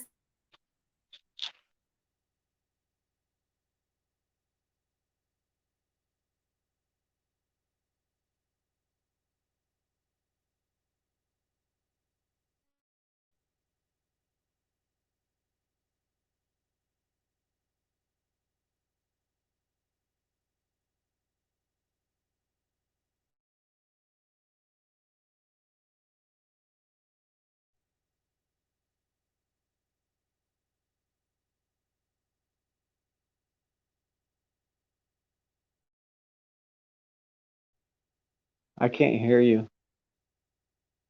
I don't know if you can hear me right now, but I can't hear you. Darn it. I was just walking around philosophizing like mad wisdom, and you didn't hear any of it. Okay. I just said a lot about Buster after I said I wasn't going to say anything about him, but I don't know if I could possibly repeat it. I hope he learned his lesson. People don't learn until they're ready, right? So I hope he's ready, and I hope he learned his lesson.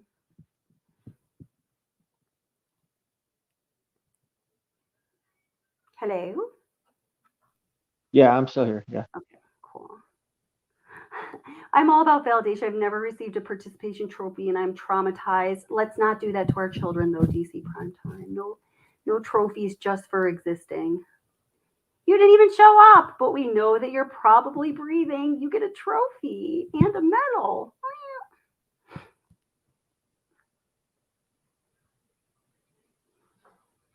So yeah, you already answered my question. My next question was, what is his projected future career? And I guess you said he's going to be going to law school.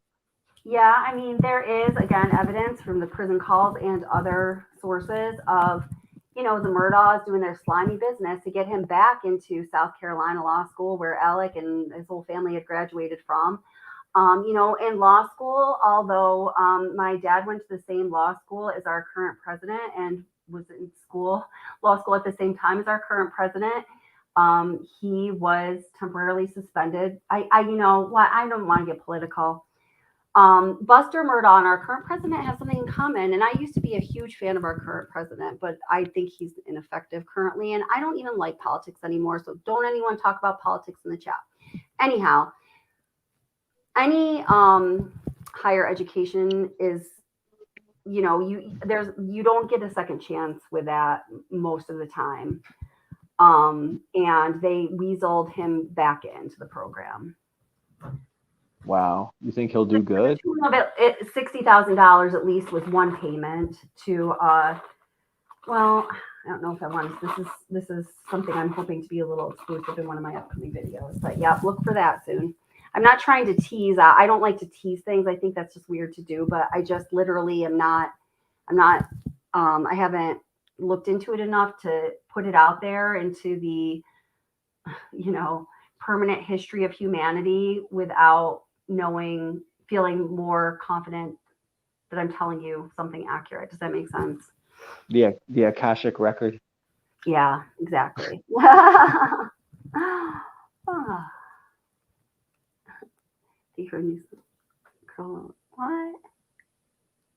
Yeah, I'm just going to read this double R. You're so funny.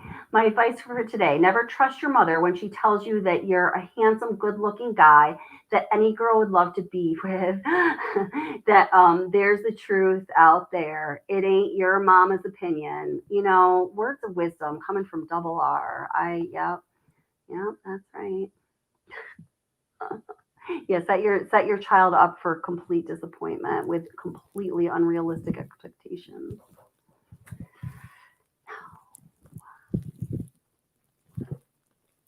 That reminds me of a channel that I've listened to a bunch.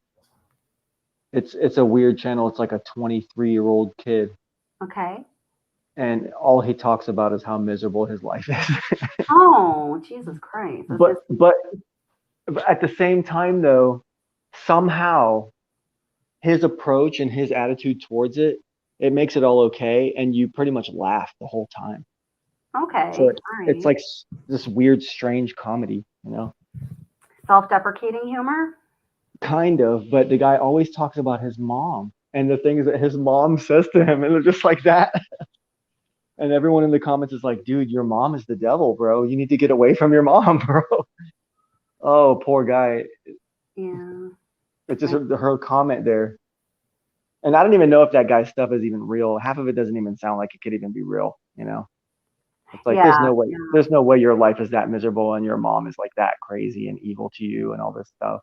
Isn't it amazing what people can do, and it all of a sudden becomes a successful YouTube channel and sometimes like a cultural phenomenon? I mean, even with my little channel, I remember when people actually started watching, I was like, holy shit, people are actually watching this? I couldn't believe it. But I mean, we all know that true crime has become a popular genre, but some of the things that you come across, it's just like, damn. Yeah, my channel has never had one absolute direction, and that's why it's really struggled to ever really grow, because I've hopped around to too many things. And when you're really consistent and your presentation is consistent and you're always on the same genre of topics, that's when you have a chance to grow. But I've hopped around too much, and back in the day, I used to get violations for anything and everything. I was surprised at what you got away with saying, actually. What do you think you want to focus on? At this point, it's whatever inspires me, you know, Mm-hmm. because I like to find a topic and try to tackle it and try to expose what I think it's really all about. And Okay. usually it's just, well, I can't say usually it's just one video. It's usually a series of videos until I move on to the next topic. If something aggravates me enough. But that's the problem is So that your content is an outlet for expression of your aggravation. I guess so, yeah. Because see, I personally, and it's totally different channels, but I personally try to keep that out of my content for the most part. And I not as much as I used to, but I used to really I tried to show no, like, I don't know, no, not a lot of like emotion or leaning towards an opinion about things. But yeah, Well, it's interesting. most of my stuff is really scripted, so even if there is anger, it's written in there and it's eloquently spoken. You know, so it's not like That was a really generous self-compliment, dude. That was a good one. I'm good at that shit. Okay. Yeah, it really was eloquently spoken because some of the things you said literally made my skin crawl. But I said, it's okay. I'm going to take a deep breath and I'm going to work through this. But then there were good points in there too. I think your message could be extremely strong. And I'm just going to give you my opinion. I know you didn't ask for it. Sorry if you don't want it, but here it is. If you were able, this is just how I feel about it. Again, could be totally wrong. If you're able to remove some of the there's real true anger in there and disgust and angst. I hear it. I'm sure of it. I'm a behavioral therapist. I think if you I think if you could separate those a little bit and decide which direction you wanted to go with, I think you'd have a powerful message. Yeah. Like I said, I go back and I watch my stuff, and some days I love it, some days I hate it. Yeah. It's a little bit out of bounds. Double R, if you could remove that one comment. So sorry. Yeah. Anyway, we really digress. I know. Jeannie, you got a little agitated. I get it. I know. I get it. She's like, we're supposed to be talking about the Murdaugh case. Oh, honey, that was long gone. But please do, guys. If you could share Jeannie's GoFundMe link, that would be amazing. Jeez. Well, that's the thing though, is that a lot of people misunderstand. Do you seek to bring clarity or do you seek to be an outlet for frustration? Well, I mean, or your both. channel, well, wouldn't you say a true crime channel is an outlet for the frustration of the fact that a criminal is out there and criminals are out there doing these things and that they need to be punished and it's the fight for justice? I mean, I think it depends on the channel. I think that's why, like at the outset, I had like a mission statement for my channel was to explore the relationship dynamics that, created crisis situations, hopefully just because it is a human curiosity. And also it is a self-awareness and teaching tool to improve yourself, to see the examples of life being lived out. Because listen, here's something I do know to be true. We are all far more the same than we are different, although most people will never agree with that. I believe that with every cell of my being. So there was that. And then there's always, I told you some of my family history and the values I've always held dear growing up, and law and all of that. I very strongly believe that it is the duty of every single person on this world that wants a humane and just society where we are not causing suffering for one another constantly, to take apart or at least give two fucks about the justice system, that you are, liberated by and held captive to in ways. So those are the two things I feel very strongly about. And I, sometimes I've had to like recheck myself and say, do I want this to remain my focus? The answer has always been yes. And is what I'm putting out there towards this focus? And when the answer is no, I take a break. Usually I step back, I redirect, and I refine, and I get Get back on the streets of YouTube always. Except for the one time when YouTube kicked me off because they thought my Watts content was too controversial. Yeah. That was stupid. But they did that to almost all true crime channels at some point in the past year and a half, which was stupid. Because listen, homie, I live in the United States of America and I've got the freedom of my speech. Well, in such a heavily politicized society, everyone seems a lot more politically aware because both sides of the aisle are very strong with their message on the general population a lot more the last few years. And there's a lot more of a culture war going on right now between both sides. Yeah. How does that play into the future of the true crime genre? You know, can this genre transcend both sides of the political aisle, or is it going to just become political? I don't know. I mean, I have a hard time speaking, even theorizing about the direction of a genre because I don't. All I understand is, I guess, the very limited part that I play. But I can say for myself exactly, you know, that intersection that people are moving out of, and they're moving towards these sides where things are more rigid and stern and intolerant of one another. That's exactly where I don't want to be. And I want to always make sure that through this channel and through what I'm doing and everything I do in my life, I hold that space in between where people come together because we're all just fucking human beings who are more the same than different. And that's really all I know.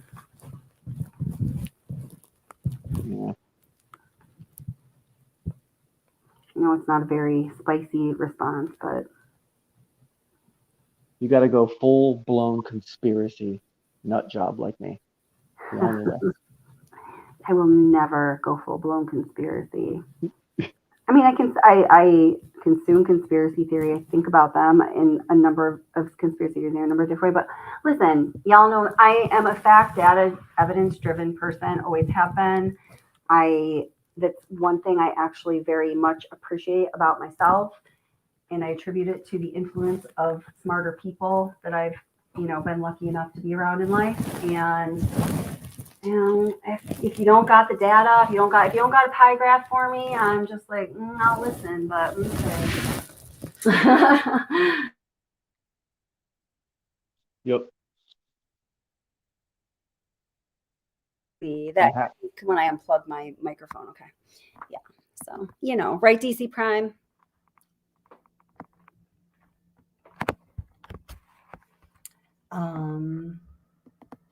Did we ever talk about satellites and using satellites to solve the crime? To solve all these crimes? No, go ahead. Give me a topic sentence. Well, you know, like, why can't NASA come in with their footage and look at the night of Alec Murdaugh and see exactly who was in which car and which direction they went with which cell phone? You know, and just be done with it. From satellite imaging? Yeah, you know, NASA, they brag about how they have all their satellites, and then They do, but I don't know if they need to use their resources on something where we can gain the same metrics and data from using, you know, device within a car or a person's cell phone. And in this case, I mean, that's an incredible amount of resources dedicated towards Alec Murdaugh, and I just hate to think of that. You know, in this case, you know, there was an immense amount of that information available. It told a story. And where there were gaps, it is clear to me that those gaps were intentional and they were going to happen one way or another. Hopefully it didn't cost somebody else their life for the powers that be to get what they want. And I don't know anything much more than that. But I mean, if there's all these satellites and they're sitting there in geostationary orbit, you know, and they're just in position and they're all over the place. All they would have to do is change the angle on one of the things and zoom in. I mean, is that not really resources? You know? no, but I mean, okay, so this is my understanding, and maybe I'm wrong. So in order for that technology and those satellites to be used for that purpose, that is not their kind of purpose to do that, like very specific and targeted investigatory or even image collecting work. Their main purpose is for other things communications and global positioning. So to even have to, every time you do with something like this is my understanding again. If somebody knows better, tell me I'm wrong. It's fine. Something like a satellite that has the ability to be that targeted and that exact on planet Earth, every time it completes one of those tasks, it will complete one of those tasks. If you have a smart enough human behind a capable enough machine, it needs to recalibrate. And this whole process of upkeeping, like satellites and recalibrating it is a resource. So that's kind of, but maybe I'm wrong. Well, you believe that, I assume you believe that our governments and all the big powerful governments in the world have satellites that are up there that can do amazing things at the flip of a switch from a control board. So if there's all these things recording all this data, wouldn't there at least be like a blank, or not a blank, like just stock footage they could go back to that day and just watch the footage from that day because it's just in a file somewhere? You're trying to solve a double homicide. What you want to review is stock footage. That's not stock footage.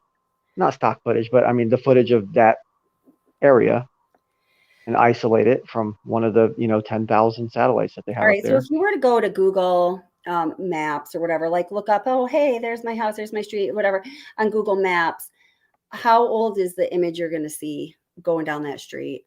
Or you know what I mean? Let me try it. Well, yeah, you'll see like a car that you used to own and stuff like that. How long ago? But we're talking about live recorded footage that once it's recorded, it's just there in a file and it can be accessed at any time. So I mean, there's resources. Like Big Brother to the nth degree, and I just don't think it's practical. I mean, I don't think I know enough on the topic to really. You don't think that exists? Oh yeah, I think that the capability is out there, but are we going to use is that like really, is that like, I was bit by a brown recluse a few years ago. I literally developed true arachnophobia. I think I'm going to get hypnotized to try to like get over it because it really like interferes with my life. I'm not even joking. Spiders are coming out now. I'm bugging the fuck out. I have a true phobia. It's terrible. It's awful. I've never experienced anything like this before. But getting bit by that spider was so painful and scary, and it was medical emergency. Just how I am now. Anyway, so is it like every time I see a spider, my son came in the room the other day, he goes, Mom, dude, you're going freaking crazy. Mom, what are you doing? I literally was bashing a minuscule little spider with an aluminum baseball bat and like not even realizing I was doing it because I was like, die, motherfucker, die. What I was really saying was like, please stop. I didn't want to be experiencing that level of fear anymore over something so irrational, right? So is the solution you just suggested, I just see that as being like murdering the smallest spider you've ever seen with a giant aluminum baseball bat. It's just overdone. There's a more efficient way. Yeah. Plus it would be really Big Brother-esque and it would be scary. And then it would raise so many other questions like, oh, so they can just see everything we're doing all the time. So exactly. Because where's the limits at that point? I mean, and and if you are the government that wants control over people, do you want them to know that you have that capability so they know that at any time, anything that wants to be seen can be seen? I mean, I think that's something that you're not, I don't know. I just don't. What's that, honey? All right, here, I got it. I'll take it. It's okay, honey. Sorry, talking to my kiddo. It just makes me sad though that if the government does have that, think about all those missing hikers that go missing like in the woods when they're hiking and stuff like that. See, here's the thing. Like, unfortunately, our government's interest. Whoops, sorry. I'm defrosting some turkey meat. Okay, so unfortunately, our government and most large governments' interest with big budgets and deficits, interest is not to find those hikers in the woods. Should it be? Absolutely. Should we be more humanitarianistic and concerned about other people in like every way? 100%.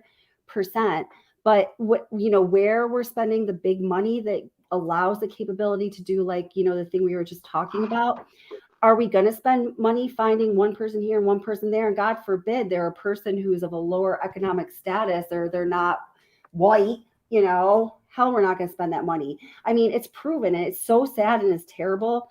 And I know I'm offending people, and I am sorry for that, but like, this is the truth.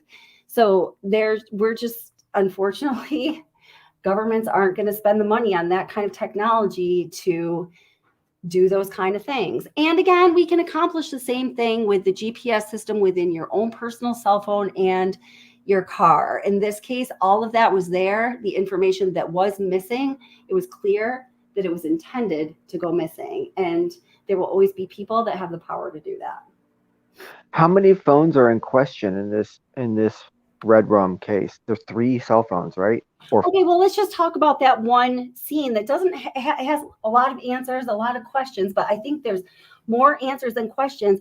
How much information do we know you can learn about somebody's literal movements at every moment of the day through their cell phone? Like, everything. We had at least 3 cell phones, not only cell phones, iPhones, that have technology that's different than any other cell phone. And I've explained that in other videos. I'm not going to go into it right now, but if anyone's curious, I could go over another time again. It's a AGPS and blah, blah, blah, blah. So it's really access to all of that data to forensically have like the party of the millennium with. I mean, it was almost like, come on, it can't get any easier than this. They've been gifted everything they would ever need to know, but they still screwed it up.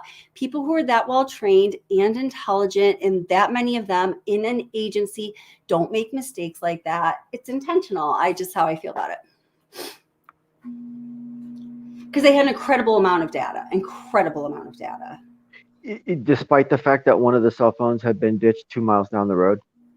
That is the only missing information, is that which would have been contained within that cell phone on the local storage, that by virtue of, somebody that many investigators with that much training, this serious of a crime, forgot to handle the phone wearing, freaking latex gloves and put it in a Faraday bag, which every investigator's vehicle has in their little, toolkit in the back. I mean, in a Faraday bag, for those of you who don't know, that's going to allow the signal to be isolated so no signals can come in or out. So the data is going to be preserved as close to the time that the device was found as possible. There's a lot of information that can be obtained through cellular carrier companies, but there is also a lot of information that can really only be reliably sourced from an individual device.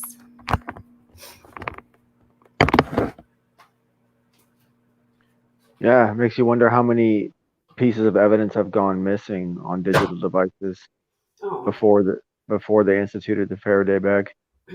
That's why Stephen Smith's iPad is smashed up in some attorney's office, and the phone was never returned to his family, and it's been in Flood's possession the entire 8.5 years.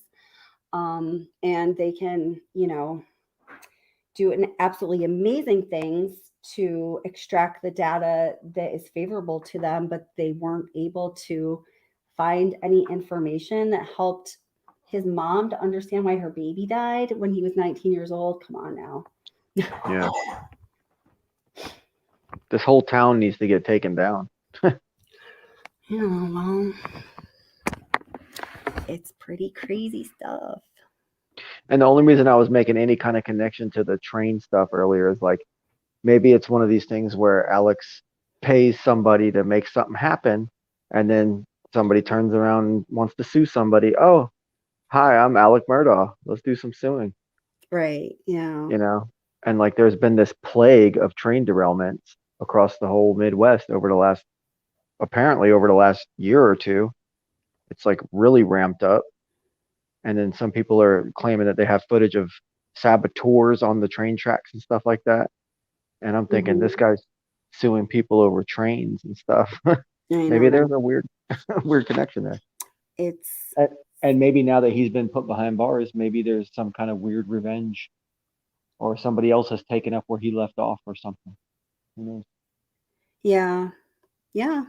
I don't know. I think I'm running. Oh my God. Holy cow. It's almost fucking 2. Whoa. How is it so late? Time just flew by. I've got to wrap this up. Oh shoot. I still have to do our little cash giveaway thing. I've gotten so past the point of what's it called? I don't know. My brain is dying.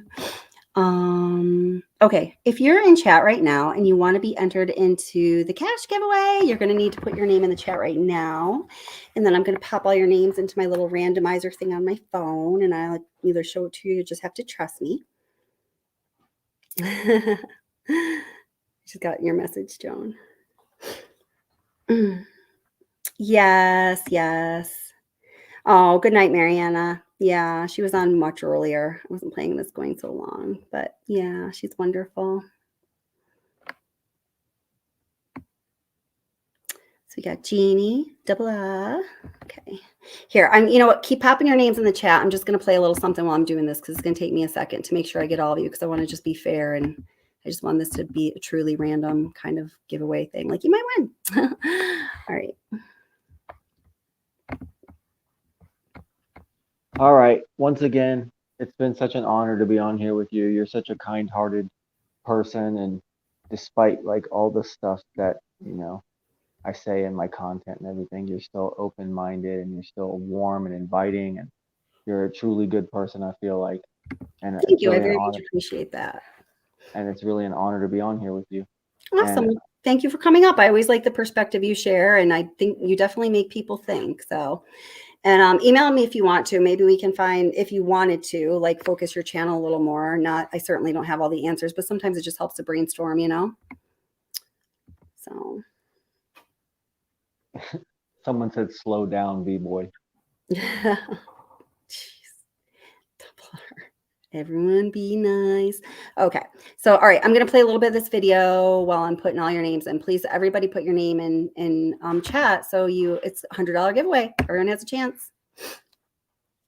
All right. Best wishes to everybody. All right. Bye. Thank you so much for coming up. Oops.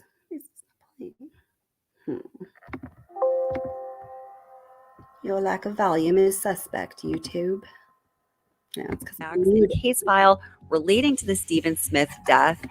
Oh, this is like specifically brushing up on basic facts of the connections between Murdaugh and Stephen Smith. And some answers to some questions you had posed, Validation Boy, are in this clip. And hopefully we are well on our way to finding justice for Stephen and peace for Sandy.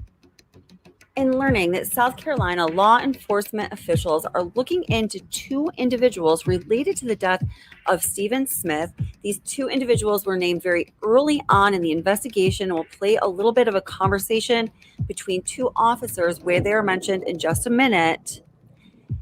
There is a huge connection made between the Stephen Smith death investigation and the Murdaughs. Wait until you hear this. When you put all this information together, it is stunning.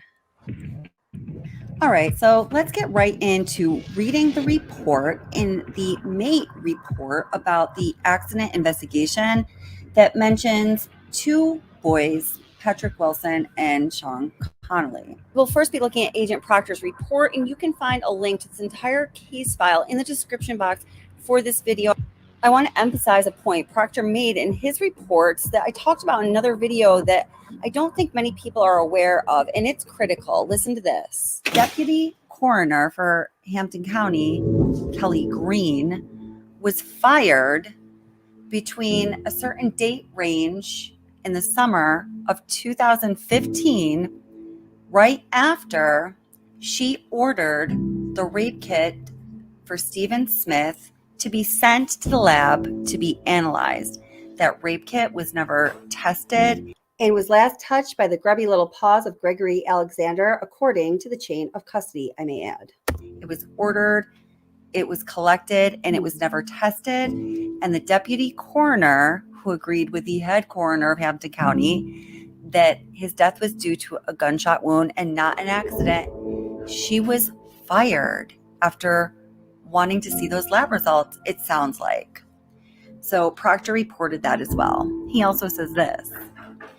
I received information from Corporal Duncan about an individual, Daryl Williams. He is stating that his stepson, Patrick Wilson, told him that Sean Connolly struck Stephen Smith. Mr. Williams stated that his son told him this in confidence and that his son had moved out and he did not know where he was staying. He could only tell me that Patrick attended some Christian school in Ridgeland. I drove down to Ridgeland and went to Step of Faith School.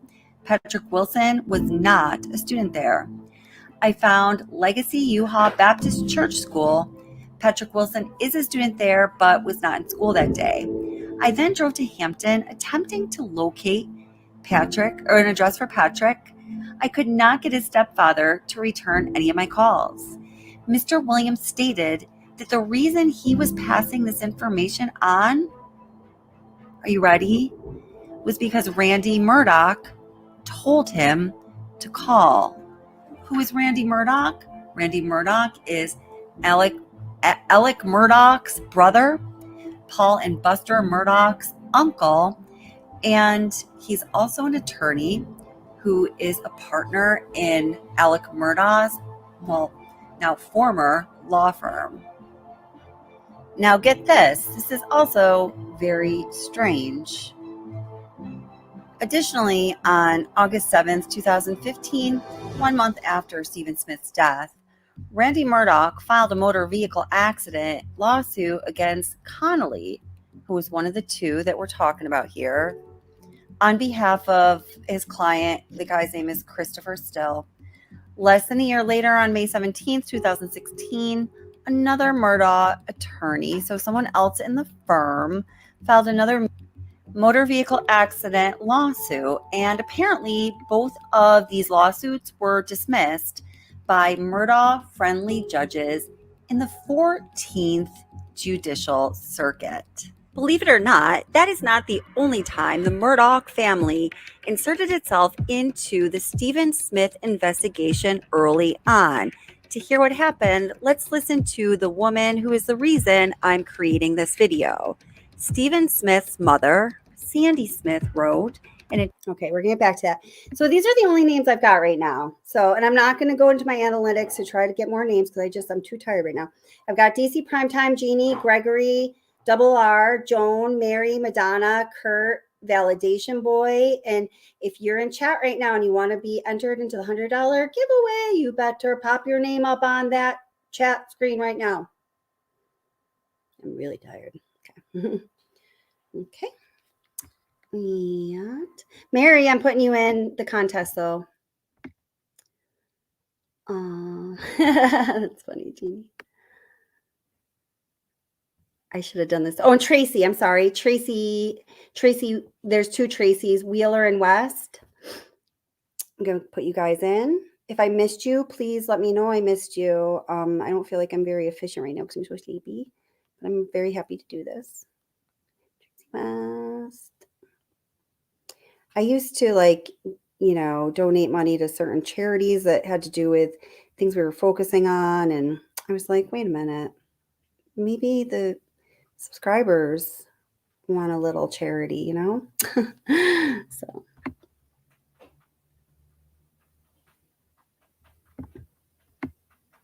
All right, so I've got DC, Jeannie, Gregory, Double R, Joan, Mary, Madonna, Kurt, Validation Boy, Tracy West, Tracy Wheeler. And in about 30 seconds, it might, Kurt, did I say Kurt? I got him. Might be speak now or forever hold your peace. I don't know, Marianne, are you still here? Well, hey, at least those of you that are still here, your odds of winning increase substantially as opposed to earlier. I didn't do that on purpose, though. And if Kathleen and I owe you a book, please email me so I can get you your book tomorrow or next week if it's coming in the mail.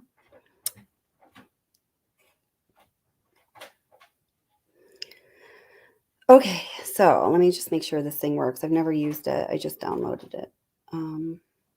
Because the one I downloaded before, I don't know, it's not available anymore.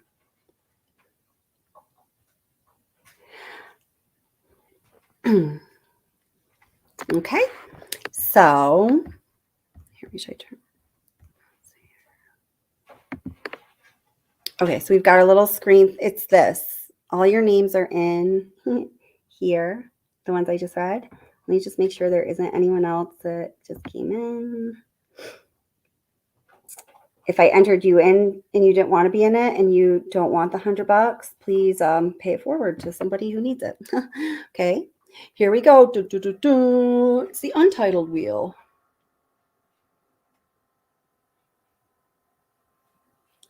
And the winner is Joan Bradley. Yay, Joan!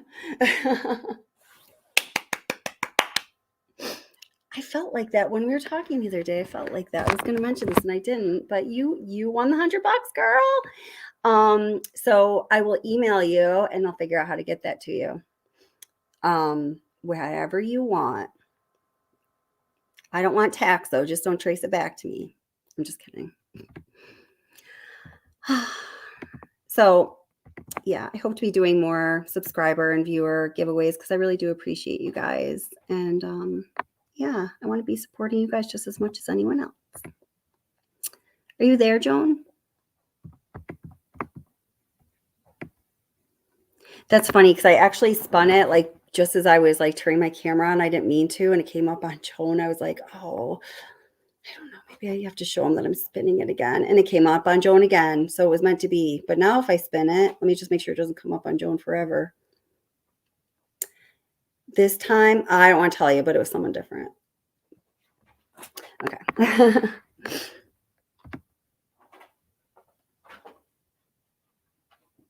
Oh, that was so sweet of you, Tracy. Rigged. It's not rigged. You guys are so funny. No, don't lie to Dubs. He didn't get second. He got jack squat, DC. You're being too nice. Just kidding. Just kidding. Oh, Joan, you got $100 and a book tonight. Woo woo. It's your birthday. It's your birthday. But I know it's not your birthday. So remember, we celebrated your birthday. All right, guys. It is so super late. I'm going to, I'll just play the rest of this if anybody's watching it. You guys seem like you're having fun in chat. So just go ahead and chat away. I'm like kind of here. And also, I'm a great mother. It is 2 a.m. and I'm just making the tacos. I was planning to make it 6. Breakfast tacos. Thank you guys for being here. You guys are awesome. I appreciate all of you. 2016 letter to the FBI that the Murdock family quickly injected itself into the 2015 investigation. Quote, this first call my family received after the murder was from the authorities notifying us of Stephen Smith's death, end quote. Sandy Smith wrote in her letter, quote, and again, the second came very quickly and the same morning from solicitor Randolph Murdock. In fact, he called my ex-husband's cell phone as we walked in the police station for a positive identification. He said he heard of the case and was interested in working pro bono as a liaison between the family and the investigators. Now, I've just got to say, I've done a lot of research into this case, and I've talked to people, and I've talked to people who have talked to people, and not one of those people said that anyone in the Murdock family was in the... Donna, I missed you this time around. I don't know if you just put your name in or if I didn't see it. I apologize. I will put you in the next one, I promise, even if you're not there, okay? Just send me an email at watsobsession@gmail.com. So if you do win, I can get in touch with you. Business of doing pro bono work, not one. That is way too much Murdock connection to the Stephen Smith investigation, especially early on in the investigation. But here, check this out. Here comes the big one that is going to establish a connection between the death investigation to Stephen Smith's death and the Murdock family for sure, possibly the deaths of Paul and Maggie Murdock, and I very strongly believe the death of Mallory Beach and the boating accident. Listen to this. So now remember, the two people that South Carolina law enforcement is looking into right now related to the Stephen Smith death are Patrick Wilson and Sean Connolly. Okay, so at the time of Patrick Wilson's confession, that his stepfather reported at Randy Murdock's prompting, right?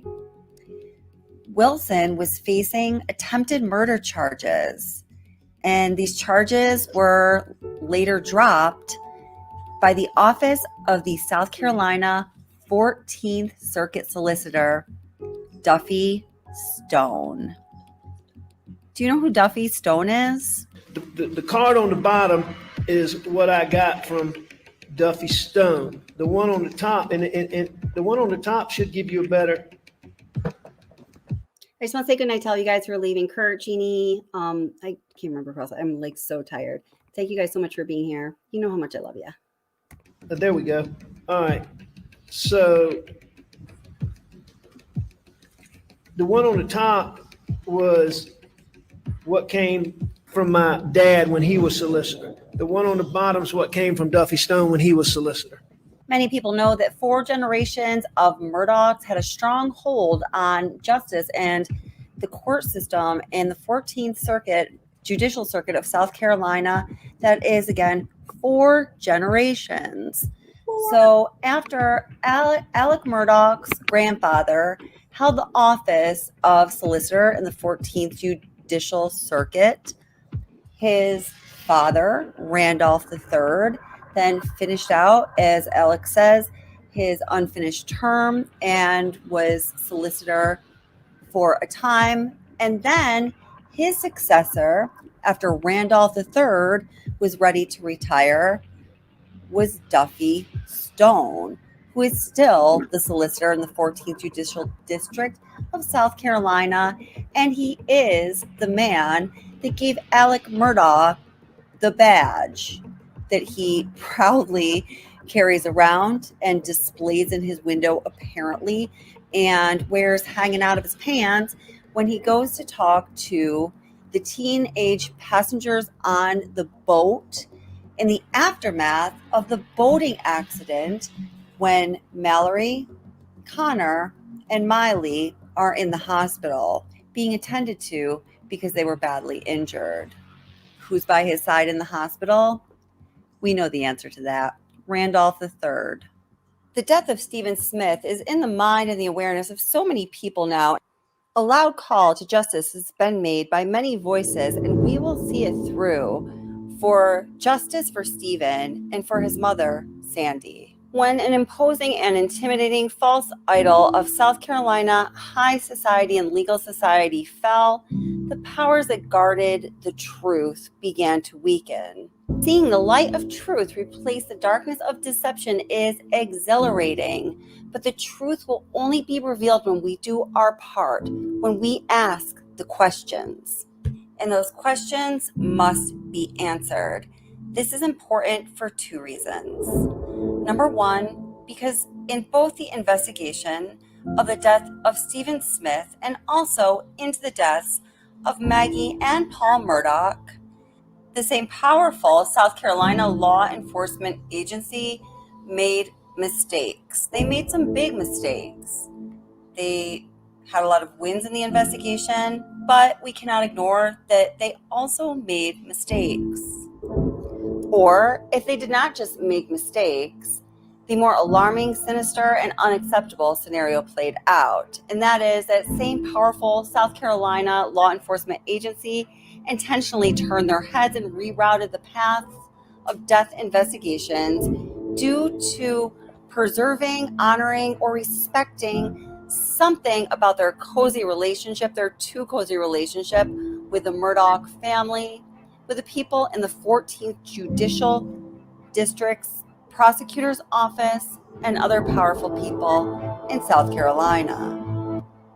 The following audio is a conversation between 2 officers about the tip that Williams called in upon Randy Murdock's advisement, letting him know about Wilson and Connolly, the 2 teens, the 2 then teens, that law enforcement is currently taking a look at all over again. Are they wasting their time? We've tried to get in touch with, but he's kind of avoiding the call, the contact, and all. This is what I was told. He said, "Come over here to the house He said he told me that was drunk and hit something. He said he went back the next day to see what it was he had hit, and he seen a lot of police out there.